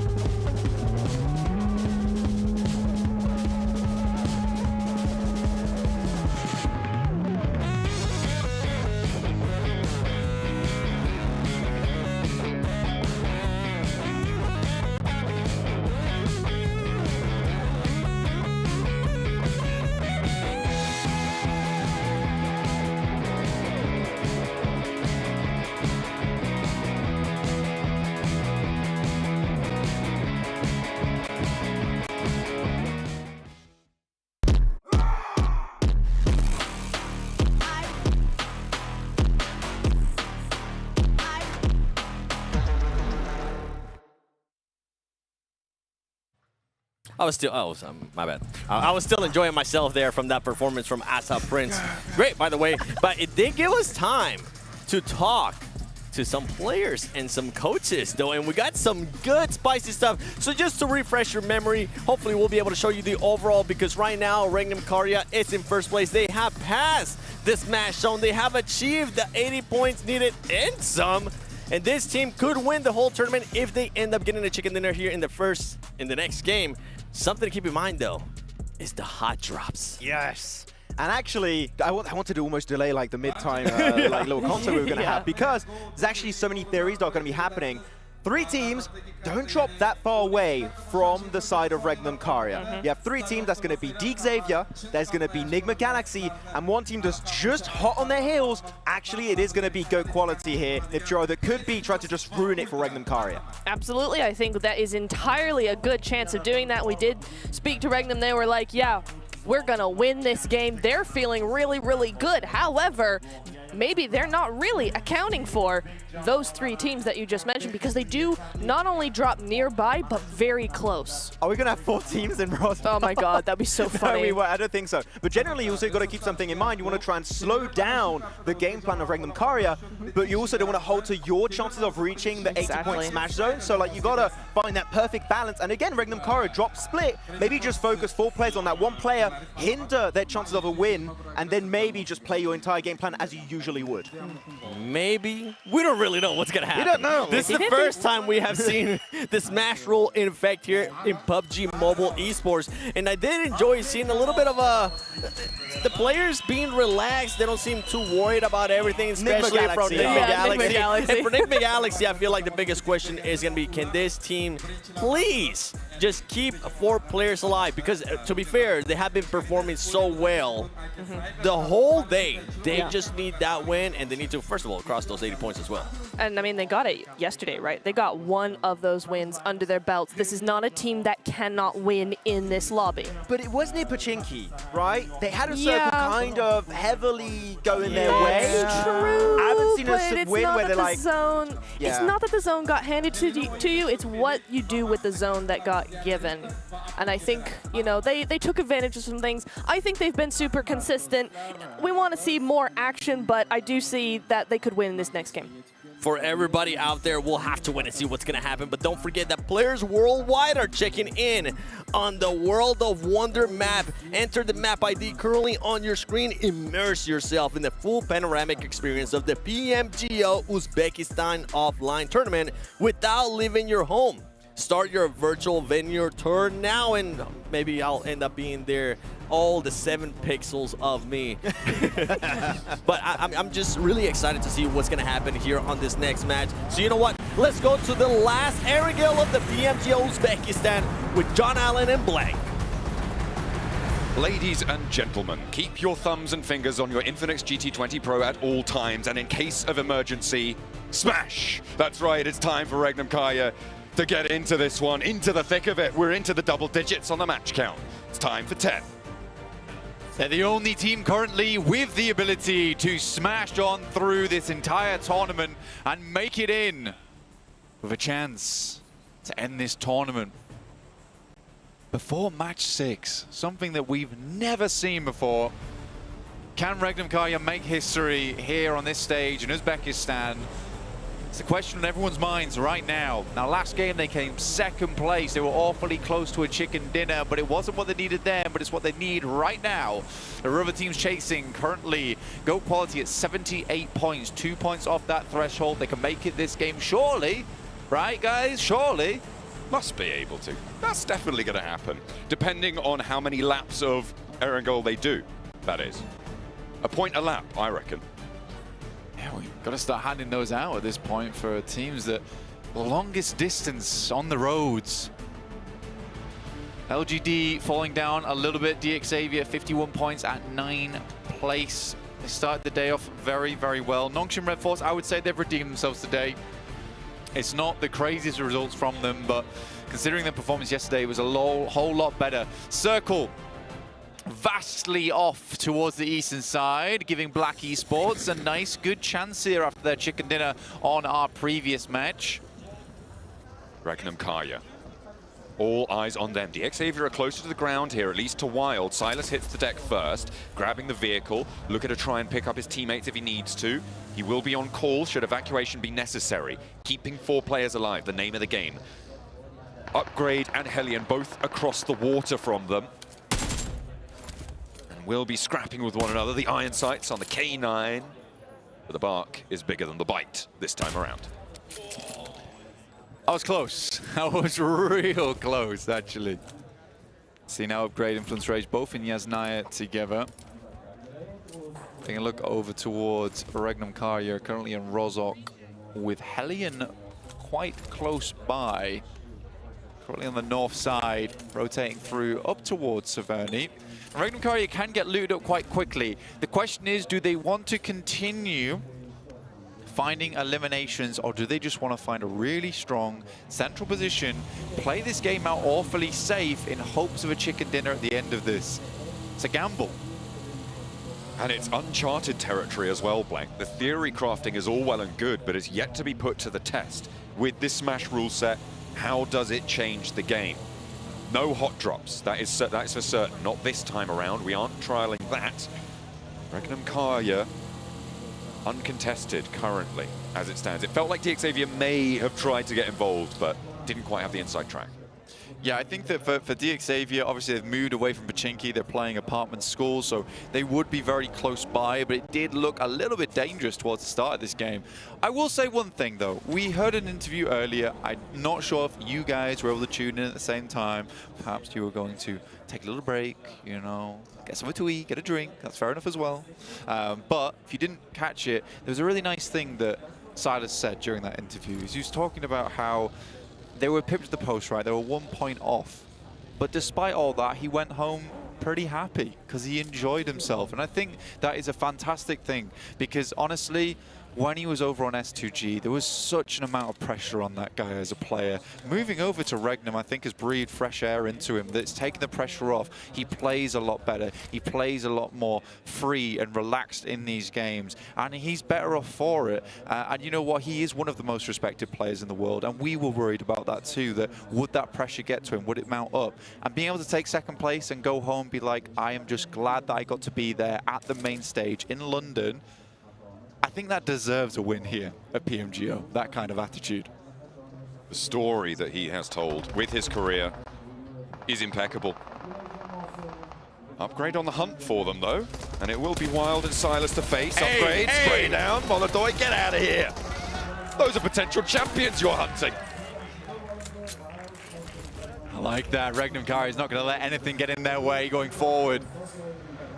Wildcard team rolls through. They're happy to jump out and take the shots back just because they want to play a little bit more passive. Doesn't mean they're down and out yet. Here's RA up against Hellion. This is up towards Severny. Hellion made a long shoot over towards this position, but RA has this one locked down, and Azik struggling to get away. Azik not going to be able to hold this, I don't think. And SK turn up the staircase. R8 convincing on their hold there. 10th place on the board, though. We were hoping for great things from this team. I mean, back in the prelims as well, they did manage to meet the mark to qualify, but we were wanting more. And I think that story has continued here. These are world-quality players, Blank. They have got, if you'll pardon the pun, the prestige behind them to back up the name. Yeah, and we rate it's just them. not quite been there. We right? rate them as a squad, right? Absolutely. R8 rate. Yeah. That makes sense. I'd agree with that. Yes, you would. I think, honestly, the prestige this team has certainly comes through. And yesterday, it started off quite well. And I think they took a slow downturn. DXavier here versus XZY will pop him out the vehicle before he can get too close. But they are a fair distance away, and the smokes are being unleashed now, hopefully giving them position. Regnum Karya is in prison right now, locking themselves away from the rest of the lobby. Hoping for parole at the opportune moment. Nongshim Red Force, they have DXavier bearing down upon them from the hilltop, but they've got the roofs on their side. Tizzy drops back, though. I'm surprised they get back in a hovercraft after what happened to them last match, Blank, with Top giving them a spin around. Yeah, hopping out the hovercraft there, and suddenly it's in the hands of another player. Not ideal for you. Levi's here with DXavier. moving over towards a fairly decent compound, I would say. Has great broadside and a lot of rotational capability. The only difficulty with this position is you have to hold this wizard tower to watch out for teams coming in from that north side, because they get a hold of this, they can really pepper shots down towards you in that compound. So Paragon will be that forward outpost for them in the monster truck, for now at least. I'm on Goat Watch right now, Blank, and I've just received word that they are still out by Gatka currently on their lap of the island that they tried to do last time around, hoping to complete it this time. And of course, a reminder about our smash points rulings. I'll keep hammering this home because it is important. Only Regnum Kaya can win from the smash ruling this match. Even if Goat get a chicken dinner, they will not win the entire tournament, but they will be eligible to do it next match if they're able to breach that 80-point barrier. So we're really all eyes on Regnum Kaya with a secondary focus on Goat quality. Yeah, Regnum Kaya are playing extremely centrally right now. And I think that because they know that they're only ones in that smash threshold right now, that they can afford to have one game where they just play for the win. They're not going to go for anything crazy, but this will be fine. In the meantime, if you want to keep up with all those scorings, you can check out our vertical feed available over on YouTube and TikTok at PUBG Mobile Esports. It has everything that you might want to see there, John. Just a great little tool that you can add to your repertoire at home. But it's not the only tool that you can add to your repertoire. That's right, we have our official map feed, which is now live on PUBG Mobile Esports YouTube. You can check that out on a separate stream, second screen, separate device, whatever you feel like, guys. And you can keep up to date with every single rotation as it happens on the beat with these teams. And if you have that map stream open, you will have just seen the hard south shift that has popped on our map. Very much down towards that south side. Cuts in a lot of water here. This is a rough circle. Teams need to get a move on immediately. Regnum Kaya up towards Prison will be rotating down on that eastern edge. There are a lot of positions to play around here, but only some are capital real estate. We will see which teams can grab what in this scenario, because there is a huge amount of open ground. And Regnum Kaya heading into the dead trees, but they're hoping that their game is not dead in the water after this. The mad dash south to the peninsula. Milter power. Milter as well. A lot of that hillside up towards the lumberyard, which I think Regnum Kaya have just drawn up on. Everybody else making that dash as well. You've got Black Esports posturing around that west side of Milter power, that mini Milter area as well, potentially high value. And teams are crunching in, but no massive casualties so far, other than the scrap we saw from R8 up in the north side in Severny. That was a lot earlier on, as well as current lobby leaders and smash point potential champions. Regnum Kaya getting that pick up onto upgrade.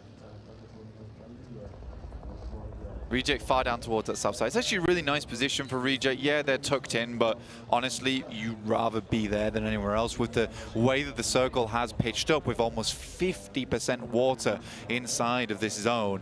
Is that it's likely to move back off and over towards that north side, pitching Reject in fairly decent position, honestly. We'll see how this game pans out, though, because I do think stage 3 is where things are going to get a little bit funky, a little bit interesting going forward. 4MV currently holding out Aki Cyber on the Western Bridge hold. Milter will become a bit of an interesting spot sooner rather than later, with teams trying to pass through that zone, because it's like almost a sanctuary, and a sanctuary for multiple teams before you need to leave it, in which case everyone gets a little bit angry at their neighbors. It's not the ideal situation. Aki Cyber taking that bridge mouth on the east bridge from Novo. 4MV with the oversight. Now this position for Aki Cyber is okay. It is holdable. Potential to have shots sent your way from players on the shoreline towards Milter. That could be pretty nasty for them to deal with, but right now it seems like Nongshim Red Force drawing a little bit short of that mark. Oh, look at this. It's GOAT quality. And they are sending towards the circle in a strange turn of events. Pretty late, though. Pretty late. We're about 10 seconds away from Zone 3, in which case the good thing about this with GOAT quality is they're already on the move here, so they won't have to break momentum, ideally, getting into this next zone. And it will drop over towards Regnum Kaya. This is quite nice. They will have to deal with Nigma Galaxy in the near future, and they have DX Xavier down towards the south, also holding in. is not ideal for a lot of squads, especially with that tiny bit of water still in on that southwest side. Not really confirmed either towards Milter Power, well, Mini Milter in this instance, or Milter itself. Definitely a curious turn of events here. Regnum Kaya out in the open as well, looking for maneuverability as opposed to safety at this point in time, but they do have their eyes on the ball here, constantly looking around, ensuring they don't get caught off guard here.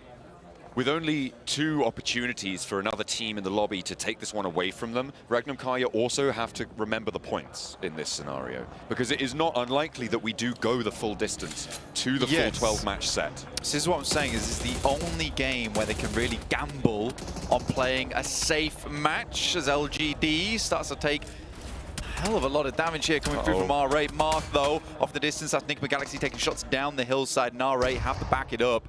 Allow LGD to get some first aid going. LGD sort of petered off at the start of today. They are on 60 points, but with 2 players alive. Potential for Afu to get the res onto Mau Mau, but the nades are more important. That bobbles forwards, and Marth nearly goes down to it. These buildings are treacherous, Blank, especially when you've got a presence up the hill like Nigma Galaxy currently have, and beyond the way from Upgrade on the south. Yeah, that does give, that nade actually was very crucial coming through from LGD. They needed to get a knockoff in that instance to ensure they had time to reset on that engagement. Likely now, though, that both teams will kind of just sit pretty for a while, probably poke one another now and again, but that is about it. Most teams not really having to move, though, John. I think the only team that's been struggling at the moment is Aki Cyber, who've been able to shunt their way past 4MV on the south coast. Just breaching into Milton now. Oh, RA is not happy with LGD here. Certainly not. Nades. A lot of nades been invested. Molotovs as well. SK10 takes a lot of damage. Has to back off, but there's the spray down. That's Upgrade from the south side, a third party on this, and that's what I'm talking about with these angles. It makes it almost impossible to move through. Marth goes down next, a bobbled nade underarm from LGD, but Lings and Mau Mau fall. Prestige moves in whilst Ida looks for the res. There's the flush confirmed, and it's just Afu trying to hold off this push. A nade in through the window could be all it takes. The bounce is good for one, doesn't get the knock onto Afu, but now Ida's in for the fight. Auto shotgun goes Prestige down. Ida is next, and he will win that fight. No, hang on a minute. He's been taken down in turn. So close to the wire, and around the window frame, Afu stands. But for how much longer? Oh, the car's in the way of the door. That is cruel. Unable to get out from that situation. R8 takes a lot of damage, and in swoops Nigma Galaxy. What a backfill from them. Been waiting on this fight for a while to break up. In the meantime, Circle moves down towards the south, in which case Regnum Kaya is already on the move, looking for compounds, but 721, DX Xavier on the way, and already Toshbik gets immediately taken out by Lamborghini. A low HP player on Regnum Kaya as well. 2 of them, they have been lit up on this transition. The question is this center circle spot good enough to be able to push them further? We're looking at GOAT quality on the north side. We're looking at Nigma Galaxy. They need a massive game here if they want to try and break that 80-point barrier and get in the running with Regnum Kaya. Jump up into the all-too unpleasant jacuzzi above that smash point barrier. But GOAT quality are rotating onto the north. They are fighting. They are going for Nigma Galaxy. Nigma Galaxy better be ready for this one. I mean, they are currently pinched in. Snowix has this side angle, though, which I wonder if Go even knows about. Ego's out inside the blue at the moment. Regnum Kaya currently holding down a Wizard Tower. This isn't an ideal spot. And 721 could put the hurt on. So unfortunate that they lose a player on that rotate as well, because it could have been a full 4-man inside this Wizard Tower, which would have been amazing for them. Redox will take down SK Tom. Ralph rotates away from Go as Ego attempts to get towards the circle.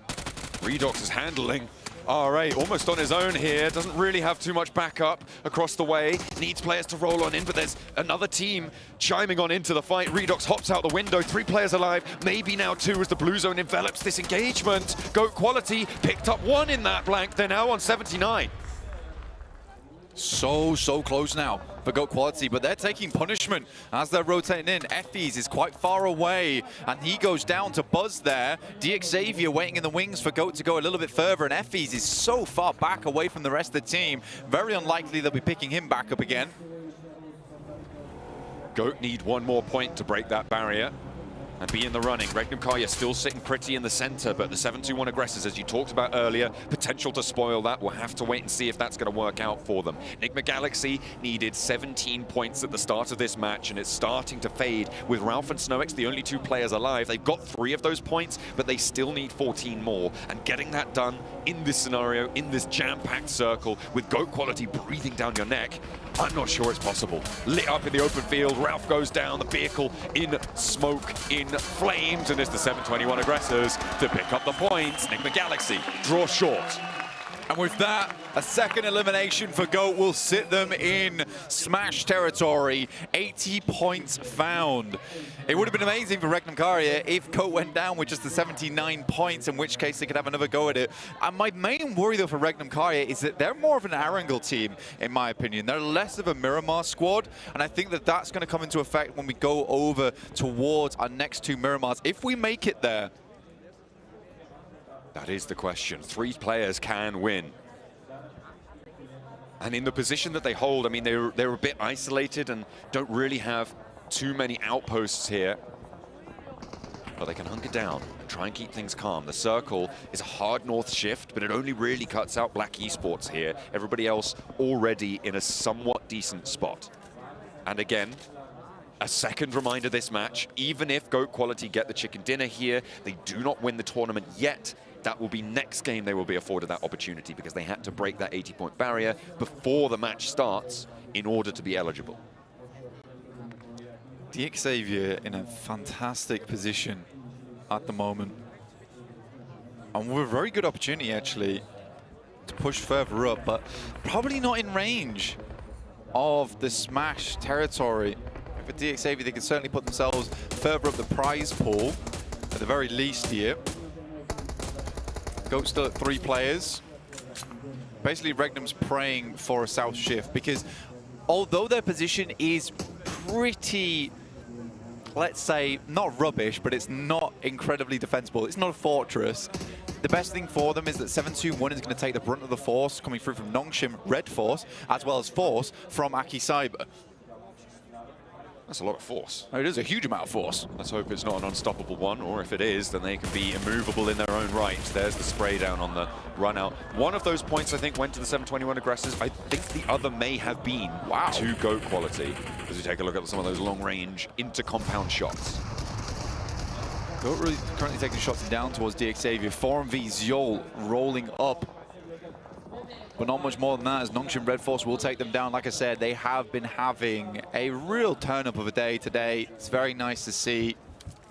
I think they're one of the few teams that have been able to find their feet since yesterday's play-ins. 3 players alive for them. Binny has gone down. They have 4 elims on the match, but they win against 4MV, who have been fairly disappointing. I think it's safe to say for everybody who was following their journey into this tournament. The names on that roster, incredibly strong players, just not quite able to find cohesion here in Tashkent. Black Esports. Let's see if the other Turkish team in the lobby is going to cause problems for Regnum Karya. You can see them just over the crest of the hill. There is a position to play, and it's slightly difficult for Regnum Karya to catch them off guard if the smokes are placed down correctly. And also, they've got to keep watch over towards the 7-21 aggressors for a lot of time. But heading into stage 6 soon. For Regnum Karya, they're desperate for a southern pull on this circle. For Xavier, they'd be very, very happy to see this one move further up towards the north side, in which case it's a very difficult crossing for a lot of our teams on the south. The reason that Black Esports can't push up to this Regnum Karya position is because of this fight we're looking at right now. The position that Reject hold has oversight over to that ridgeline. They have that angle, but they're going to break to that west side. That's Black Esports breaking west. In the meantime, Reject are handling this fight with Influence Rage in their compound on the east edge. Next circle. Popping now. It's in between the 2 squads. Xavier and Regnum Kaya, this will force Black Esports into an engagement with 7-2-1 and Aki Cyber. For Regnum Kaya, they just have this massive blockade for themselves, and likely a lot of these fights are going to resolve themselves on the west, in which case Regnum Kaya will have a huge amount of space to play around on this south side. That is only if the 721 aggressors go down. And remember, they are within reach of getting this smash barrier broken too. They started the match on 60 points, meaning they needed 20 on this match. 2 of those already earned. A 10 elimination chicken dinner or 14 elimination second place would put them there. But that is a fairly tall order. However, in the position that they hold, it's not unlikely that they have a team or 2 crash into them and may be able to bolster that elim count. Spray down from Aussie over towards Force, who has to hit the deck, bide his time before that first aid kicks in. A nice bounce on the nade, finds Lord Cedric from Don. Is there an answer? Not quite. The nade doesn't connect from Symphony. Symphony holding off for now. Aki Cyber has been going back and forth here. They get in the vehicles. They're rolling up to this. Symphony taking shots, potentially not gone down just yet, though. Oh, behind the vehicle, Aki Cyber looking to charge it down, and it goes well. But the vehicle goes up. 721 aggressors, maybe? Is it Nongshim Red Force looking to put the hurt onto Aki Cyber after this roll down? We'll have to wait just a moment longer. The break away from Aki Cyber as Don picking Zvezda back up and on their way.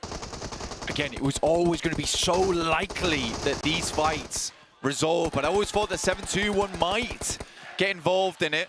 But it's not meant to be. Penardi goes out, and that will be GOAT going down in exactly 81 points there. But they have broken that barrier. It doesn't matter if it's by 1 point or 20.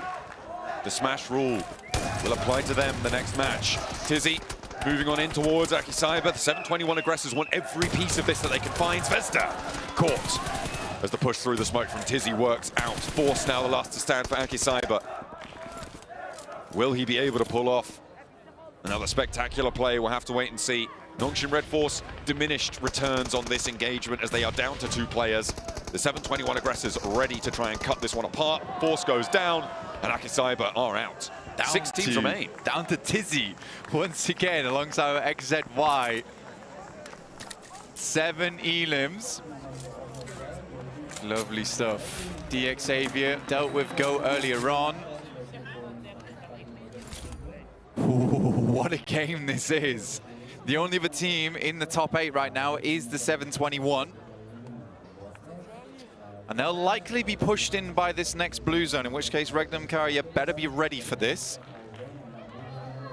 Six all teams down remaining. this circle, dude. With 6 teams remaining, blank. This is getting closer to the wire.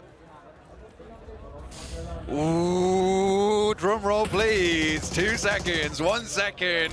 Is it south? Is it north? And it cuts Regnum out. And Xavier almost have the easiest ability to take this game.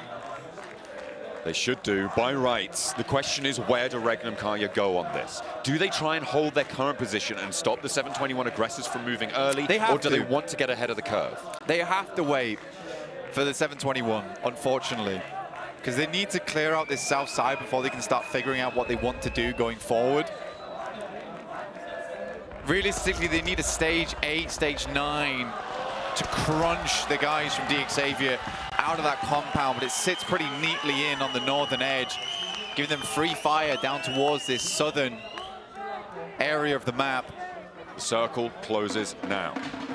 It will move in. The 721 aggressors will be first to move. You've also got Nepex and Reject out on that east side. Could potentially be a south cut from one of those 2 to stop things in their tracks. Yonik now starting to move. Smokes are blooming. Look at the investment of utility from actually both teams. Is that Regnum Kaya laying a smoke train out on their north side? Potentially looking to get that move on, but the 721 aggressors have to move now. This blue zone doesn't do nothing. Tizzy in, will get sprayed down. That's picked up by aggressor. 4 points found here, but Yonik cut, and that's Wild for 1. Butcher with the second for Loxy. Wild gets the flush, and Butcher soon to follow.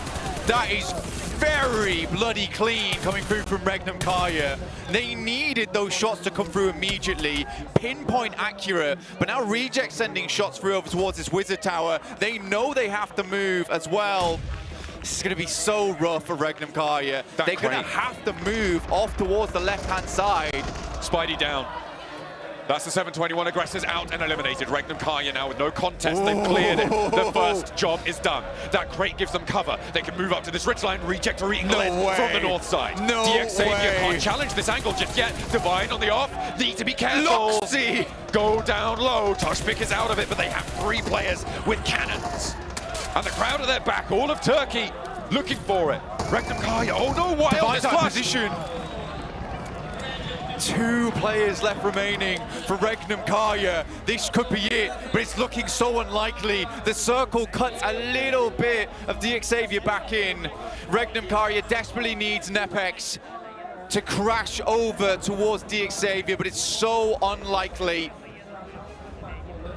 For Nepex, they have the tournament in their hands right now, Blank. Maybe not for themselves, but for their opponents that sit on the roadside. For Silas, for Loxy, for Wild, for Toshpik. These have to be some of the best plays of Regnum Kaya's life. This is not an easy game, but we've seen Regnum Kaya win with 2 before. It is possible. And Xavier getting pushed out into open ground on the next circle shift is going to be brutal, but so will Regnum Kaya. Out comes Lamborghini. The challenge. Precious takes damage, gets back for the heal. Lamborghini breaking out wide. They're very aware of this presence. The issue is Regnum Kaya just has absolutely no influence on this engagement. It's kind of up to chance. In comes Nate. It's kind of aggressive, honestly. Dangerous. We'll just be looking to pick up his teammate, forcing them back. Nepex backed up just a little bit. Shots from Regnum Kaya. They have that ridge, and that's the only thing they have. The trees in front of them, they're fine. But as soon as they're in nade range, they're as little as a twig, basically, in that scenario. Unfortunately, they have to wait until Paragon drops down, which he does now, before they can start to crawl up. It's a real only option here. Paragon's taking a little bit of damage here from the blue, honestly. He does have to heal that back up. Now Silas is starting to creep over, and Nepex is completely focused over towards Xavier at the moment. I'm not jinxing this. I don't even want to talk about Regnum Kaya at this moment in time. Nepex scrap. Xavier looking to leave their compound. Mukesh down behind the vehicle, goes low, and Regnum Kaya keep a low profile. Staying out of it for now. Waiting for the opportune moment. As the nades ring through. Lamborghini nade goes long, looks good for Precious. No, not quite finding that knock. A nice hop in to the vehicle, keeps him alive. Regnum Kaya just sweeping round to the right-hand side towards Nepex's position. They've got cover. This is nail-biting. It's nail-biting, John.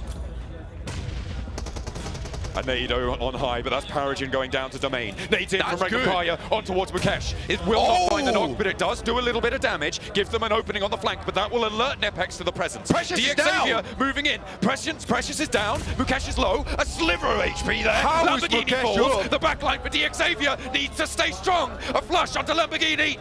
Regnum Kaya crawling, creeping their way, potentially to a victory. There's a nade. Mukesh is still there. Mukesh is still there. Xavier move in, but they're challenging Nepex. Regnum Kaya. They're all lined up. They're lining up for them, and Silas goes down.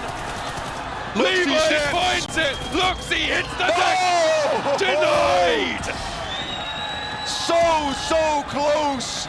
Look at the health bars across these teams. Domain is going to try and finish it versus Levi's, and will find it. Clutches up for Nepex, but what a game from Regnum Kaya. I am sweating. As I imagine Regnum Kaya was during that game. That is insane stuff. One Silas. hair either way, and that fight goes to end the tournament. Blank. These guys are champions, but they have not got that title fully earned just yet. However, they have competition. GOAT quality. Cross the boundary. 2 teams head-to-head into the desert. For Regnum Kaya, either way, it's a rough one because that fight was so incredibly messy between DXavier and NepX that there's actually a world where, to be honest with you, for RC, for Regnum Kaya, they could have just maybe moved round towards that western side and cut out DXavier. Where Silas steps up here, he could have probably played towards the low ground instead. But it's the fact that they wanted to influence that fight. They didn't want to have inaction happen within that team. But it's actually the thing that somewhat loses them the big chance there. I don't think it's reasonable to assume that that fight would be as messy as it was, though, John. No, it's really nail-biting stuff, though, and this smash rule, it's got the blood pumping. Let's head on over to the desk to maybe calm things down, but I have a feeling they're pretty excited too. NepX being able to clutch it right there, but the main storyline, I'm alongside there, Blank and John Allen. I was biting my nails. I thought Regnum Kaya had it. If only. Oh. If only. We would see every nade nip and we're like, oh, that's the first nade. Maybe it's going to be happening, but realistically, you saw how hungry they were for that win. So they amazing. were just clawing in tooth and nail, attempting to make it work out. But unfortunately, at the last hurdle, they were not able to secure that chicken dinner. But still a podium. They're getting close. They know what they have to do to secure that PMGO trophy. That's the main one, right? This team knows exactly what they need to do, and I think we just saw it right there. It just comes down to making sure that you have your 4 players alive. Absolutely. It was something that they tried so hard to do. I was not even aware that that was a tower. I thought they had a compound, which makes their position even worse. So for them to come out from such an unplayable position into a third, very nearly a win, in another scenario, I think Blank is quite right. I think Silas should have gone downhill instead. If he had done that, it was entirely possible for him to win. That fact alone is so amazing to me. I mean, Regnum just putting in the work, and he's got another chance. He's got another 2 chances to do it. But I will say, the good news about this big game for them is that if we do not have a smash rule, then at least, at the moment, that gap is widening to win anyway. Yeah, if we don't have a smash rule and we go right to game 6 and none of the teams in that smash zone do get the chicken dinner, that is still going to be a very impactful point. But you are allowing other teams being able to get on the smash zone, which now in the next game, in the first Miramar, is not just going to be Regnum Kaya. It's also going to be GOAT. Yes, GOAT, and maybe even other teams after the first Miramar of the day, right? That club is going to go larger and larger as the day goes on. So let's go through some of the highlights. Nigma Galaxy in particular here, we saw willing to get involved in third parties. They know what they have to do. They have to try and climb their way back up to 80 points. They are still in reach technically of making that happen. And there's just so many storylines just clashing all together. This is absolute peak, absolute cinema. I'm enjoying every single minute of it. But Smash rule? Smash rule? Smash. I love it. So good. It's actually so much fun. I'm just saying. We were talking about this. We're like, okay, I think we're going to have to wait until the end of the event to see if we're going to like the Smash roll. I absolutely love it. It's so fun. This is so fun. I mean, all 5 of us were out of our chairs. This crowd was absolutely wild. Everybody was on the edge of their seats. I am all for having this back. Yeah, I'm still confused by 7 though. What is he doing? He's doing a bit on What? But no, the audience, we were in phase 9. It was just closing up. Like, this is peak Battle Royale content. Oh yeah, absolutely. This is what you love to see, and the audience was going wild until Regnum Kaya went out, but still the attempt was absolutely amazing. But this Harry Potter tower, they tried to Avada Kedavra the entire lobby. Unfortunately, it was just not meant to be.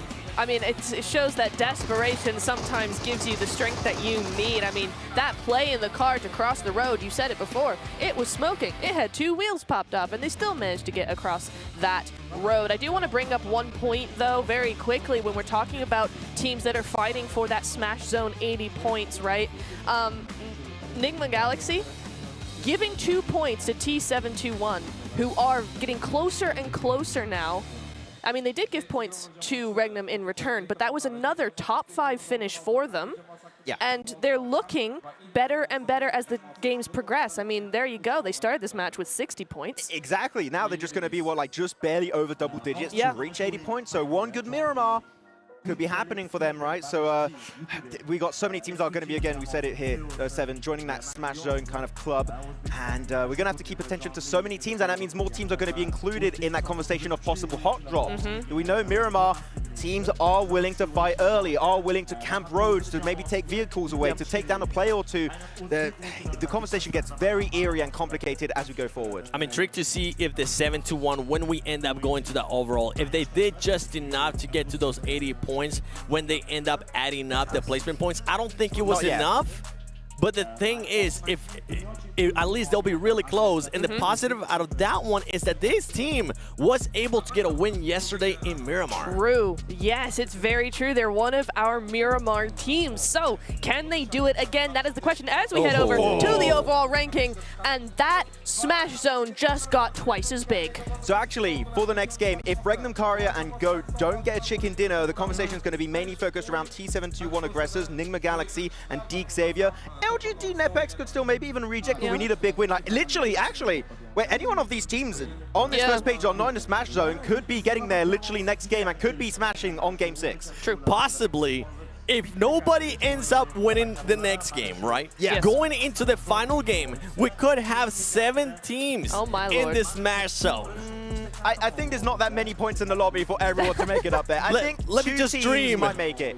I think 2 teams might join. I think it might be a 4-way fight happening in that last game. I will say, though, Deke Xavier coming in there with a 2nd place has brought them 66, tied with Nigma. And so now you're looking very, very good for the next 2 Miramars. I think a lot of the teams, they have kind of given up. A little bit. Not going to lie. Just I a think touch, so like, a smidge. okay, you know what?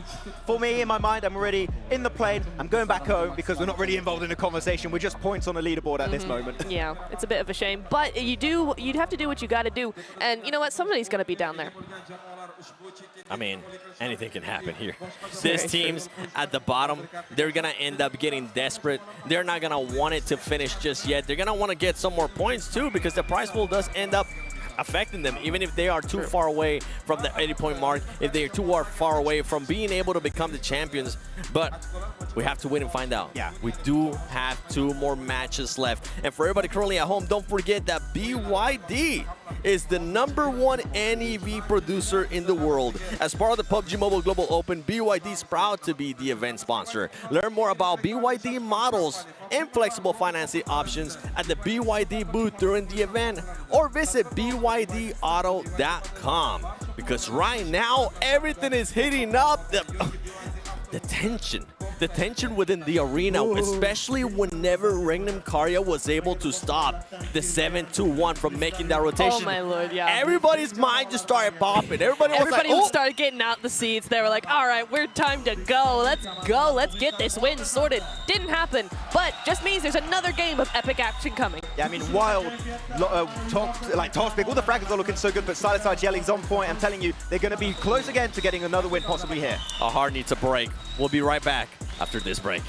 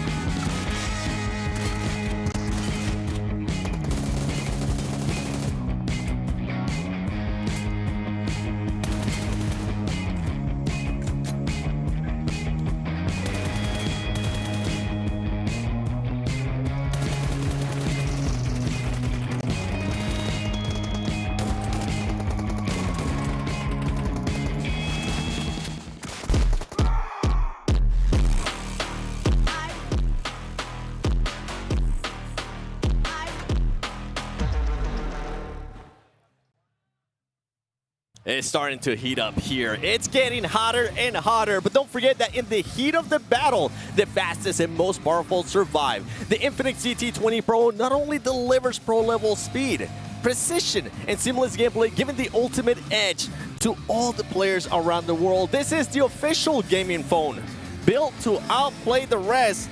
And while you're at it, check out those vertical streams, not only on YouTube, on TikTok as well. When you, especially if you're watching on TikTok, if you give it hearts, it's not actually hearts. It's the cool thing is the PMGO logo, and you are upset. What's wrong? He stole it from me. Tell him to give it back. I'm in the chat with everyone just like, what the hell is happening? I'm They like, I really don't want know, to talk to lads. me. They really want to talk to me. I'm taking You're it back. moderator. You're going to ban them. Don't do Well, that. I'm gonna Oh my take this God. phone because I definitely need one. What so the hell? you know what? I'm just gonna put it in my back pocket. So You vibe we'll killer. keep it there. Yeah. Yeah, sorry. But I mean, Not is there sorry. really a vibe killer?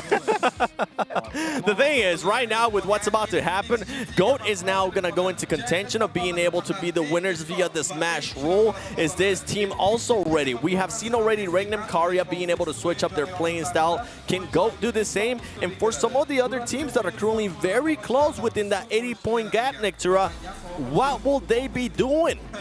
I think they do the exact same thing because it worked for Regnum. They did the exact same thing last game. They got so close, and I think GOAT just need to do the same thing. We'll see, right? We'll see. It's easier said than done, but I'm ready to go into Miramar. So let's take it with Blank and John Allen. Once more onto the breach, Regnum Kaya, and now accompanied by GOAT Quality in the smash zone, looking to take it all here and now. Blank, we were talking during that break about that last game was Regnum Kaya's opportunity to do what they did there. That is no longer afforded to them. I know, a 1 in 8 chance that this game ends right now with us finishing the tournament here in PMGO. I mean, that fraction's kind of small. Kind of small. Yeah. That's like 12.5%. But it's not that small. Still a pretty sizable margin for these teams to take this one home. GOAT Quality or Regnum Kaya. Regnum Kaya has come very, very close so far. Yesterday, they had 2 chicken dinners.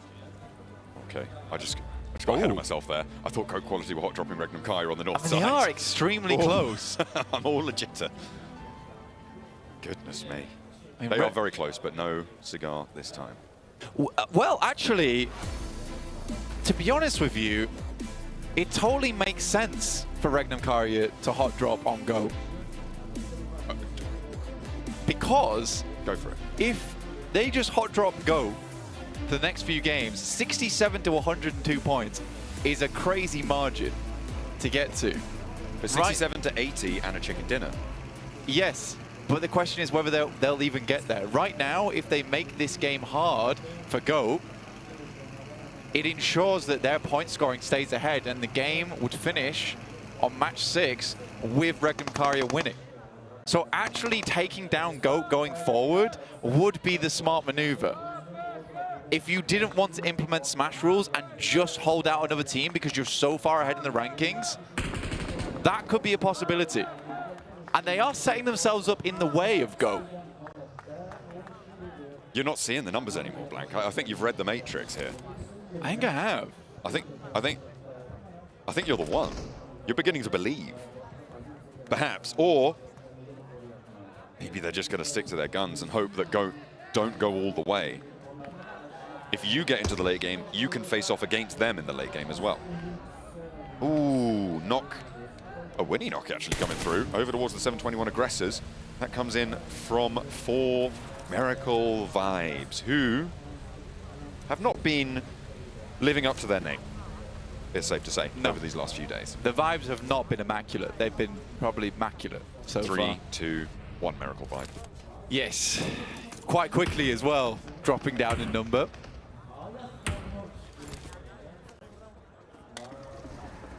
Wow, what a local shift. Straight down towards the southwest side, towards La Triera. We have seen this same circle multiple times. Reefus with the Winnie, looking to hit a shot. Aesthetically, my favorite gun of the game. I love it. I love everything about it. I love the lever action.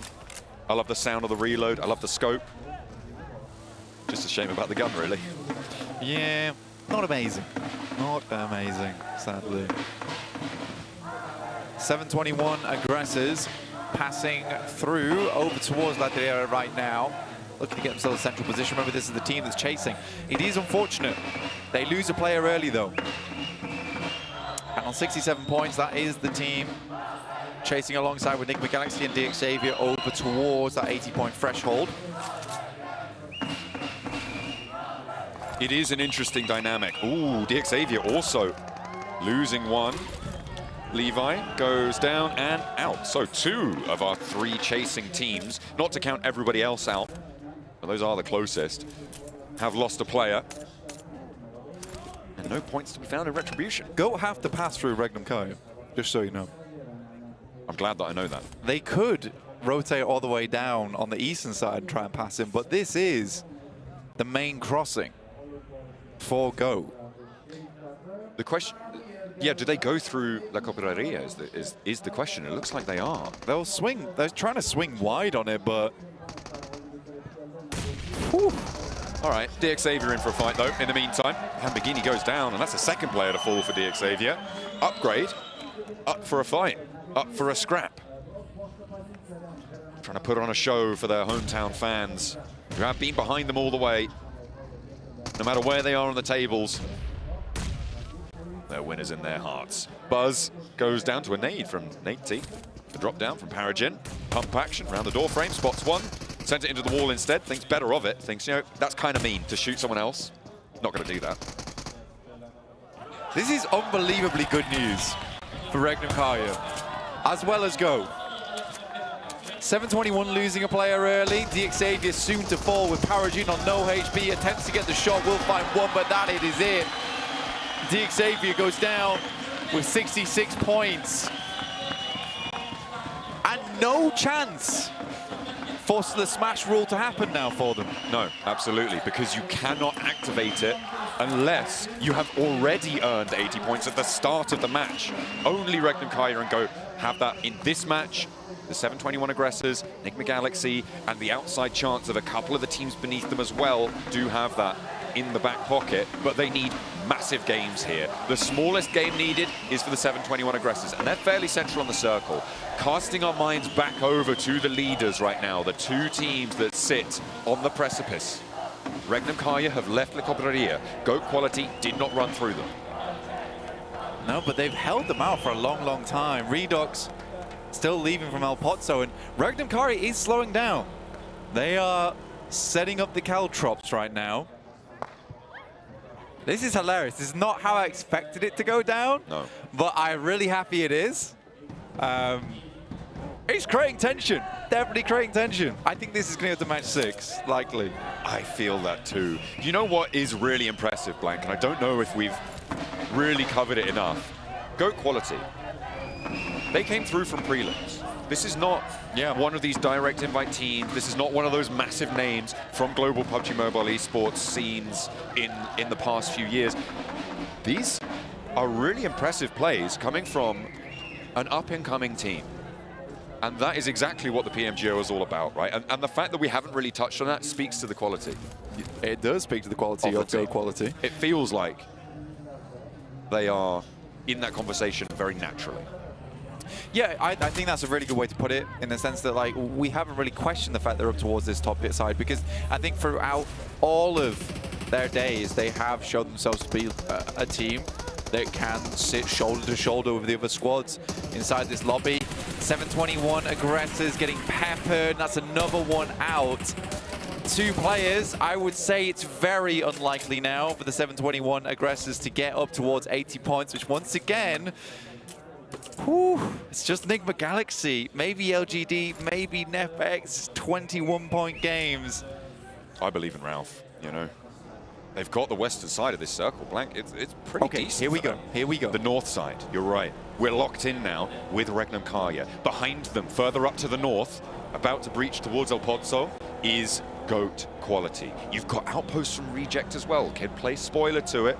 Ray G might spot one. They've just slowed them down, really, haven't they? That's what they've done. It's just they've had a very, very leisurely rotate into this circle, but it's caused Go to be constantly on the back foot here. And Regnum Kai, they can afford to have a bad game. Definitely. As long as they're causing big issues. West side shift. What is that? I thought the circle had just disappeared from the map. Hard west side shift. This is great for Enigma Galaxy. There's just no space. This is great for Enigma Galaxy and for Regnum Kaya on the north side. Yeah, they can slip in over towards the western edge. Actually, John, this could be huge for Regnum Kaya. Suddenly, the game turns on its head. Goat knows they need to get a move on. They turn their car on its head. Yeah, I think for Regnum Kaya, they were like, yeah, we'll hold out Goat, and we'll just make life really, really difficult for them. Circle shift and like, actually, we could just win. What if we just like win the whole tournament right now, guys? Yeah, that'd be like sick. That would also be a possibility. Reject now rolling over towards Goat Quality on the western side. Oh, Nongshim. Close by to Silas. Being surrounded now, it's Binny who backs off, wants to get away. Silas has other ideas. Being cautious though, they know that there's more teams behind, but they have put so much pressure up to this south side. I mean, they're in a fantastic spot. By the way, LGD take down Black Esports. 2 more players for them, but they're split. LGD will get a couple of points on board, 63 total. And they're down towards the south. Very near to 4MV, who Black Esports. Their other 2 players handling things, apparently. Doc cracks a shot off. And Symphony out of tempo with that one. Aussie, nade from Ziol up on high. LGD looking to play with the big boys too. Maybe get an off angle with Ling.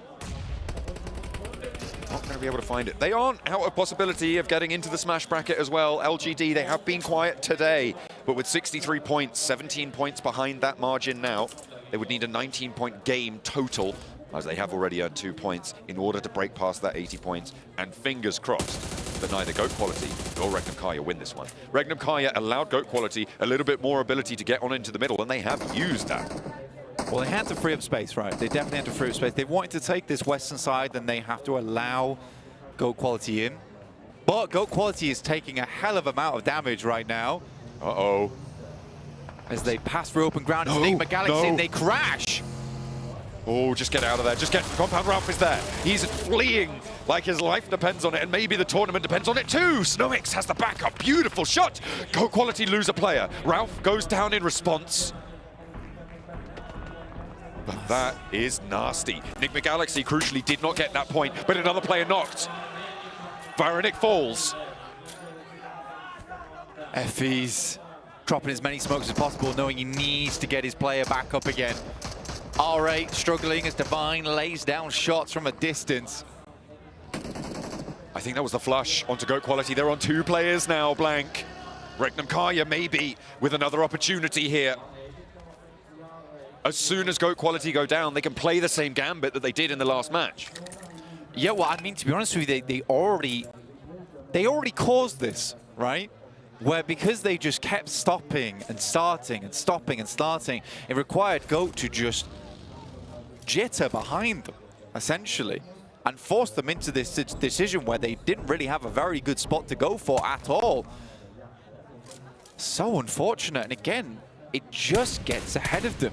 For Regnum Kaya, though, fantastic position on this north side that they can start to work down towards on the south, but it's LGD with that compound that I'm worried about, and I'm waiting for this next circle to decide where we go, because if it heads down towards the south, LGD have a very good chance of trying to get in towards, as Max likes to call it, the Smash Club.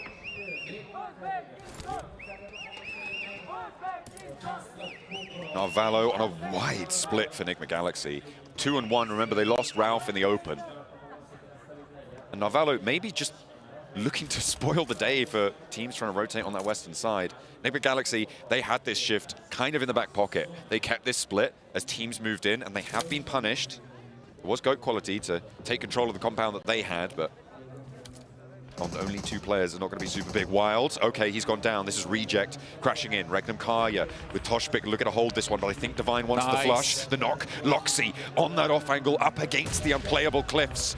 As Silas rolls in to defend Wild. Divine with the challenge for the pump actions there. Duello now with a challenge across the open ground, and Silas slivers away. Loxy in for the fight too, and Reject now with 1 player in locale, and Loxy's there. Reggie finds Silas though on the off angle. Toshbik running on through. Silas all but done for, will go down, but Loxy and Toshbik, that's a tall order to take on by any stretch of the imagination. Can Reggie do it? First goes down. Loxy is next. Regnum Kaya with 1 player alive. They may fall in here at the hands of Reggie OCO. A tag is found, and Loxy on the inside with the spray down. The drop shot is not good.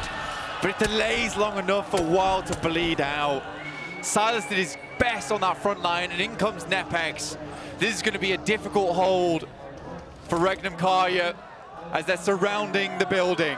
Their names pop up on the feed, and everybody, their eyes alight, aflame, as Loxy, the first of all. Toshbik, nade in hand, 1v4 on a sliver of HP. I don't know about that one, Chief. Toshbik with the shotgun, falls, and Nepex keep the tournament alive. Regnum Kaya out, no possibility at a smash from them, and GOAT in a pretty tough situation themselves over towards the eastern side. Now it's all up to realistically Nigma Galaxy, LGD, all the way down to potentially 12th place. I mean, even Nongshim, to be fair, on 56. That's what I'm saying, 12th place, like it is a big old jump, but possible at 24 points, 14 elim game. It has happened, and that's the way to kick it off. The Nongshim Red Force on the eastern side. Finding that flush as well, adding points to the tally. Slow and steady.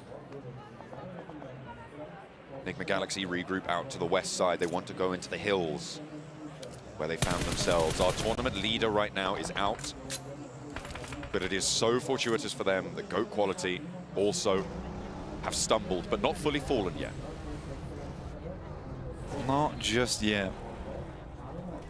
I mean, we'll see what happens with GOAT Quality. Realistically, what they need here is just a few elimination points, potentially some placement points to get in a little bit closer contest. It's 26 points that currently sits between them, and Diego finding Effie's is not ideal. These two teams have been looking at each other for a while. Influence Rage across the road from GOAT Quality. GOAT Quality took out the tires on their vehicles. They take out one of their 2 players in response. It should be Resible though. They have got that cover. It was a headshot behind some cover, and you can't crash that. The vehicles were disabled earlier by Ego on the spray downs to the tires. And Influence Rage don't need to leave this yet. Yeah, GOAT's just going to chill. Like you say, Influence Rage don't need to move across. Getting into stage 5 in a little bit.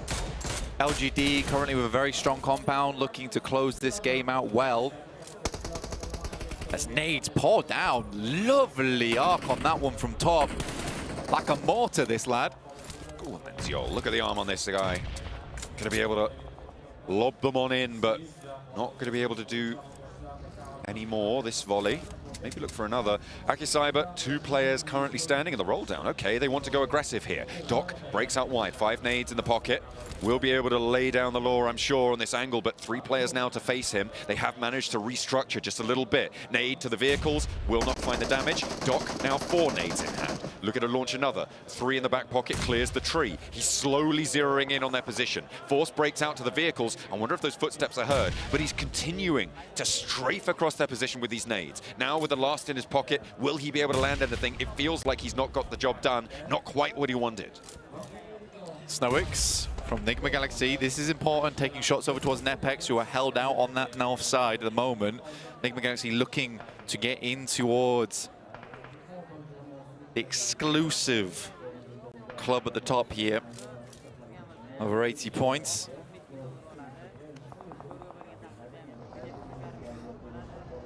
Nepex rolling on up for the challenge. Rex sprayed, damaged, low, down. Now Nigma Galaxy have 1v1s, and on both sides it goes either way. Now it's an even trade, and Narvalo all the way across the way may have a high ground angle. He does. He takes it down. This res can go through, and Enigma Galaxy, 5 elims, 9 points remain. 71 points. This is the last chance for them today to get into Smash points. Goats starting to rack up those placement points as well, which will be nice as we head further and further into this table. Right now, not giving anything, but likely going to be living a while longer on these circles as we hit stage 5, which moves away from the unplayable zone on the western side of the map. Upgrade still in this one too, looking to push further in. 5 elims this game, not bad at all. Now Valo, because Enigma Galaxy was so early to this zone, was able to clamber up those cliffs. Nobody else is going to be able to do that anymore, Blank. If he can crawl across, if there's a way, if there's a path to move further south, he is on Overwatch. For Enigma Galaxy, he can keep their rotation safe. He can scout out these locations. He is going to be within range of teams like LGD if he can get that far south to be able to take shots as well. The 721 aggressors, though, they are across the road from Enigma Galaxy, and they are chasing as well. 721 aggressors currently moving across this ridge side, but with only 2 players, life is going to start to get a little bit more difficult. 4MV still battling off against Aki Cyber. I feel like this fight has been going on for a long, long while. Both teams grey and aged by the end of it. I'm liking LGD's position more and more, Blank. I mean, it has to be said, they are the only 4-player team in a central type position, right? Nobody actually has a central position because it is fairly open, but LGD have buildings to play around, they have that cover, they have a lot of control over the south, which is where the majority of larger player count teams are. Nongshan Red Force currently knocking on Influence's Rage's door, asking if there's any more room in the circle. Influence Rage lights are off, no one's in, I promise. No one just closed the curtains just now.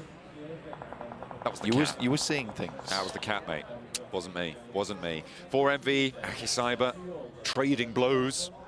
And the 721 aggressors, they've moved, they've made a move. They're rushing down towards LGD's position, diverted, turning around, turning tail, maybe towards GOAT quality.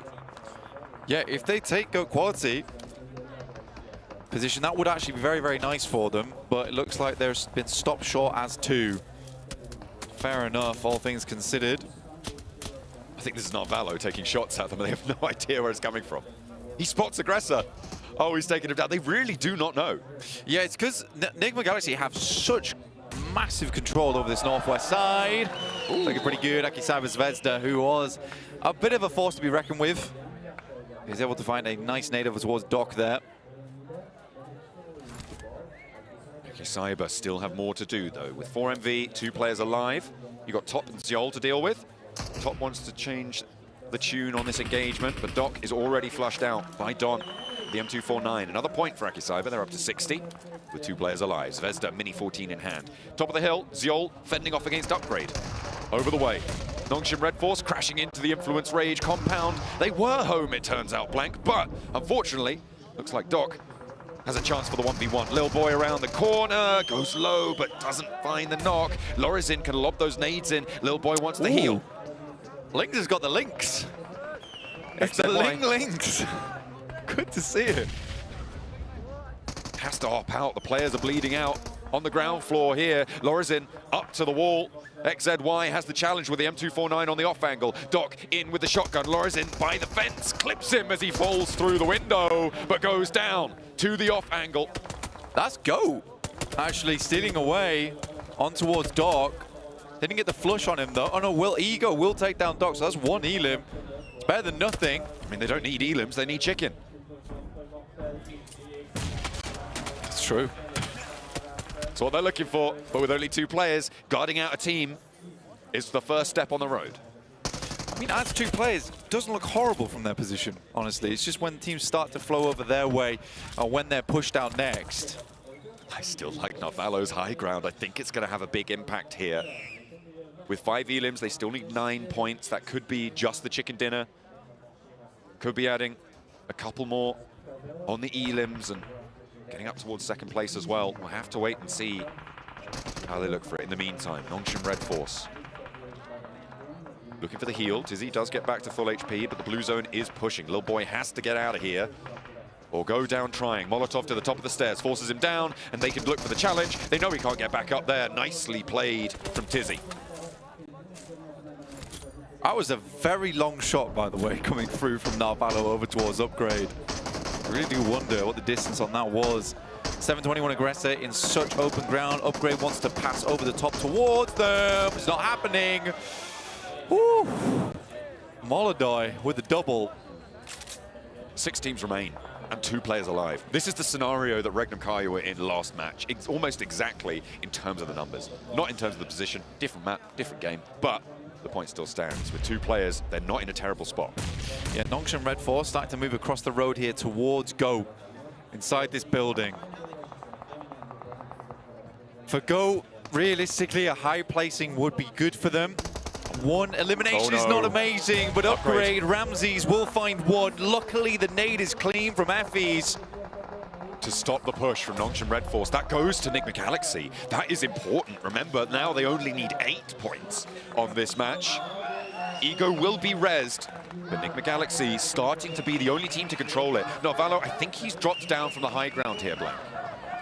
Yeah, it was only going to be so useful for so long, honestly. And he got use out of it over towards LGD. Lings again, actually hitting that unreal shot, but LGD has gone down to 2 players, make that 1 player. Still giving grief over towards Upgrade. How does that happen? You had the full compound to yourself. Narvalo fairly low on ammo, but he can resupply from his teammates now. Zvezda trapped behind the headland with the blue zone at his back. Has to stand up for Akicyber, but is bowed down once again. Circle shrinks. LGD have completely left this building. They only have 1 player left. Blanca, 2-player chicken dinner. It's not impossible. There's 4 players alive on Upgrade. They have 11 elims too. Yeah, the issue for Upgrade right now is that, well, the good thing for Go is that Upgrade is struggling to take shots over towards Go and peeking this side of the hilltop because Nigma Galaxy is watching that location. Some good shots here coming through from Buzz. Ooh. Taking out the vehicle tires as well is smart, preventing quick rotation outwards. Nigma Galaxy on the move on the north side. Buzz can't slow it. And they are gearing up for a push towards this next circle. Lings is back in the buildings. That ridge to his west, Zvezda wants to crash it. He goes in for the fight. It's his only option, and he's going to take it. Sees the opportunity. Lings will look to hold and find the spray down with the UMP. That is LGD now up into the top 4. Nigma Galaxy starting to rack up those placements, Blank. They need 8, which means they need more than just placements here, unless they get that chicken dinner. Yeah, right now, Nigma Galaxy went out. They still wouldn't be in just yet. That vehicle's on fire. This is a risk. They're low. They're ticking to the blue zone, but they're moving out. Buzz still has the angle. Is he going to go for it? No. There are shots coming through, thick and fast. Molodoi will find 1. Epis goes down next. 81 points, 85 with the placements. Still chasing Regnum Kaya. Nigma Galaxy tasting the smash point threshold here. Not quite there just yet, though. An Upgrade could have something to say about it. This is Nigma Galaxy's last chance. 2 elims and a 2nd place, or just the chicken dinner. Ways for Nigma Galaxy to make it in. Playing the west side here is smart. Lings is still alive. Upgrade on 4. Molodoi, by the way, 10 elims on this match. He is popping off. Yeah, Molodoi honestly has been pretty phenomenal throughout the entirety of the tournaments. From every single set, it's just been a difficult group of teams to adapt to, I would say. Oh dear, Redox popped. Molodoi again. Of course it is. And they're outside the zone, John. It's really horrid trying to get over this side. And Lings has got absolutely nothing to say about it. MG3 in hand. This is going to be an Uzbekistani win coming through for Upgrade. They've got the crowd at their back. Bruce and Buzz in the open, need to be careful, but Molodoi on this high ground is terrifying right now. Will have to move eventually, and Lings is waiting for it, for LGD. Nigma Galaxy move down south. They're going to the buildings, Blank. They're playing the ridgeline, and now Buzz has a challenge to breach onto this one. Narvalo low, maybe looking to heal behind it, but has the line up. Ramses is there too. Molodoi, what can he do about this? Doesn't have the open side of the warehouse available to him, and Narvalo gets the heal off. Buzz is there, but Lings lies in wait. A snake in the grass. Yeah, an upgrade has still not spotted him somehow. Again, this is outside the zone, and I know what Nigma Galaxy is trying to do here is they're trying to buy time for second place, but they need 2 elims to make this work. Navallo over to Buzz, 1 down. If they get the flush here, they need it, but there's the refrag from Ramses. 2 players now for Nigma Galaxy. They need more, they need more. Ramses moves forwards, Nade pushes him up to the ridge, can't back off now. Snowix wants the res, but Ruzan and Ramses are twisting the screws. Navallo with only corrugated sheet metal between him and Upgrade, and Molodoy is on fire today. Ruzan moving around, but they aren't going forwards. They don't need to. The zone closes towards them. The MG3 in the hand. Upgrade is rezzing as well. Those oh-so-needed elims not going through to Nigma Galaxy. This has to be a messy fight. They can afford to lose it as long as they take down 2 of those players. Navallo forced out by the Molotov. Another to follow it up. Navallo nearly forced out of the smoke, just playing on the edge. Molodoy now, attention to the longhouse. Circles closing. They need to go now. Move out of the door? I don't think so. It is a firing squad that awaits you. Upgrade trying to stop Nigma Galaxy from getting into the Smash Club. They deny the points. And Upgrade with a huge performance from Molodoy. Rampage across Miramar plays spoiler to the hopes of the Smash Club. A fantastic game there from Upgrade overall. Now, here is the rub. Next game we go into, Regnum Karya can honestly just afford to play Mosquito with GOAT quality. That's all they need to do, is they just need to make their lives hard. I don't really think there's any other teams that can quite catch up to Regnum Karya at their position. And now they just need to play this out. Not necessarily a hot drop, just be frustrating to play against and hamper GOAT's game. Be a lead weight upon the ankles of your opponents. Stop them from rising to the top. Is that how the championship is won? For Regnum Karya, it may be an option. Or will they go out with a bang? They might just smash it. GOAT might need to change their drop spot, honestly. I am not even kidding. Maybe. I think that might be the necessary option. Denying the points here. Not putting on a show for the crowds. I mean, you know it's death that awaits you.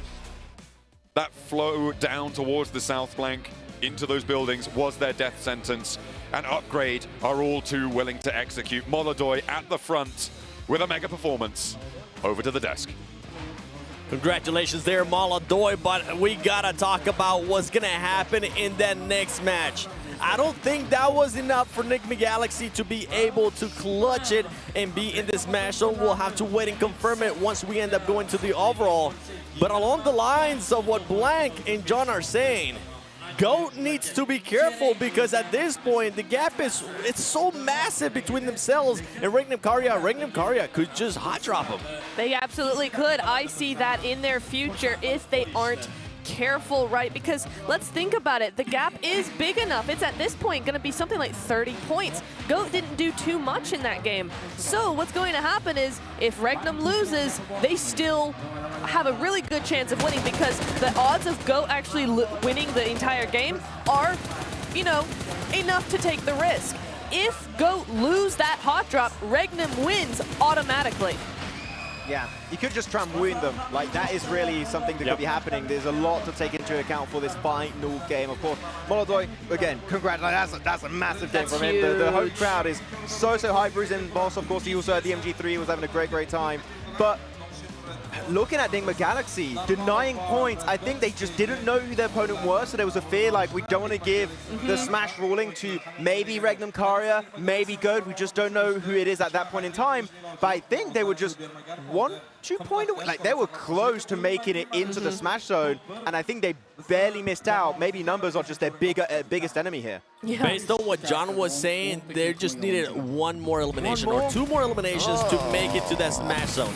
So, yeah, even though you are wanting to deny the points, I wish they would have just gone for send it. Just send it and see if you can at least get one elimination to your name. I don't think the mistake was there, though. I think the mistake was actually full sending into the compound. I know Upgrade had a player up on that high ground, but I really would have liked to see something where either they don't push fully to that side, just away from those nades, or they try and push the ridge, even push the high ground. You can use your vehicle to dip down to the ridge and then up again if you really wanted to. It wouldn't be that risky and certainly might have given them a better chance. I really wonder, did they know how close they were to entering the 80-point barrier, right? I don't know. Because if they're aware, you're one elimination possibly away from entering, just get all your players in one car, send it on one player. Send it on one player and you just try and get an elimination, try and flush it out, get a second if you can, just get as many points as possible because you're that damn close. And if you get the win, then you actually go the entire way. But I think that the play you're talking about here of sending in the compound into the warehouse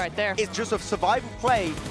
But unfortunately, survival was not enough to push it up. It would have maybe been enough to make it and to actually win the Smash ruling. But here, I think that might just be one of the biggest misplays we have seen this PMGO tournament. To be fair, there with Upgrade, they played that perfectly. They were holding every angle possible. Enigma Galaxy there with the 12 points, 24 for Upgrade. And LGD as well, finally waking up, but it's a little bit too late. Who else woke up, you know, was actually 4MV. I know we've been talking about them a lot, but 7 points seems to be one of the biggest games we've seen from them, and they really actually just switched their strategy all the way around. We saw them perched up onto that high ground, just picking shots and picking players off of teams who were rotating, and once they kind of got to that close range, that's where they kind of fell apart, which is really weird to say for this roster, but the long range, it actually helped them get a few points. Not gonna lie, not really looking at 4MV right now. That's true. Cool to see some stuff happening from them. I'm like, you know what? I'm already disappointed enough. I'm not paying too much attention looking on the second page of the rankings. We were still looking at some teams. We were looking at DX, I think, like maybe towards the second half of the day, they could do a final push. Erangel, very disappointing, Niptra. We were like, oh, yesterday they were dominating on the grassy pastures. Here, nothing happened, and unfortunately, they kind of lost that opportunity to get in contention with your two teams currently in the Smash Zone. So I feel like, unfortunately, they had an opportunity and they fumbled in the mid-section of today. Well, we've been trying to do math, everybody. I think it's time we actually take a look at that overall. Show me who's going to be in this Smash Zone for the last game. Is it going to be Enigma Galaxy in there? And they're not by 2 points. They're going to end up missing out, and the storyline becomes Regnum Karya and GOAT. What are we going to be seeing out of them? Because the lead right now that Regnum Karya has over them, 21 points, that is massive. Hot drop, hot drop, hot drop. That's what I want to see. It. I'm against it. Really? Yeah. You weren't when I said this in the middle of the game. That's a really good disguise. Oh my god. No, but for real, I feel like, you know, maybe this team doesn't want to win that way. They actually want to win the game, and I could understand that. But at the same time, they've got like 30-point difference there, and I feel like for Regnum, this could be a very, very easy way to secure this win. Okay, all right.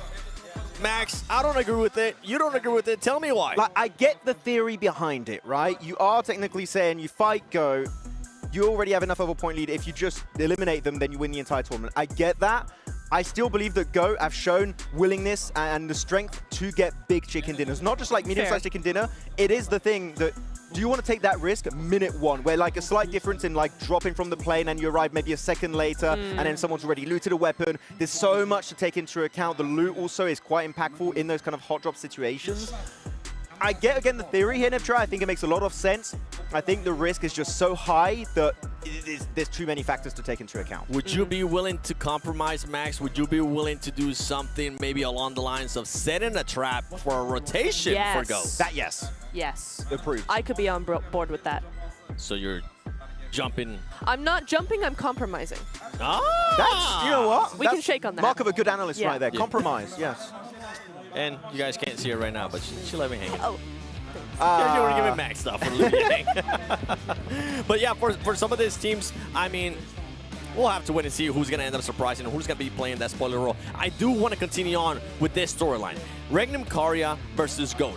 Show me how they've been performing today. Which one is the team that's been performing the best? I think I have an idea, but overall, wow. Damn. GOAT does have 1 win. They do. They do, but Regnum Karya has everything else, honestly, at this point. Yeah, and right now it's between these two teams, right? No matter what happens, reject or wait till in the rankings. They're not involved, meaning 100%. Next game, we will be crowning a new PMGO champion. Is it going to be a team as Regnum Karya, or is it going to be GOAT quality? We'll have to wait and see in the next few minutes.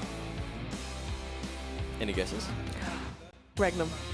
Regnum? Yeah. Okay. Don't make me do it. Oh yeah, don't do I it. don't want No, do not. Please. Don't. Make sure you be ready right here, because after this break, we're going to go into the final match of the 2025 PMGO Uzbekistan.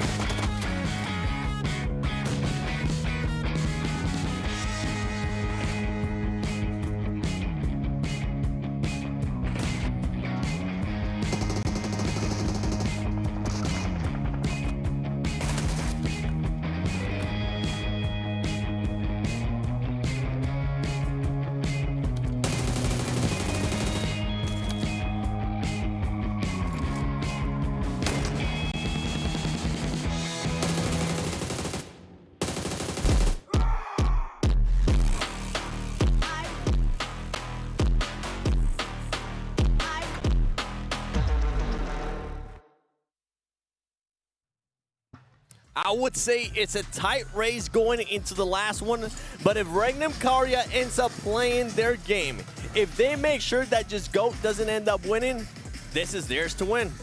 It is indeed. I'm very excited. This has been a long time coming for a lot of these players and this team as a whole, right? We've been wanting this since London, since PMGC. Yeah. What was it, 2 points, 1 point, something like that? It was damn close, yeah. Yeah, so this would be nice for them to get this win, but GOAT are already looking for it. They're chasing it down. 85 points on the board for them. All they need is a chicken dinner in this last match. Yeah, from the few chats we just had with some of the players, seeming like the overall idea is playing our own game, not really changing anything. Because again, their own playstyle they've been working on for like almost years now for some of the players has been perfected to try and get these wins. They're just going to stick to the game, try their best, but there could always be like just a random factor thrown in there and just put your entire plan to shame.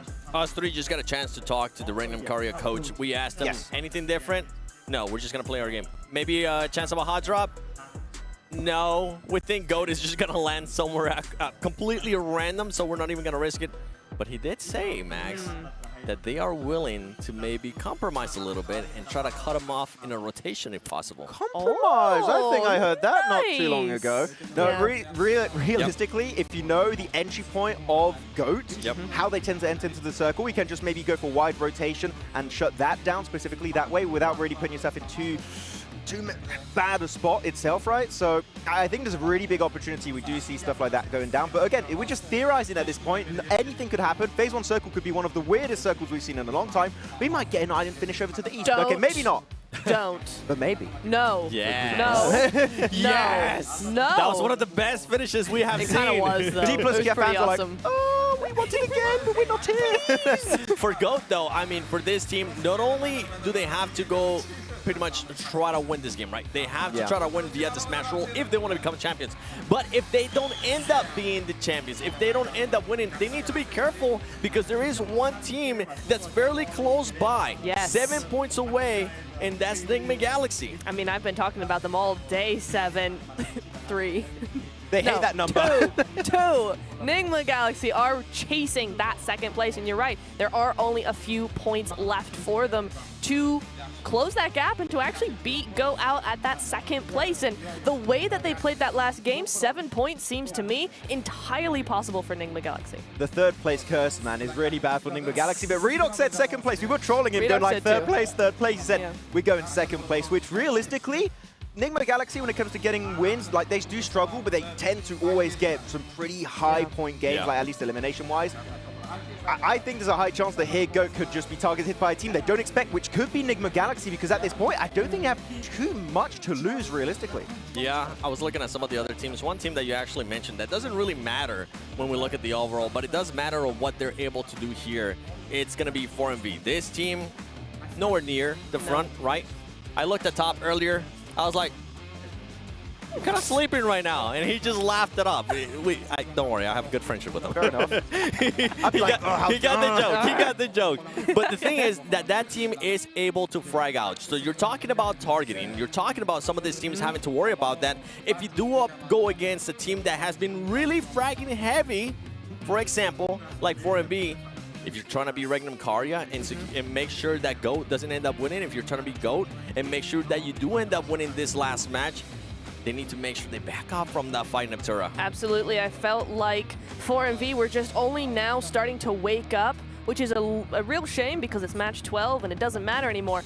But that does pose a risk for teams in that smash zone. GOAT, Nigma even, as well as Regnum, right? So yes, definitely something to look out for. A few other teams, I mean, Upgrade just got a win on Miramar. We know them to be a heavily fragging team. Again, not in a position to actually take the tournament win, but certainly in a position to be very, very dangerous. Wow, beyond excited, man.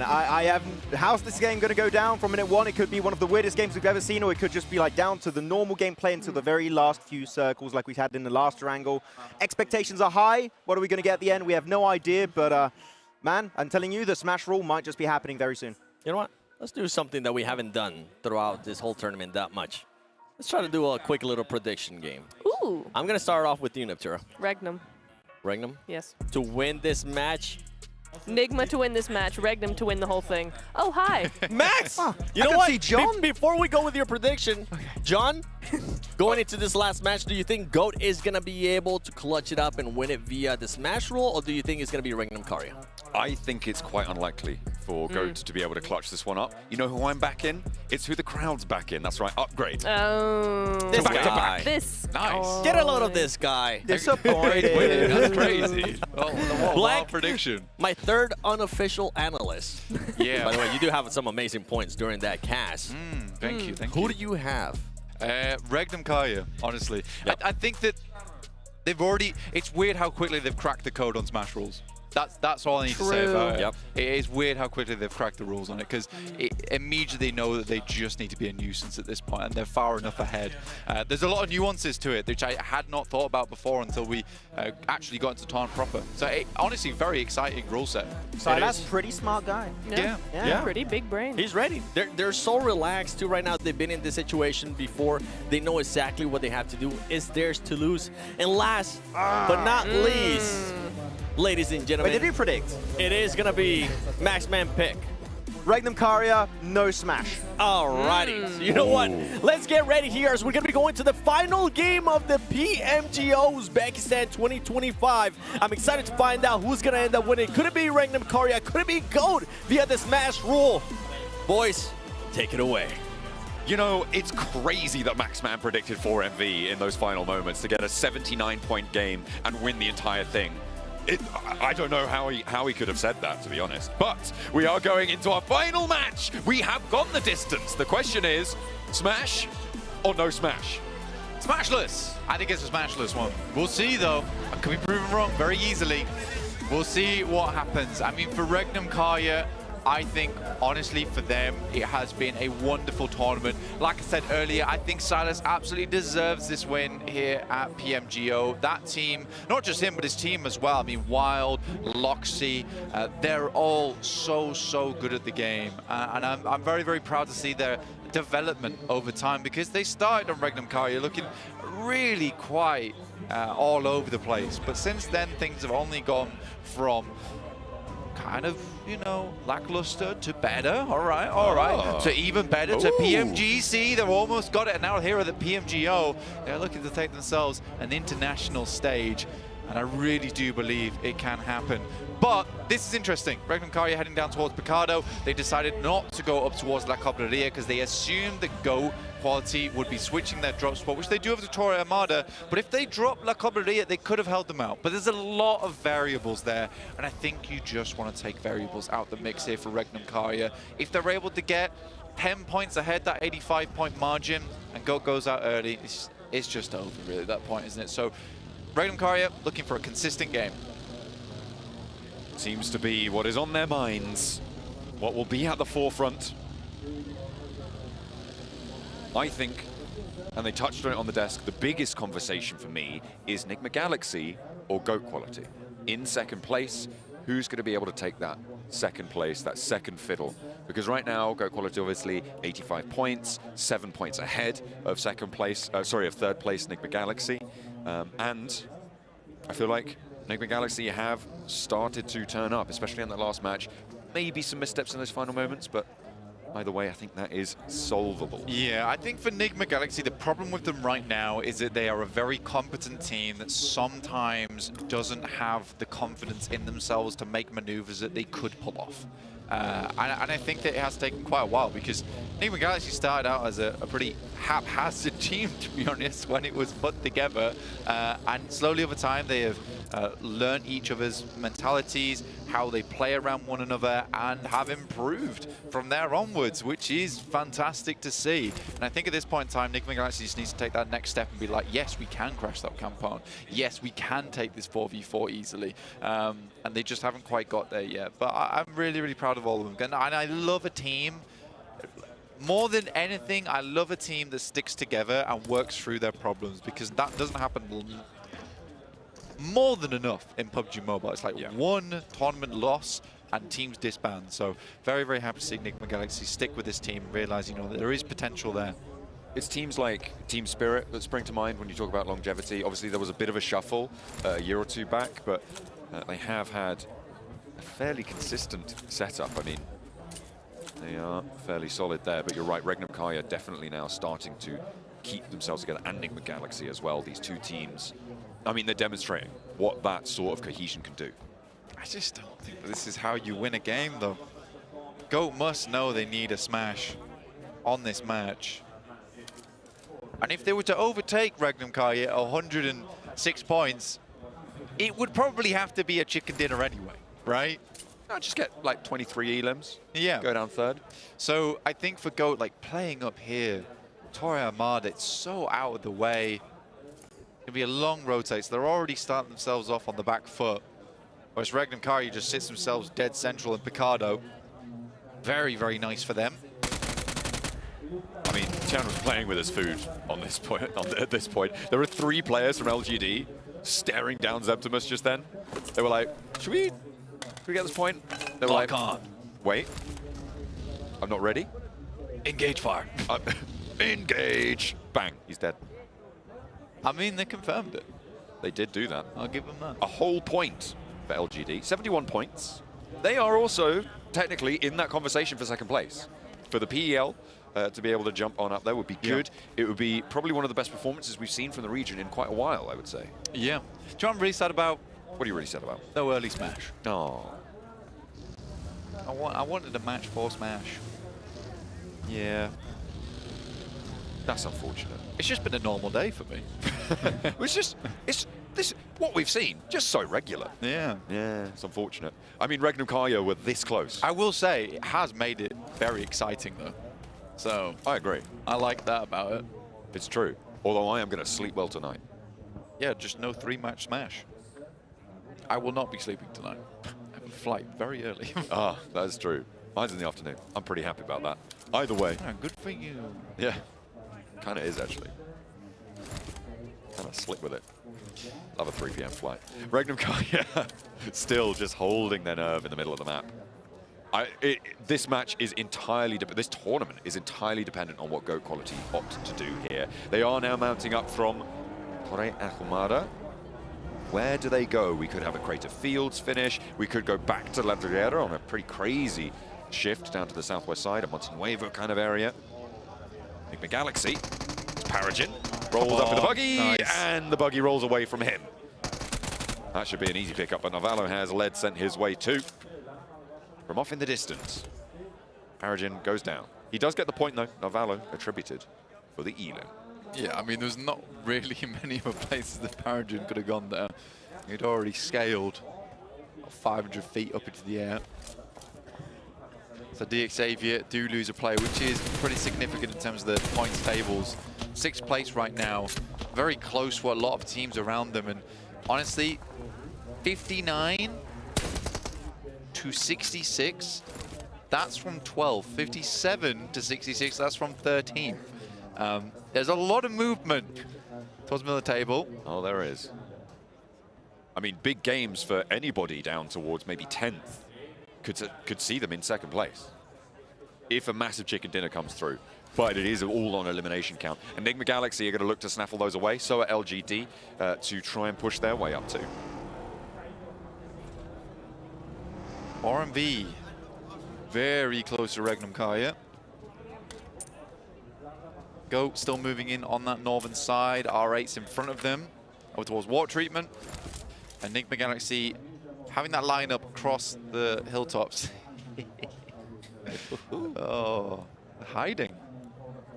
Regnum Kaya actually just hiding. Sneaky moves. RMV close by. Nice. Briefus finds out Silas doesn't want to hide. Spotted by Top. Does get to cover. Is it going to be Resable? It's going to be a long way for them to go. Look at how far away they are. He is completely isolated. Silas with a bad time. The smoke's starting to bloom off in the distance. Regnum Kaya are mounting a mission here to get this one back in control. I don't think the boys can get to him. I do not think the boys can get to him. Oh, Black Esports. Lord Cedric. What's going on here then? Third party. Top says no. Back off. These are ours. Sokobu's are towards the north though, giving GOAT a good chance at this one. Wow. They could move down towards Hacienda itself quite quickly. And that's Silas being flushed out, leaving Regnum Karya on 3. Not a way you wanted to start your game. Loxy gets knocked by Doc. Is Regnum Karya going out this early in this match? Made in. Toshpik needs to tag the res now. Loxy going down, and he will fall. Toshpik getting peppered. Off angle there, Wild behind the bales. They need to hide now. 106 may be drawn short. This is an opening, and things just got tenser. It's literally Wild. Last alive for the team. Yeah, he's going to have to go the distance. I think, personally, the only problem with Smash rules for all these teams is that it's absolutely getting into their mental space. And they literally changed up what they did last time, which I think worked perfectly. Toshpik flushed out, Wild, final player remaining, go towards water treatment. R8 being pressed right now by Nongshim Red Force. Wild's down. Regnum Karya out in 16. That is a turn up for the books. To close it down like that. A non-moving target now for GOAT quality, even if they don't get a chicken dinner. 21 points. That's not impossible at all. It's an 11 Elim game, which is a pretty casual chicken dinner. Vinny on the door frame with a pump action for 1. Last player to stand for Nongshim Red Force. Ooh, 1v3 on the door frame. Binny bashes them back, but Enigma Galaxy on the outside here, looking to try and add to their tally. A lot of points to be snaffled away here. Narvalo picks up that first. 2 Ilims earned already, and now they're only 5 behind Go. Not far behind at all, 80 at the moment. GOAT quality with that 85. Currently up towards water treatment. They've got fairly decent position to play around on these ridge sides, but the 721 is coming in thick and fast right now. Let's just Regnum Karya are out, okay? In 16. Are they just getting prepared for the ceremony, perhaps? Silas is sitting back in his chair. I'm taking a look over to his desk right now. He is head reclined. He is chilling. Part of the plan. We turned up, we had a good time, we went home. One fight changes it all. And by 4MV nonetheless. Team that has been sleeping. That's what Maxman was saying. Yeah. A 50, 100 million Elim game, and it starts with the tournament toppers. Let's zero back in on this match for a second. Understandable. Northwest is GOAT quality. Trying to play on these ridge sides, but a lot of teams are going to be coming in quite quickly. 4MV, the pressure's off now, in which case they can decide that they can play the game again, apparently. Cyber, top taking shots. They're up to 5 Elims blank. Is that death? No, it's only half his health bar. Don't worry about it, it's fine. It's okay. Doc's there. I think they know he's on this corner. We'll be able to get nice. A look into the barrel. Oh yeah, this is the 4MV I remember. They're actually kind of good at this game. I don't know if you guys realize this. So 4MV taking down Regnum Karya at the start, potentially ruining the chances of the Turkish team taking PMGO. We'll have to wait and see for GOAT quality and what they'll do with the rest of this match. It also wouldn't be out of this world for Enigma Galaxy to surpass them. They'd be a large game, but not a crazy large game. What would it be? 2 Elims right now, 16. They'd need a 19 Elim game. Pretty large. Yeah, they would have to be in charge. That is for certain. But not out of this world. No. Maybe out of this galaxy? Out of this Enigma Galaxy? That's right. That's crazy. That's so, because you made that joke first, but I just like did it explicitly. Yeah. Here's that replay of Doc taking down more and more players from Regnum Kaya. GOAT is playing rather slow, which isn't really their MO. And again, this is what I'm talking about in terms of the way that the mental game kind of creeps in with the Smash rule, is that GOAT know they need a chicken dinner now, right? That is the essential turnout. It makes you play differently. It makes you play differently, and I think you can run simulations on how this would go down, but when it comes to the psychology of the players, that does switch things up. You know what was crazy about that replay, by the way, for Nongshim Red Force? That was the last shell in the pump action shotgun for Binny to be able to take that 1v3 down. Every single shot counts. Yeah, he's a recycling Binny. That's right. He's in there, keeping the environment nice and green. Circle moves off from that northwest, which forces GOAT quality to move out into open ground. He can play underneath this ridge where Nepex is currently playing, but Enigma Galaxy extremely close. They have pushed across the road. GOAT quality. Oh, I hate into the this building. spot, man. I hate this spot so much. How much further are Enigma Galaxy going to go? Now Valo and Ralph wandering around, hopefully not aimlessly, nearby to Hellion, and if you're going to farm points, maybe that's the team to crash into. Falcon, Rarinho, Azik as well, Groza all pulling pins on nades. Redox is in for the backup position. No, he's in for the pickup. So Ralph crashed that Nuance, right? Yeah. Oh. And then ran away. Redox gets popped out, trying to save Ralph. Ralph will go onwards though, you know. Thanks Redox, but that's sick, bro. I'm gonna play without you now. 5 stars, no tip. Getting them out of dodge, and they've lost SnowX as well. They're down to 2 players, and I think their hopes are shrinking. Yeah, we have to reiterate, it's a pretty essential game for them. I mean, it wasn't out of this Galaxy to get up towards GOAT's position at 85 points. But now we are desperately far away from that position. And it's also possible that LGD overtakes Enigma Galaxy now, losing out this early on. The reason I don't like GOAT's position is because you kind of need to have an outpost over towards the ridge, towards that southeast side. And if you don't have that, you're very limited information on how the circle is going to be progressing and how it's changing into the future. And right now, GOAT's really playing a slow game. Little boy will find Binny. And out in the open too, unfortunately. No amount of shotgun shells is going to save you from that spray down. Influence Rage currently holding Hacienda up on the top of the hill. They have got the manor house under control. Diego sits on the roof tiles. We'll try and dance over them. Keep things nice and calm. Enigma Galaxy sit in their shadow, but they will need some interstellar subterfuge to be able to get all the way through this match. Yeah, it's not happening. R-Ray and Aki Cyber both out. Both had pretty good runnings. Oh. Nepex finding one over towards Go. It's a long distance shot though. Unlikely to be answered with an elimination. They will get them up.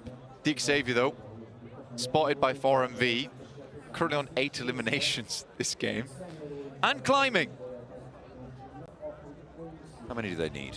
They started on 41, trying to get to 85. That is 40, 44, 40, 45.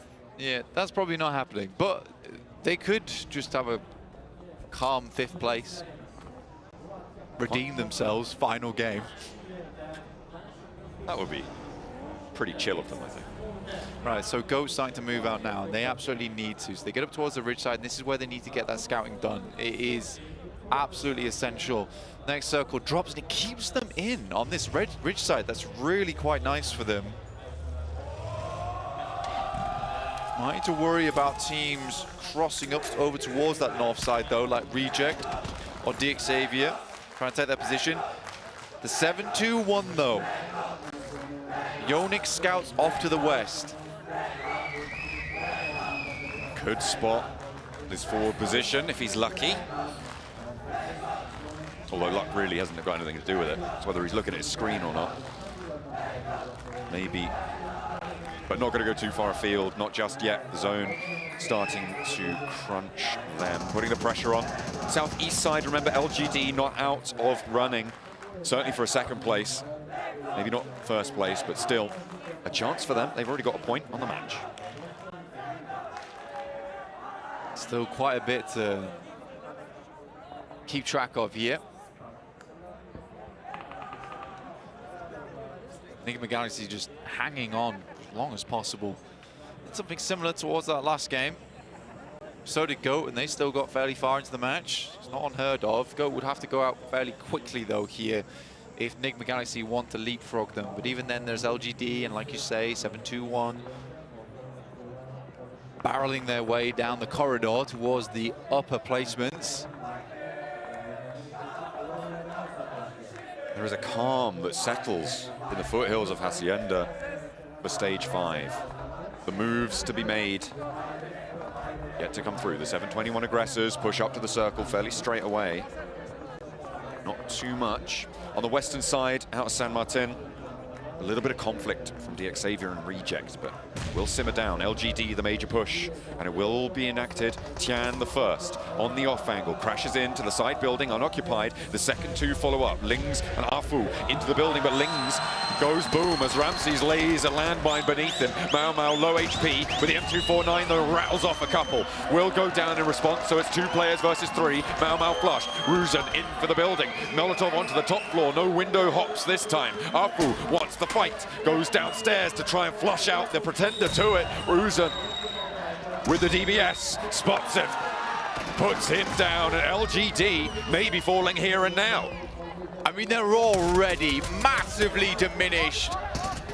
And that Molotov should do the trick. He is just out of the way of it somehow. I have no clue how. Molotov will burn out his teammate. They should know. He's on this corner, the third party. Tian still up. Influence Rage now over the ridgeline. 4MV as well. Also up to 10 elims on this southeast side.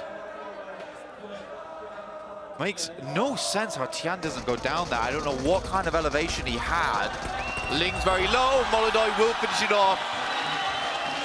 That's the player to do it.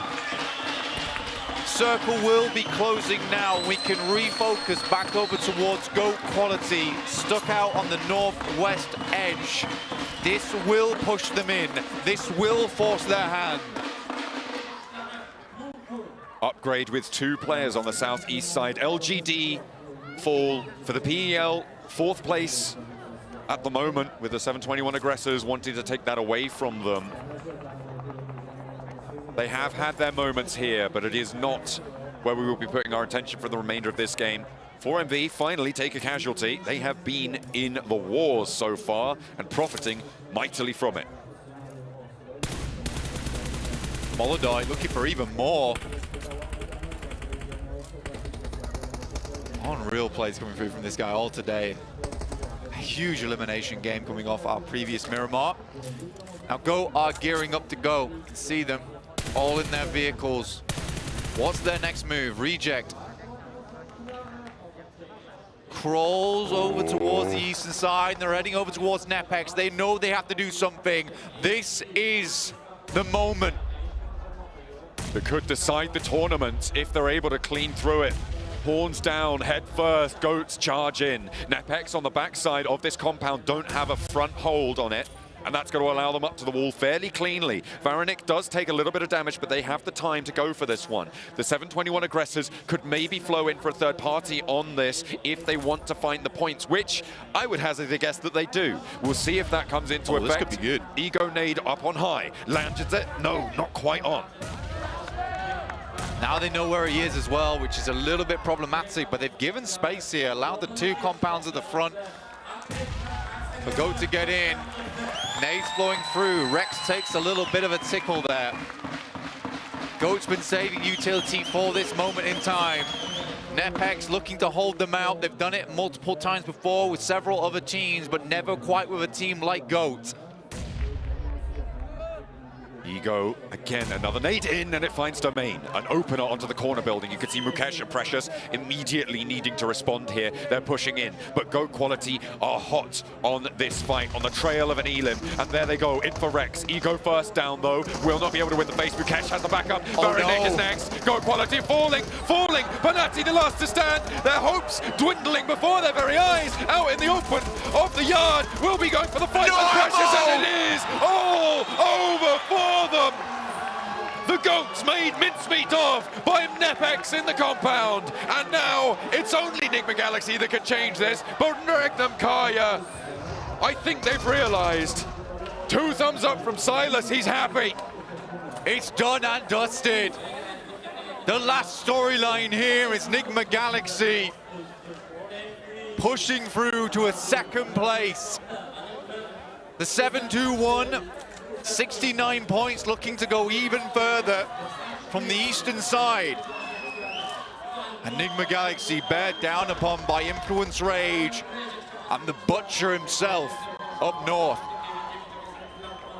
Reject rolling across to Hellions. The southwest side needs to conclude. 14 Elims for 4MV, by the way. They are popping off here. Falcon down first as Reject make the breach happen. Raurinho has to hold the corner with the DBS, but there's the nade from Groza to find the damage. Duello goes down, 1 for 1 on the trade. No third party yet, but 4MV getting ready to stick in for this fight. Open sides on this warehouse. They have the open doors to play around. Duello flushed away. The nade from Raurinho forced away by the burn from the Molotov, and Groza hops across the high ground. Hellion trying to keep them in check right now. Raurinho keeping this one going. Nigma Galaxy awaiting that inevitable push. The MG3 in action. Apollo with a nade. 4MV moving in, trying to get ahead of this curve. Groza down next. A nade in from Ragey. A nade in from Ragey. 2 go down. And now it's the last to fall. Reject. Hold it out. Hellion fall finally. 16th place locked in. They will not go no further. But who will find the opening? Nigma Galaxy on the east side with 6 teams remaining. They need to start racking up these elims. These placement points will start to come too. 4MV may have their story cut short, and they will fall. 15 elims, 14th place. Reject starts to work their way up the tables, but Nepex unwilling to give ground here as they move on down. Reject has a new task ahead of them. Nigma Galaxy holding out down towards the southeast side. We are in the top 5 now.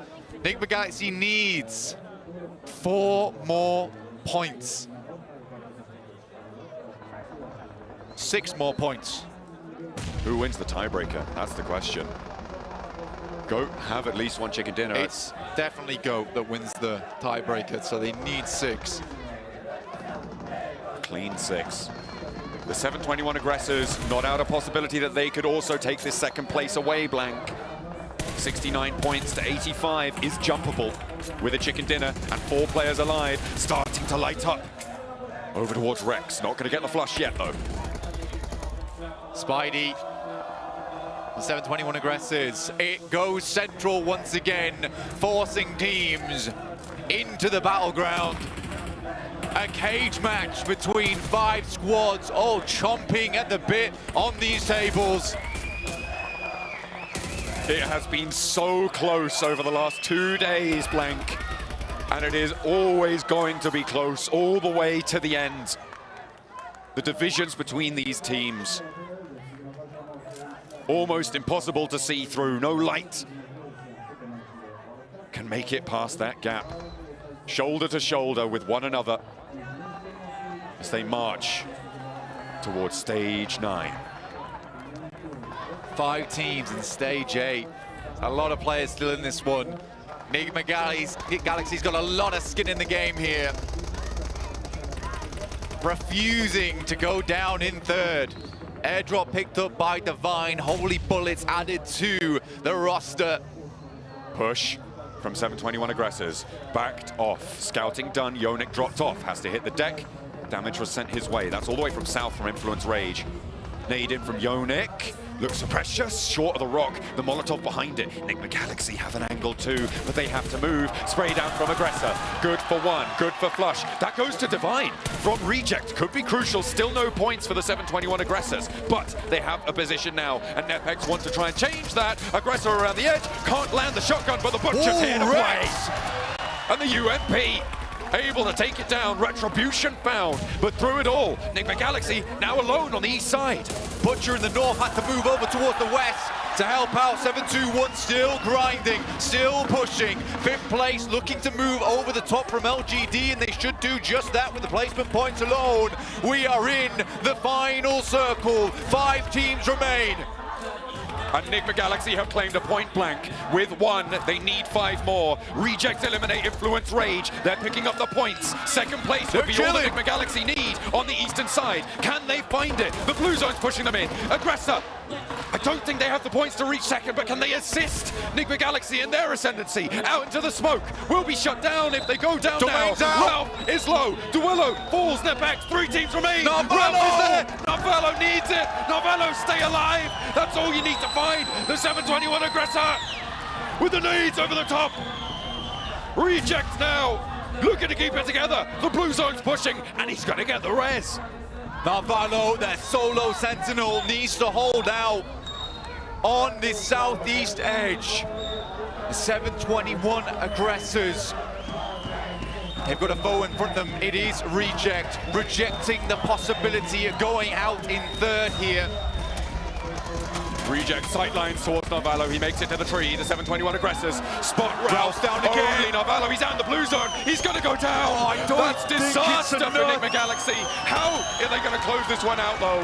As our attention turns to the table toppers. Reject getting overwhelmed by the hometown crowd, but it is not about them now. It is about Regnum Kaya. It is about the PMGO title. A great way to close it down here for Uzbekistan, but Turkey. Tumultuous applause. Regnum Kaya, assisted by the rising sun in PMGC, but now that sun sets here in PMGO. And Silas takes yet again another international at PMGO. A fantastic close down. Going down in 16th place, but it matters not a jot. GOAT quality could not go the distance. The mountain was too tall. And as they take to the stage, Toshbik, Wild, Loxy, and Silas. Regnum Kaya. Ladies and gentlemen, 90,000 amateur players from over 150 countries, and we have found our champion. Uzbekistan, make some noise. It is your 2025 PUBG Mobile Global Open Champions, Regnum Kaya Esports. Qadrli teletomoshabinlar, aziz do'stlar, 150 dan ortiq davlatlardan 90 mingdan ortiq havaskor o'yinchilar orasidan chempion nomini aniqladik. Demak, birgalikda qarshi olamiz Regnum Kaya Esports.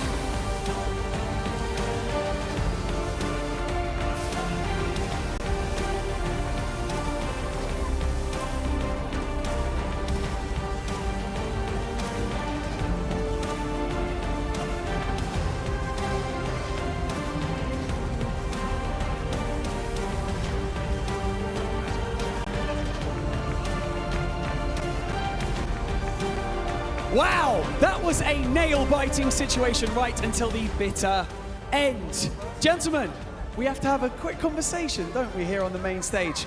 I've got to first and foremost say, we were here through the heartache at PMGC, so close yet so far. Now you've come back stronger than ever. Try to describe how you guys feel right now. Nasıl hissettiğinizi böyle bir büyük zaferden sonra bize biraz anlatmak ister misiniz? Yani çok mutluyuz. Çalıştık, başardık. Daha yolun başındayız bu sene. Kazanmamız gereken çok şey var.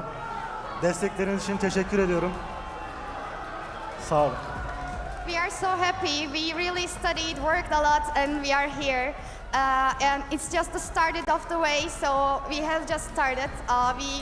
We have so many things to win for this year. So thanks for your support. We also had obviously the implementation of Smash rules in this, so it made it very, very nerve-wracking. Describe what it was like sitting there and waiting to see if you were going to be surpassed by GOAT quality. Smash kuralının gerekliliklerinden dolayı takımın kaybetmesine, ölmesine rağmen orada oturup beklemek, şampiyon olup olamayacağınızı bilemeden oturmak, sessizce durmak nasıl bir duyguydu? PMGC'den daha gergin olduk. Yani gergindik bayağı. Cidden zordu yani oturup beklemek. Yani geçmiyordu zaman. Şu öldüklerini anlayınca çok şükür şampiyon olduğumuzu anladık. It was much more stressful than PMGC, so it was really hard for us. And when we got that the GOAT killed, the other team killed, we got that we are the champions, so we were just relieved. I mean, one final thing before I let you guys go. The crowd here have been absolutely phenomenal, and you could hear the support throughout the entire arena for the whole duration of today. What would you like to say to them? What would you like to say to your fans and your family at home who have been supporting you on this journey? Hayranlarınıza ve sizi destekleyen bu süreçte sizin yanınızda olan ailenize ne söylemek istersiniz? Bizi destekleyen herkese çok teşekkür ediyorum. Daha bir başlangıç. Daha fazla kazanmak istiyoruz. Anneme ve babama da selam gönderiyorum. Thanks for supporters, and this is just beginning. And I'm saying hi to my dad and mom. Well, thank you so much for joining us here on stage. Congratulations once again. We'll have you back on stage soon for our ceremony for the end of the show. But for now, we're going to head back to the analyst desk to break everything down of what we just saw in that match.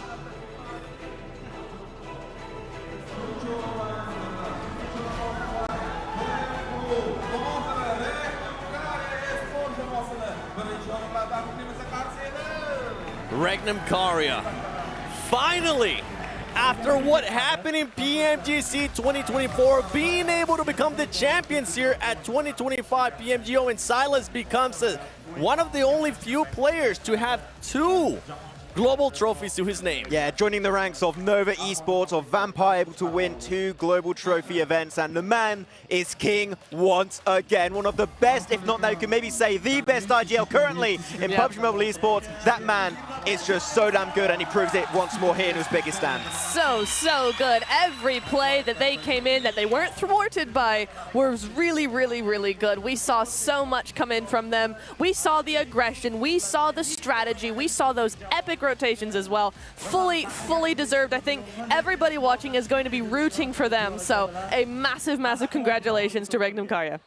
That was first place. It was. With that finish, we don't know who ended up second place because Go did end up getting eliminated, and they weren't able to score any eliminations. On top of that, we saw Enigma Galaxy having 2 players alive, and then the heroes, in a way, here of Uzbekistan trying to make a push to the top 3. So you know what? Let's find out what the final rankings are as we're going to be going to overall.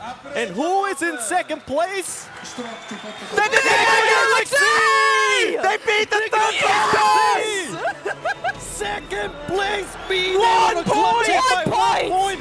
Goat goes all the way down to 4th place. They're tied tied. at 85 apiece. Oh my goodness me! Redox, we were chatting to him earlier, saying 3rd place, he wants to dodge it, they make it. The 2nd place is finally secured, they get the silver. But the tie for 3rd place, T721, having one of the biggest step-ups in the very last game.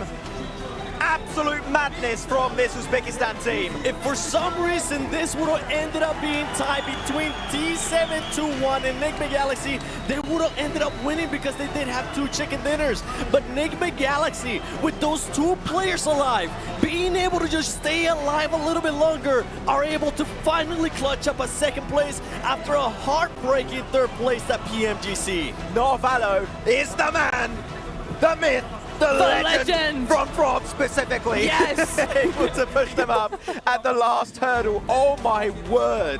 Like, I'm looking at this Enigma roster.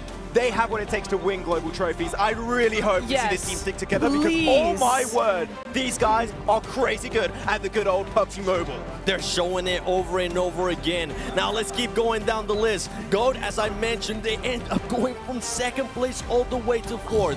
Rejects, the defending champions, they make it all the way to 5th. LGD, a team that looked like they were going to be challenging for that Smash Roll. A team that looked like coming into today like they could be champions. They finished in 6th place.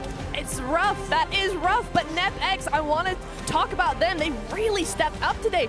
Only missing 6th place by 1 point and actually beating Nongshim by 1 point as well. So very, very well fought by NepX and Nongshim as well. Able to stay on the top of that leaderboard. Yeah, we also did see LGD, no chicken dinner. I know this team can do amazing stuff. I just hope their next global event we do see a little bit more from LGD, hopefully. But second page, 4MV just became the villains of PMGO 2025. Just chasing down Regnum Kari. We're like, what is going to happen? They made that suspense happen purely because of their move.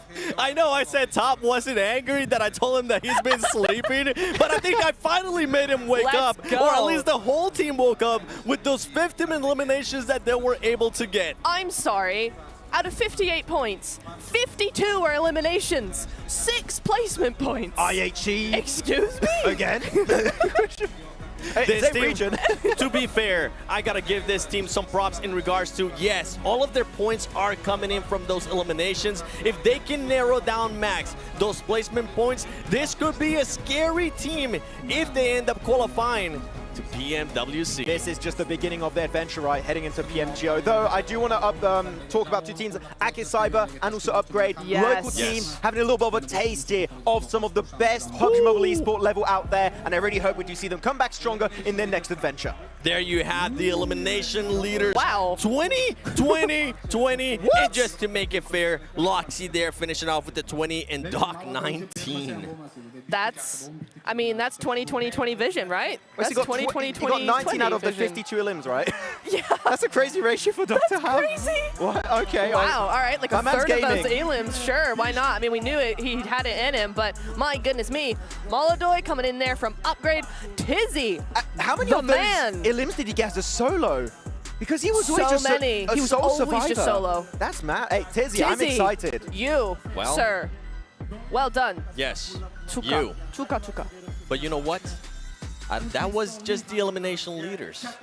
I want to see who's going to be the main event MVP. For everybody watching at home, take a quick guess. Who's it going to be? Any guesses? Ooh, I don't know, man. I really don't. All right, that's fine, because I don't know either. So you know what? Show us who is the MVP. In just a bit, we're leaving the suspense build up. We're letting you guys do the math in your head. I'm actually trying to think of who could be the MVP. I but we mean- just had so many good performances from a lot of players. It might be Narvello, actually. He was popping off in Game 5. But then... No. All right, I'm just I throwing think it out might there. have to be somebody from those top eliminations. Yeah, that's fair. Tizzy? Tizzy. Yeah. I'm going with Tizzy. No, survival time's going to be way too low. No. Oh. No, no, but no, he no. survived to like 3rd place in one of those games. As Could a be solo. Loxy. Yeah. Molodoy, like Molodoy, could be. I maybe. mean, Molodoy the thing is, was popping where's off. the damage? Like, what's the survival time looking like? I'm Yeah. not sure. Like, there's so many things than just eliminations to take into account for MVP. Same with Molodoy. He did end up, I think it was in one match, 11 eliminations. So we don't know what happened with that. Well, you know what? I think it's time we stop guessing and we actually end up showing the main event MVP, because I'm ready for it. Everybody's ready for it. And it's none other than Doc! What? Finally, he gets an MVP award outside of CSA. I did not know it was possible, but the man does it despite one of the worst performances of 4MV. That's hysterical. No way. 4MV are currently looking at this result and they are just laughing at themselves. How do we have an MVP with 17-minute survival time average? Since when does that happen? 7. Eliminations. Okay, I'm looking at Doc right now. He can't believe it either. He is laughing. He's like, how did I manage that? That is so funny. But well deserved. You want to know the crazy part? Funny. this is wild. Now 4MV not only has 1 PMGC MVP, not only 2 PMGC MVPs, they can also add Dark to that lineup, which is now the 2025 PMGO MVP. Like winning the tournament, I sleep. MVP? Oh, yeah, already. Right. Money in my pocket. Okay, I was like, oh man, there's no way we outbeat PMGC last game of last year, and I'm like, so many confusing things happening. Yeah. I don't know what's going on, man. That's crazy. This PMGO has been amazing. It's been a pleasure working with you, Max. It's been a pleasure working with you, Neptura. My name is the 7WG, but let's send it over to Barney. Ladies and gentlemen, welcome back to the main stage for the 2025 PUBG Mobile Global Open closing ceremony. We would like to kick things off by inviting a very special guest up here onto the main stage to present our third place finishers check.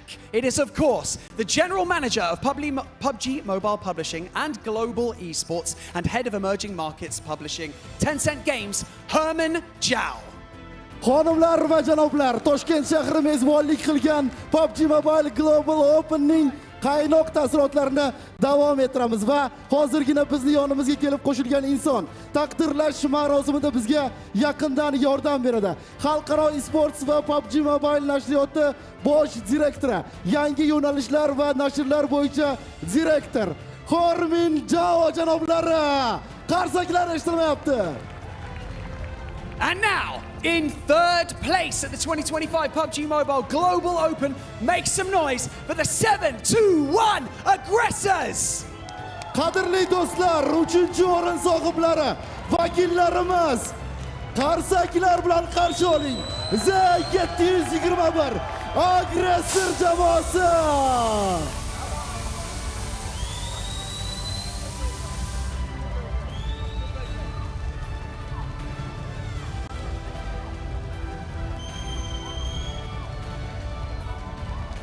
Ular uchun 40,000 AQSh dollari mukofoti taqdim etilyapti. Olqishlab turamiz.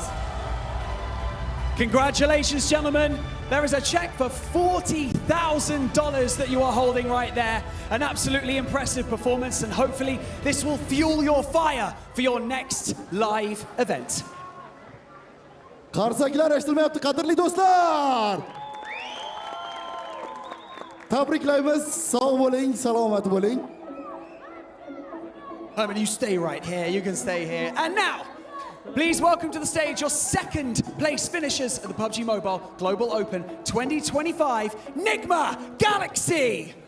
Ikkinchi o'rin sohiblari, Nigma Galaxy jamoasi.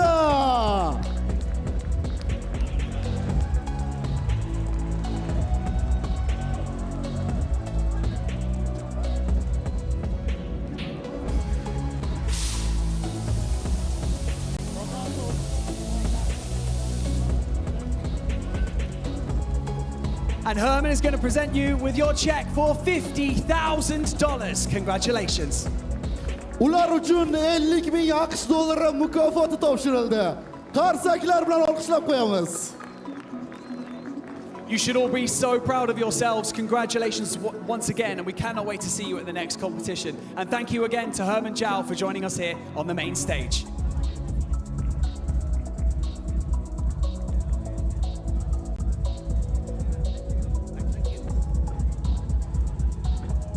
Okay, it is about that time. It is time to welcome to the stage. Oh, it is indeed your General Manager of Lightspeed Studios, Quantum Studios, and Airplay Studio Tencent Games, Mr. Silite Yang. And of course, it is also the producer of PUBG Mobile and General Manager of Lightspeed Studios Tencent Games, Rick Lee. Demak, birinchi o'rinni taqdirlash uchun sahnaga taklif etildi. Lightspeed hamda Airplay studiyasi va Tencent Gaming bosh direktori Silite Yang hamda PUBG Mobile produseri Lightspeed studiyasi va Tencent Gaming bosh direktori Rick Lee janoblari. Demak, and now it is time to welcome back to the main stage your champions of the 2025 PUBG Mobile Global Open, Regnum Carrier Esports. PUBG Mobile Global Open'ning chempionlari Regnum Carrier Esports jamoasi qarshi oling.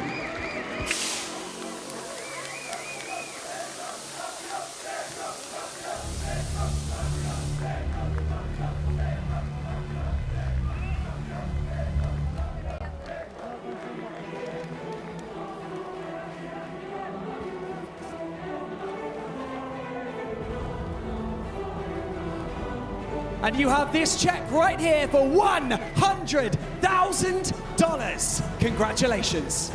Ular uchun 100,000 AQSh dollari mukofoti taqdim etildi. You finished in style and it was truly spectacular to witness. Congratulations once again.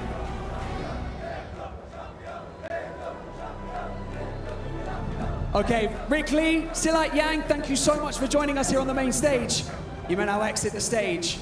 Regnum Carrier, I'm going to take this check from you, and I would like you for one final time to lift that trophy and cement your legacy in PUBG Mobile Esports history books. Ladies and gentlemen, make some noise one more time for your champions, Regnum Carrier Esports. Regnum Carrier jamoasi Championship kubogini ko'tarmoqda.